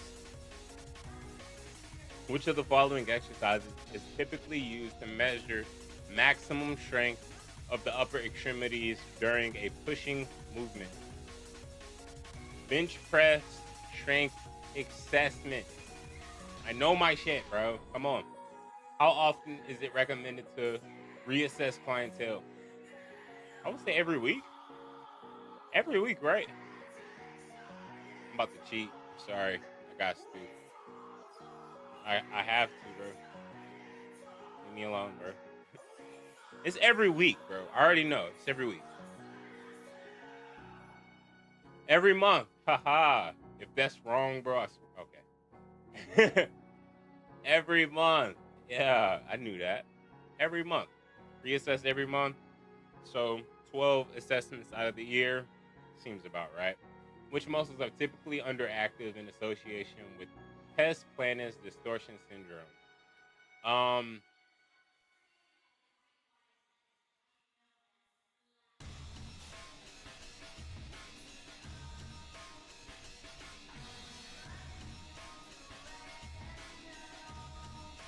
Would I say hip?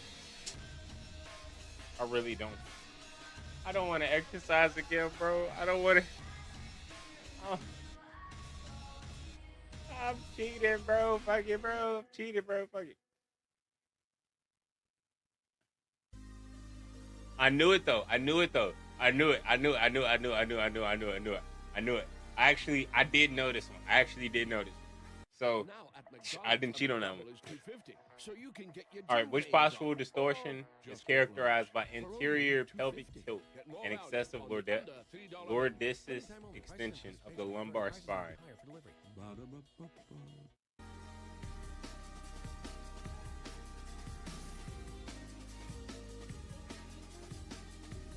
Lower cross syndrome. It's the same thing as the hip flexors and lower back thing that they said, but they're just putting it in weird words to trip me up.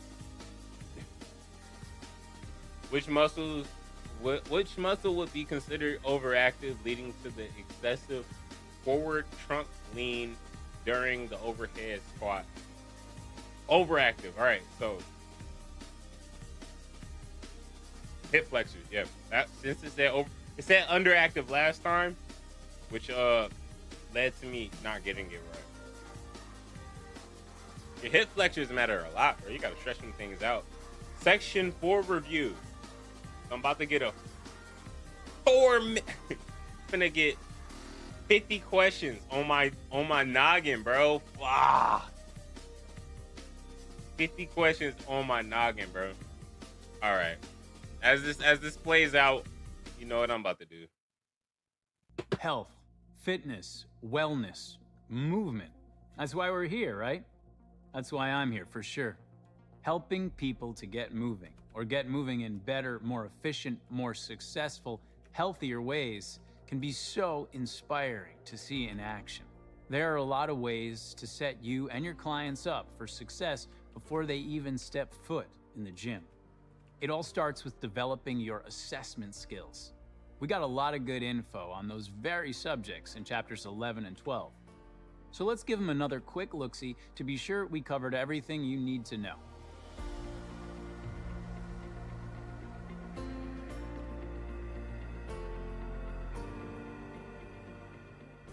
Chapter 11 is all about health, wellness, and fitness assessments. Let's get started with the highlights. The first step is the pre-participation health screening, which includes the PAR-Q Plus and a health history questionnaire. The PAR-Q Plus is an appropriate minimal screening tool for conducting a health risk assessment. But you should also gather additional information through the use of a health history questionnaire. This will help in designing exercise programs and monitoring progress. The health history questionnaire also includes information about a client's medical history and lifestyle habits. After completing the questionnaires, it's time to collect quantifiable data like resting heart rate and blood pressure. Resting heart rate and blood pressure provides valuable information pertaining to health risks and fitness levels. There are many anatomical locations that can be used to measure a client's resting heart rate. For accuracy, safety, and convenience, NASM recommends that fitness professionals measure a client's radial pulse. Blood pressure is defined as the outward pressure exerted by blood upon the arterial walls. Blood pressure scores are important because higher scores indicate greater risk for developing cardiovascular disease, which can become life-threatening. Anthropometry is the field that studies the measurement of humans for the purpose of understanding physical variation in size, weight, and proportion. Many different anthropometric measurements exist, including body fat assessments, BMI, and circumference measurements. Anthropometric measurements provide useful information related to predicting the client's risk for mortality and morbidity. There are many methods for measuring a client's body fat percentage, including underwater weighing, skin fold measurements, and bioelectrical impedance analysis. While all methods are valid, for ease of use, bioelectrical impedance is arguably the most popular method used in fitness facilities. Cardiorespiratory assessments help to identify safe and effective starting exercise intensities and appropriate modes of cardiorespiratory exercise for clients. Examples of cardiorespiratory assessments are things like VO2 max testing, the YMCA 3-minute step test, the Rockport walk test, and the 1.5-mile run test. VO2 max testing is considered the gold standard for identifying a client's level of aerobic fitness, but it requires specialized equipment to conduct. It also requires the client to exert maximal effort. So this test is not commonly used outside of exercise labs or medical facilities. An alternative to VO2 max testing is the talk test. The talk test is a cardiorespiratory assessment used to gauge the intensity of cardiorespiratory activity based on the client's ability to hold a conversation.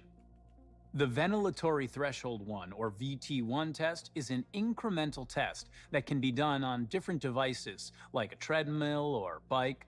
It gradually progresses the intensity level and relies on the interpretation of how a person talks to determine a specific event at which the body's metabolism undergoes a significant change. Now, a key point to this protocol is to remember that it's an aerobic test that aims to estimate the intensity where the body is utilizing a balance of fat and carbohydrates as fuel sources.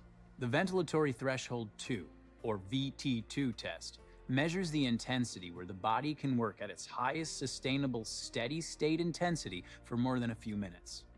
This test is appropriate for more advanced clients who are not averse to intense exercise intensities. Now, for the moment you've all been waiting for. Chapter 12, Posture, Movement, and Performance Assessments. Here are the highlights from that chapter.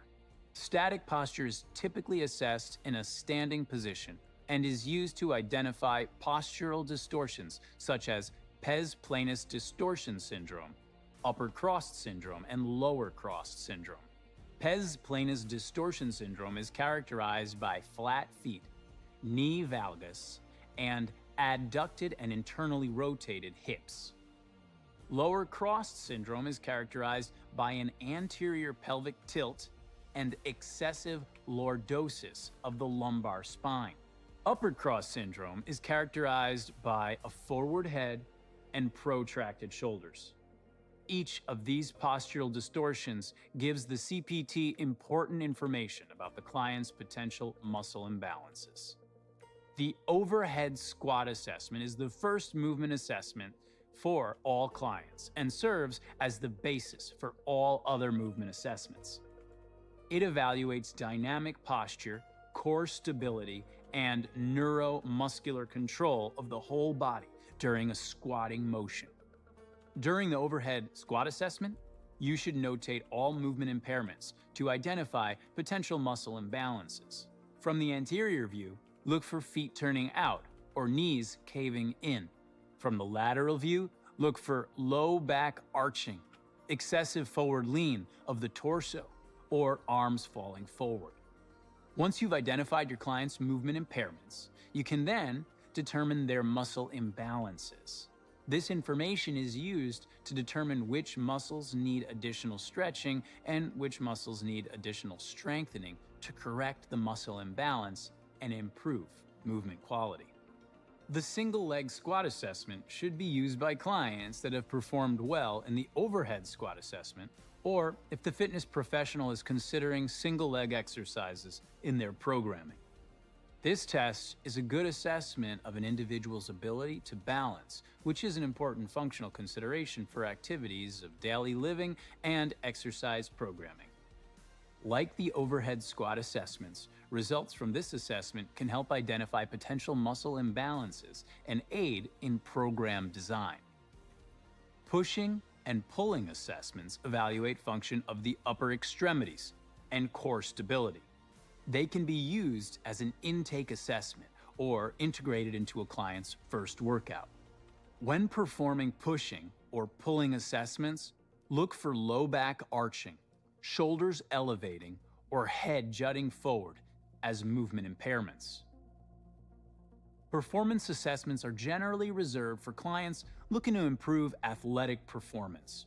These assessments measure maximal strength, power, muscular endurance, speed, and agility.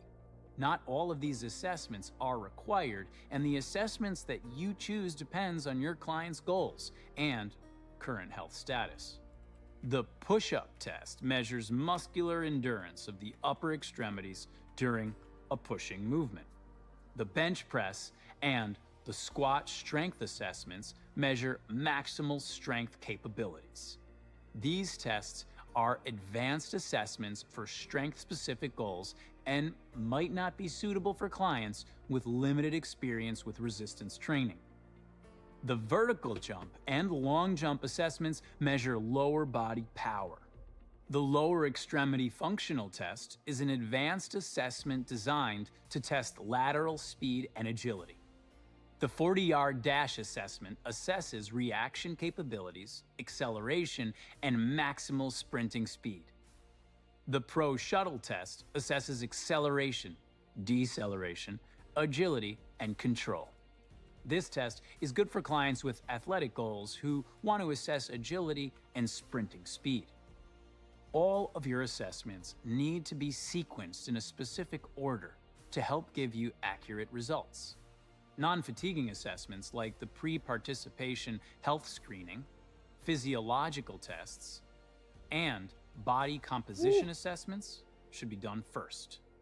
Then you can perform posture, movement, cardio, and performance assessments. Just use caution when implementing movement and performance assessments with your clients.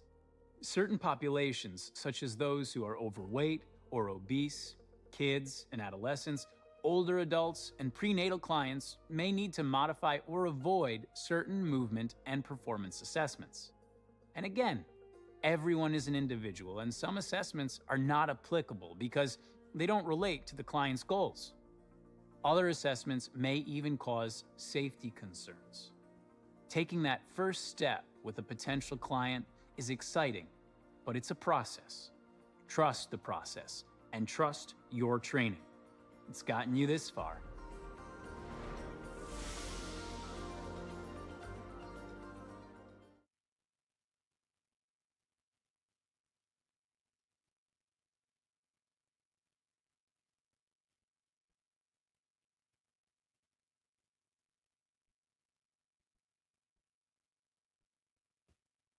Perfect.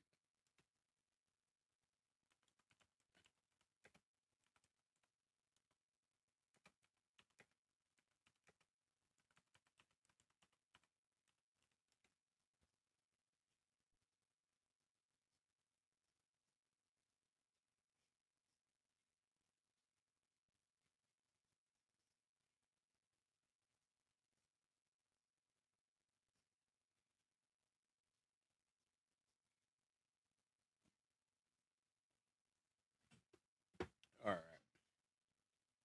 Section 4 study guide. Da da da da da.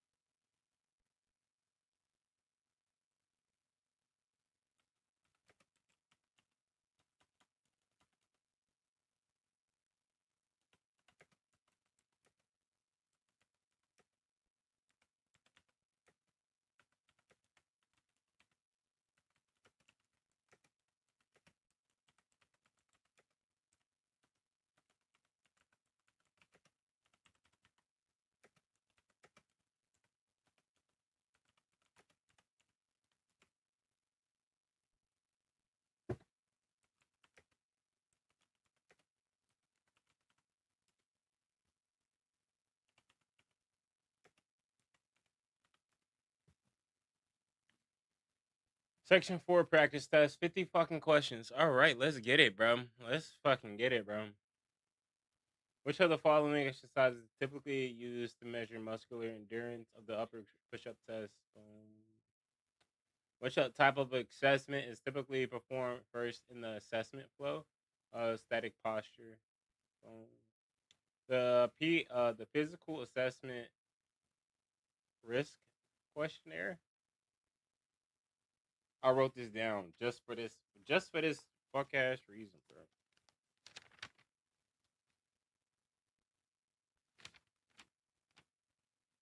Physical activity readiness questionnaire. All right. The pre-participation process reflects what 3 health indicators?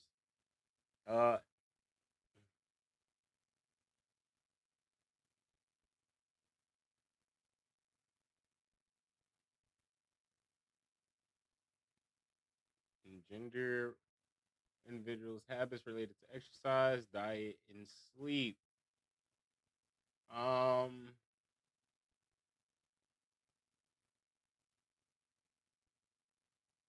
Presence of signs and symptoms of disease. Presence of signs and symptoms of disease. Yes. Oh my gosh. What location on the body does NASM recommend for measuring the resting heart rate? The radial pulse. I think it's the radial pulse. Please be the radial pulse. Yes. What is BMI? Body mass index assessed for accurate measure of obesity status. Whether a person's weight is appropriate for their height, overall level of physical fitness, body fat, and lean mass composition. Nah. Yep. For which movement impairment would you see the knees bow outward? Knee varus. Valgus is inward. Which muscles are typically underactive in association with pes planus distortion stitch? Underactive, I would say interior, posterior, tibialis, and gluteus maximus medialis. Yep. Boom. Which of the following statements describes the abdominal skin fold location?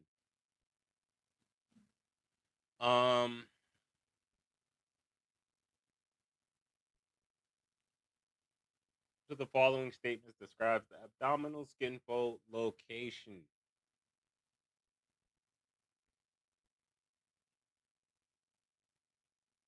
What's 23, bro? Who won that shit, bro? Twitter. Who won that shit, bro? It's that ADHD acting up, bro. Thought just scattered in my head, and now I'm cooked.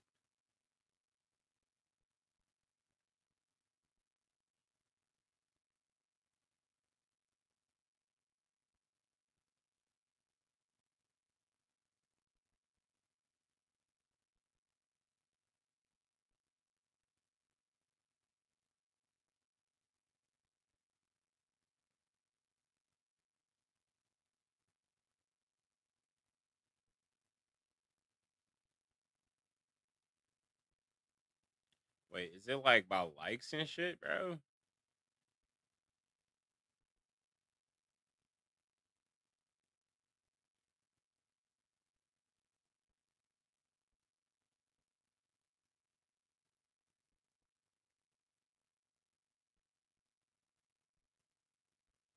It might be about likes and shit, bro.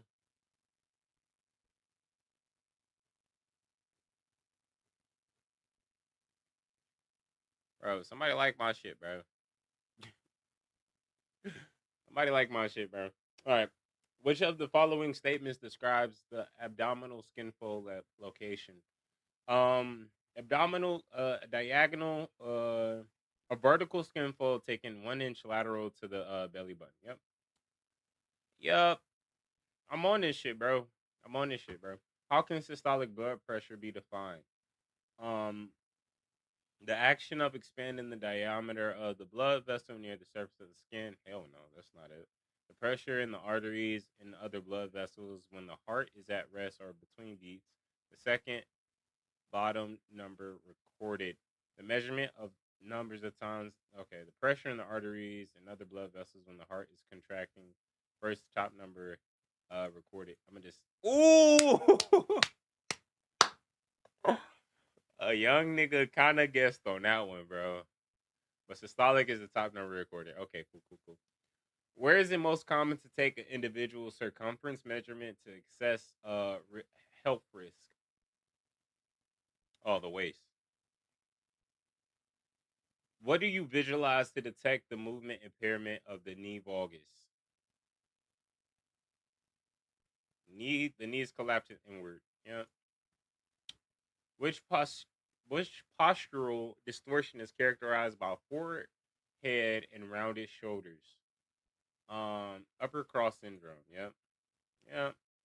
Which of the following is I'm gliding through this, bro. I'm gliding through this. Which of the following is not a component that needs to be considered when planning a VT1 test? I think the talk test. No, that's the duration of each stage, environmental temperature. What the fuck is not a factor that would be considered? That's they just put that in there. That's a freebie. Which muscle would be considered underactive, leading to the low back arching during the overhead squat assessment? Um, it wouldn't. It would be the gluteus maximus, right? Because the lower back is over. The hip flexors are being over. Overactive. Yes, the gluteus maximus. Yes. What is a body composition assessment technique that estimates body fat percentage by measuring the resistance to the flow of electrical currents? Oh yeah, bioelectrical impedance analysis. How is the heart rate collected during the YMCA 3-minute step test to evaluate the cardiorespiratory fitness level of an individual. It's measured over I think 60-second count following, yeah, because they want to do the whole, you dig, and then you kind of like, I think you the number that it is, number of heartbeats over 60 seconds. I think I forgot what they times it by. What term refers to the ability of a test to produce consistent and repeatable results? Reliability? What the fuck? 18. Bro, I'm flying through this shit, bro. Flying through this shit, bro. Flying through it.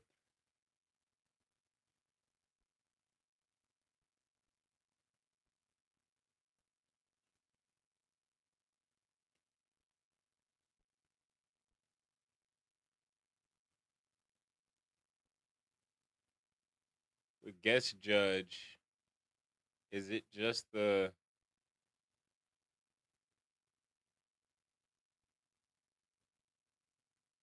bro?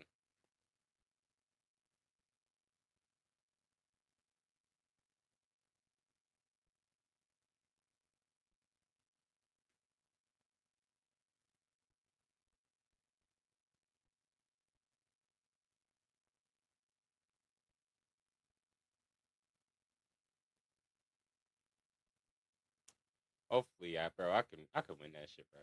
I can win that shit, bro. I can win it, bro. I can win that shit, bro. I don't know. Oh, baby. I got like, bro, I submitted for a competition, so it's kind of like it's in there, bro. It's in there, bro. It's in there, bro.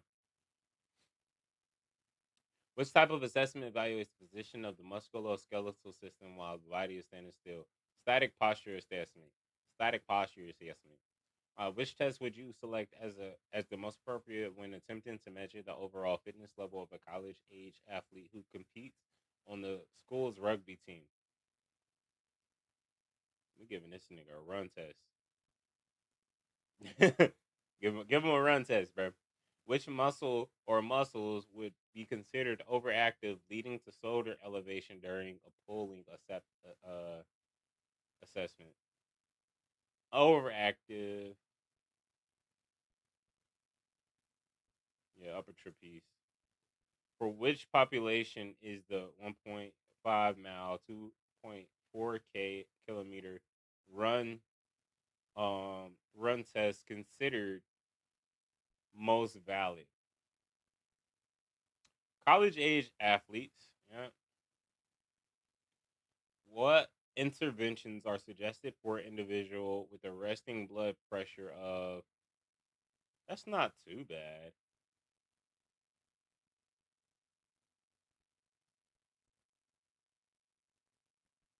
That's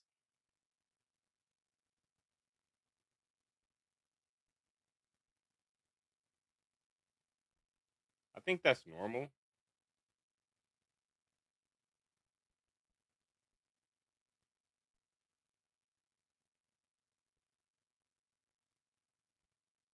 Yeah, lifestyle changes alone.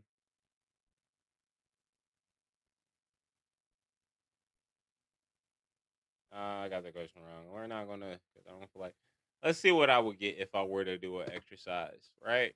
If I were to do an exercise, what would I get?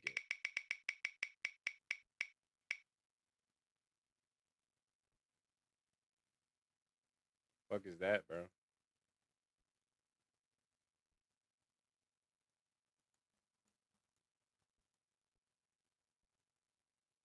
Fuck is that, bro? Stutter steps. Oh yeah, I'm not doing that, bro. Got me fucked up, bro. I'm sorry, G. I'm not doing it, bro. Just not right now, bro. It's not. It's not on my like list of things to do, bro. I don't feel like doing it, bro. Fuck it, bro. I'm not doing it. How often? If I get below 90%, then I have to do it, bro. I'm not. It's 50 fucking questions. How often is it recommended to reassess clientele? Every month. What is the best description of a steady state heart rate? The point at which the glucose. Nope. any stage which the physiological response of the heart rate from the cardiovascular system becomes relatively constant in relation to the amount of work being performed. Yes, that's it. Boom. In which BMI category would classify Vincent if he had a BMI of 27? Overweight. Yep. When is a muscle considered overactive? When is a muscle considered overactive? When is a muscle considered overactive? When it is in a state of elevated neural activity compared to its antagonist muscle, which causes the muscles to be held in a chronic state of contraction. Yeah, that's it. I ain't got to read the other questions. Which muscles are typically underactive when the feet turn out? Um,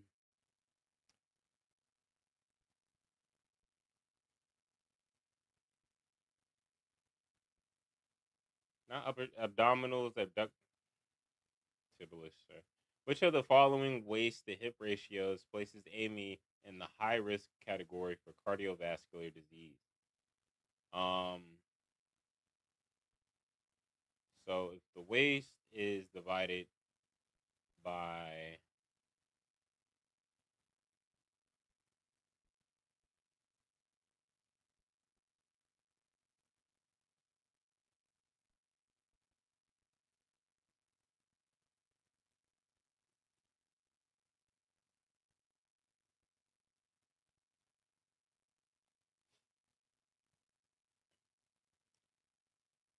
86 or higher is considered high risk for women. All right, damn. They tried to get me with that one, but I cheated a little bit. Um, um, from the list of assessments provided, which should be conducted first to preserve its validity? Um,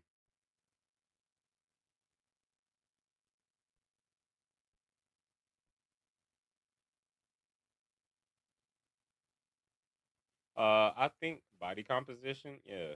Fitness assessments that do not require physical exertion, such as the measurement of resting heart rate, um, blood pressure, and body composition, should always be conducted prior to vigorous fitness assessments that measure aerobic fitness, strength, and power output. All right, cool. Which muscles are typically underactive with knee valgus during the single leg squat? Which muscles are typically underactive with knee valgus during the single leg squat?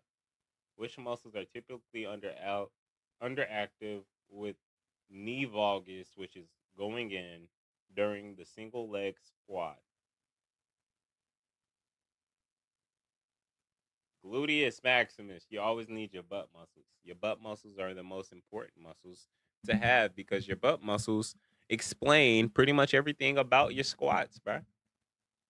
Get your butt muscles up.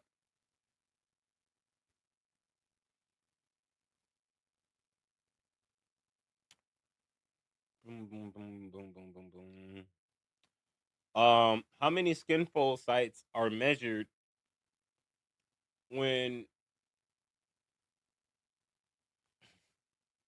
How many skin fold sites are measured when determining body composition using the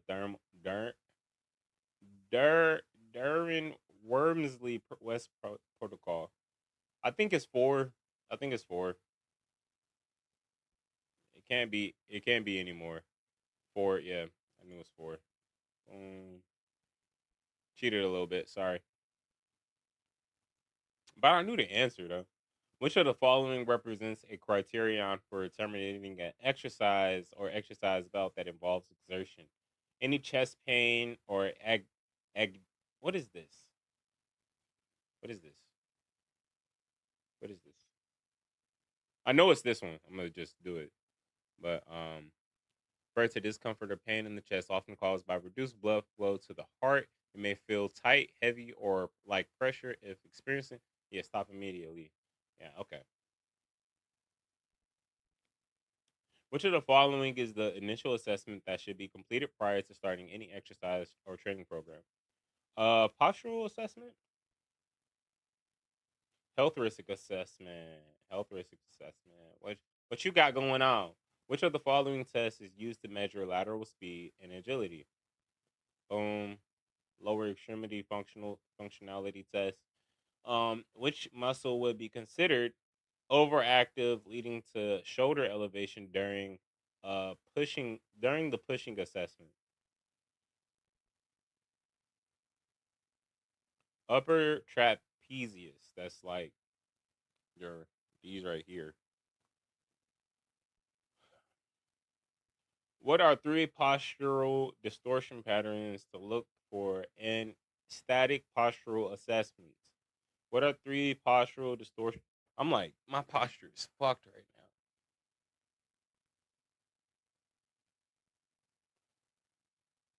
now. Ugh. What are three postural distortion patterns to look for in static postural assessments? Um, that's not static. Low back arches, shoulder elevated, head. No, that's not static.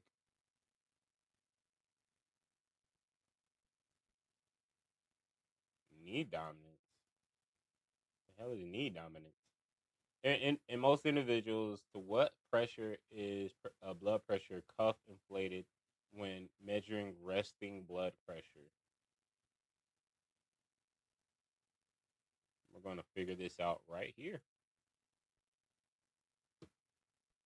Measure resting blood pressure. The cuff is inflated to 20 to 30 milligrams above the point at which the pulse can no longer be felt in the wrist.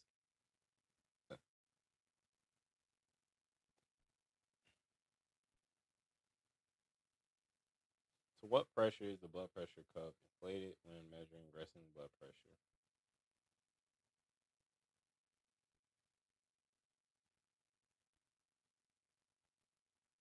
What does HG mean? What does HG mean, bro? I gotta figure this out.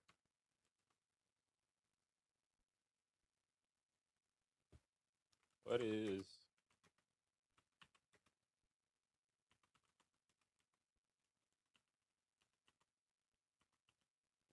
referring to blood pressure? And then Gemini. Mercury. Okay. Unit. Millimeters of mercury. Millimeters of mercury. All right.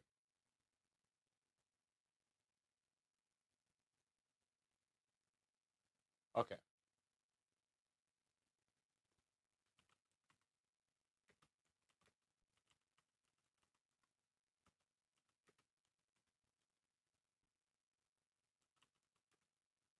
What is mercury when referring to blood pressure? Because what the fuck do y'all mean? I'm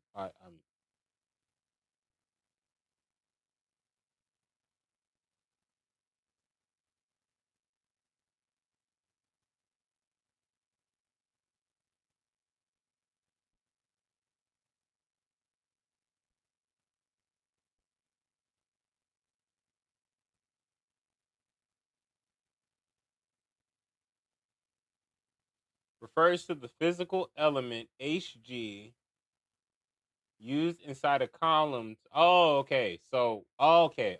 So it's a tool. It's a tool. It's a tool. It's a tool. It's a tool. It's a tool. All right, cool. Clarification. Amazing.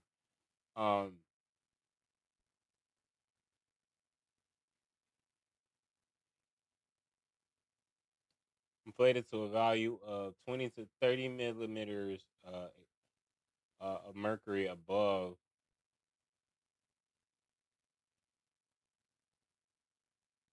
the point at which the pulse can no longer be felt at the wrist. All right, that's cool. That's good to know. That's good to know. Which of the following test shit is used to measure lateral acceleration, deceleration? Pro shuttle. Pro shuttle. I know that one now. What would not be a reason to terminate exercise? The individual is tired from the test. That's hilarious.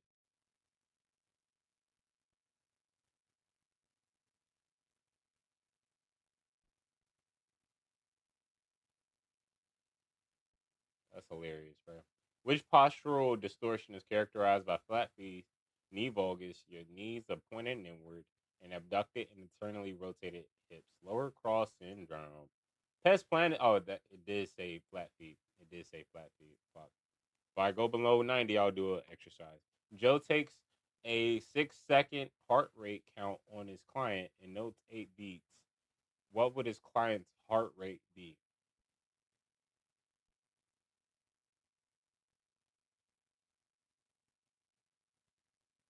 So for every 2 seconds.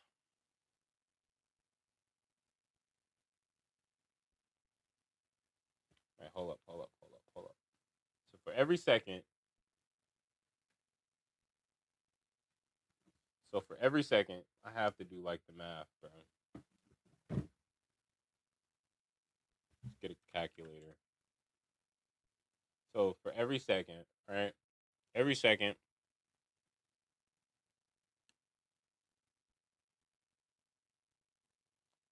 They would actually make me do math. So every second, 6 divided by 8, right?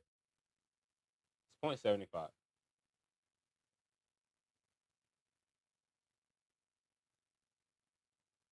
Oh, no. It's 8 divided by 6. 8 divided by 6. 133, right? Times 60. 80 beats per minute. I know that. I know I'm good. Which muscles are typically overactive in association with upper cross syndrome? Upper trapeze. Yeah. Which movement assessment is a global observation of the entire kinetic chain and recommended as the first movement assessment to use with all clients? Overhead squat. And I like how they didn't put assessment to try and trip people up. That's funny. What population is the VT2 talk test appropriate for? Elderly individuals. LOL. Individuals with performance goals. All right. Yep. Which muscles may be overactive with knee valgus during the overhead squat? Um, I would say the hip flexors, tensor, ductor complex. Oh goodness, bro. I'm still above 90%, bro. I'm 94 at 46 questions. Which of the following tests is designed to test reaction capabilities, um, acceleration, and maximal sprinting speed?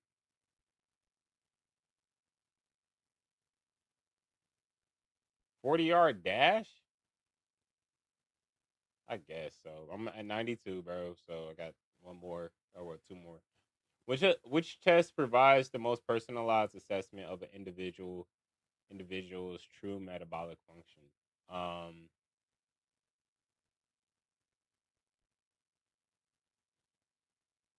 yeah, the ventilatory threshold VT1 test. For which movement impairment would you see the shoulders moving upward toward the ears? Um, yeah, bro. Dang, bro. I have to get my. I have to. I have to. I have to. I have to. So I might. Yeah, I might have to like. I can't stop the stream, but I have to. I have to do something in the morning, so I can't be on like some bullshit. I gotta dress appropriately too, so I gotta put on some nice clothes.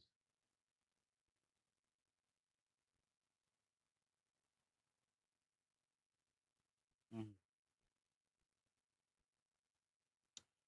For which movement impairment would you see the shoulders moving up towards the ears, shoulder elevation? Which step cadence is used during the which step cadence is used during the 1 3 minute step test?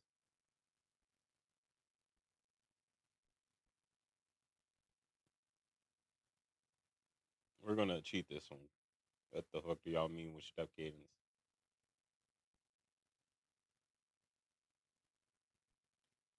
96 steps per minute. That makes sense, I guess. I don't know. Are you going up, up, down, down? Up, up, down, down. Up, up, down, down. Up, up, down, down. Up, down, down. Up, down, down. Does that equate to that? I don't know. Which of the following statements defines the chest? Which of the following statements defines the chest fold, skin fold location for men? All right, so it's a diagonal fold taken immediately superior to and in line with the natural angle of the iliac crest, top portion of the hip bone. Hell no. And the nipple, right there. Yep. Good, good, good. 92% on a 50-question quiz. Amazing. Amazing. Now we're on chapter 13 in the OPT model.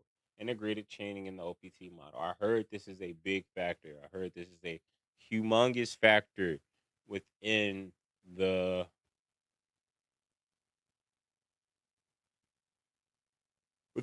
what I have to do. All right. Oh my gosh, bro. What are we doing on here, bro?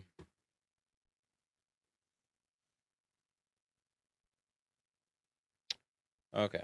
Boom, boom, boom, boom, boom. Training principles and their importance. We got 8 slides. Bro. And then, it's 10 more chapters, bro.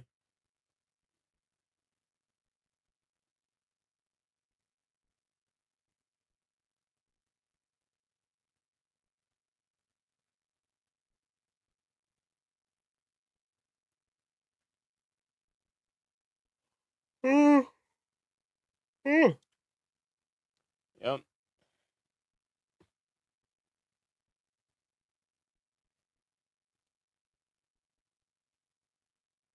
Mm-mm. Yeah, I'm gonna design my dashboard. Integrated training principles. I'm gonna design my dashboard to do what I think I need it to do. So 1 sec. So if I'm doing the be right back, Joan. Right.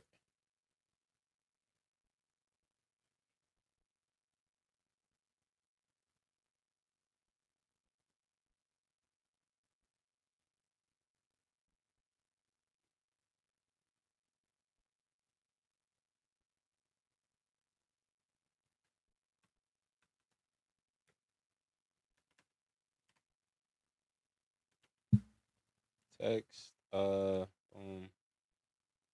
At source.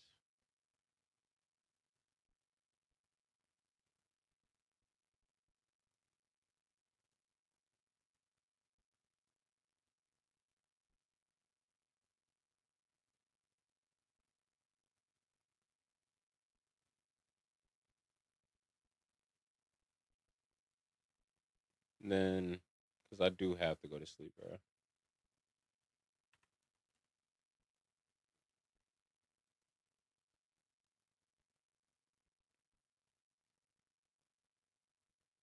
Then I have Thursday and Friday, and I can finish it between those times.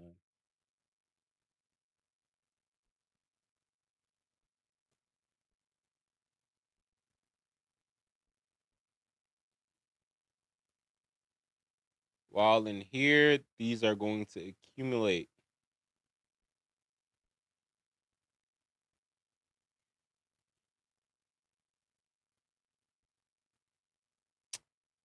Bro, okay, bro. Whatever. Did that fuck ass shit for no reason, bro.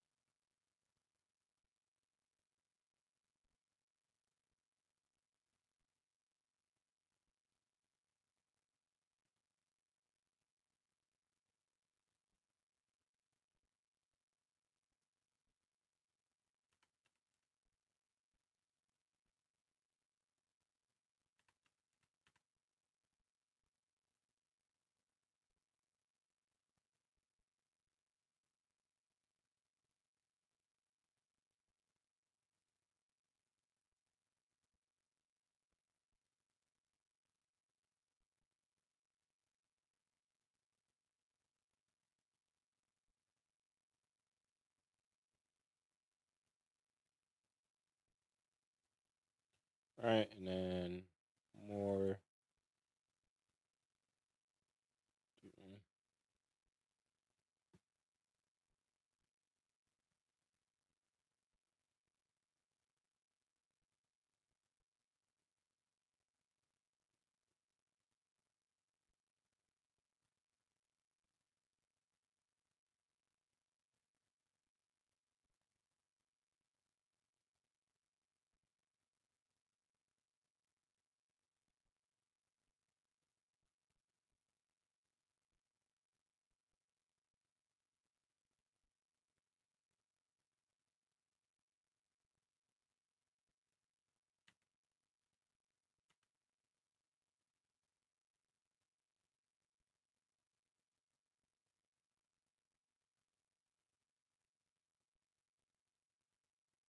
How do I like at people?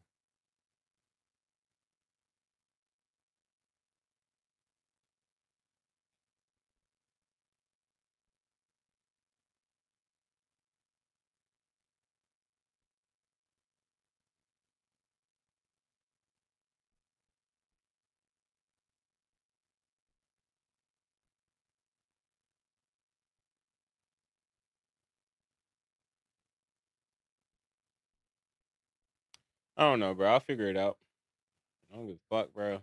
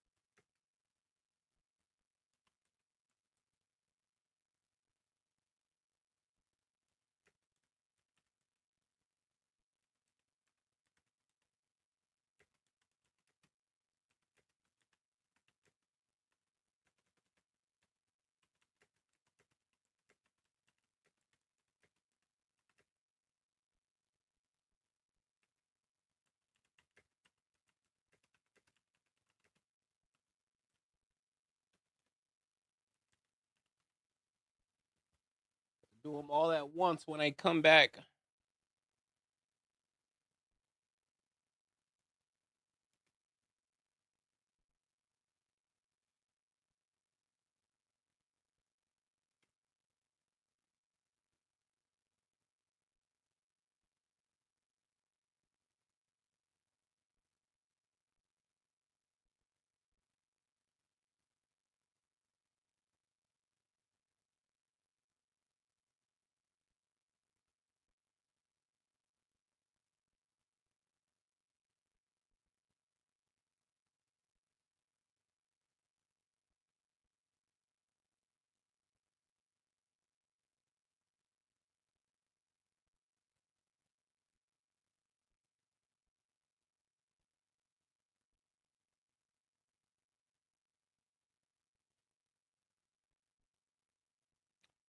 All right.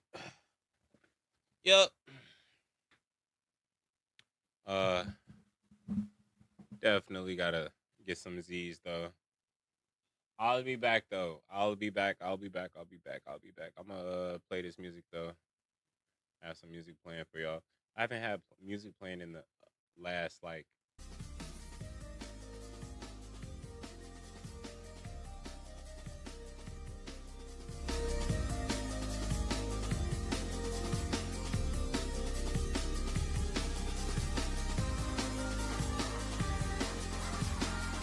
Yo.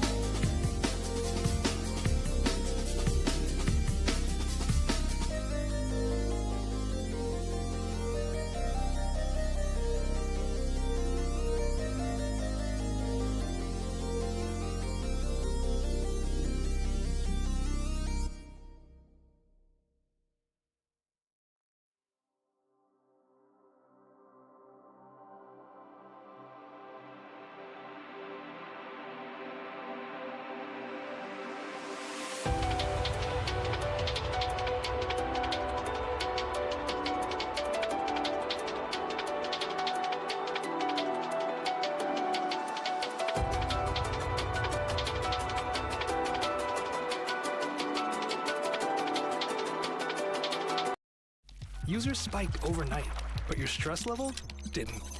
With Azure, auto-scaling keeps performance steady. So even when demand surges, you don't break a sweat.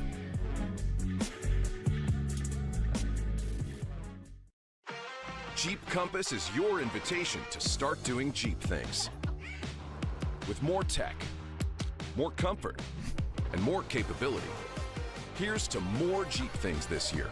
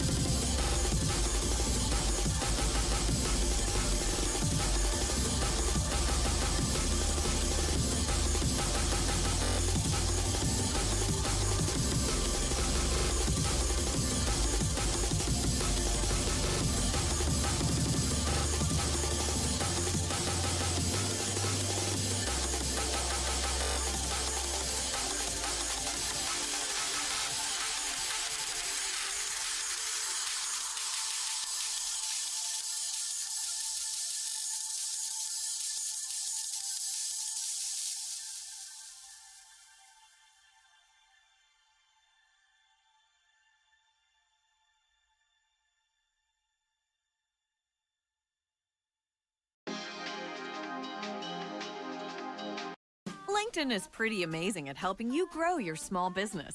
We cannot stop your new clients from emailing you at 3 a.m. We can help you sell, market, and hire in one place. We cannot help you be in 3 places at once. And while we can't help you organize your calendar, LinkedIn can help you land more clients so you have a calendar to organize. Grow your small business on LinkedIn. Learn more at linkedin.com/smallbusiness.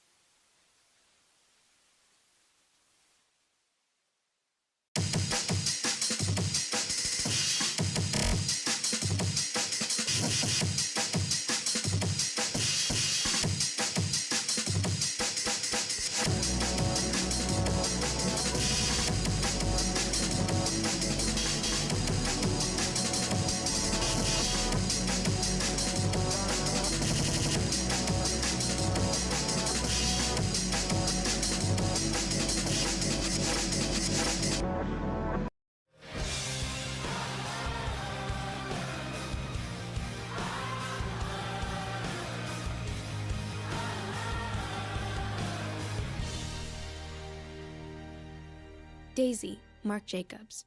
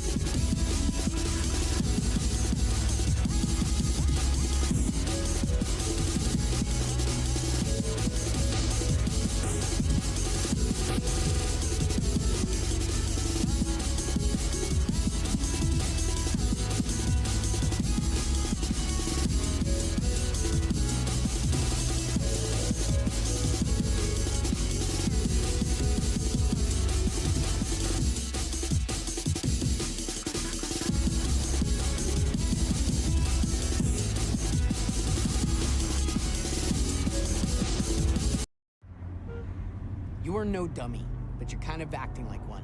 You used to crush it in school, outsmarting opponents on the field, and now, well, you're still smart, but not exactly challenging yourself. You could be advancing nuclear engineering in the world's most powerful navy. You were born for it, so make the smart choice. You can be smart, or you could be nuke smart. Become a nuclear engineer at Navy.com/nukesmart. America's Navy, forged by the sea.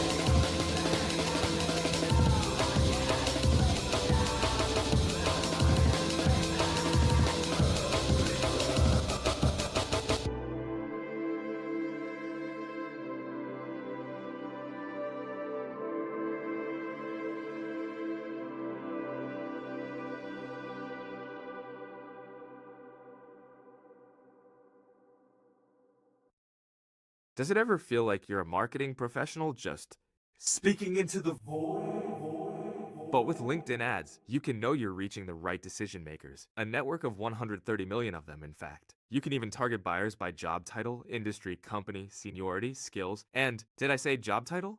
See how you can avoid the void and reach the right buyers with LinkedIn ads. Spend $250 on your first campaign and get a free $250 credit for the next one. Get started at linkedin.com/campaign. Terms and conditions apply.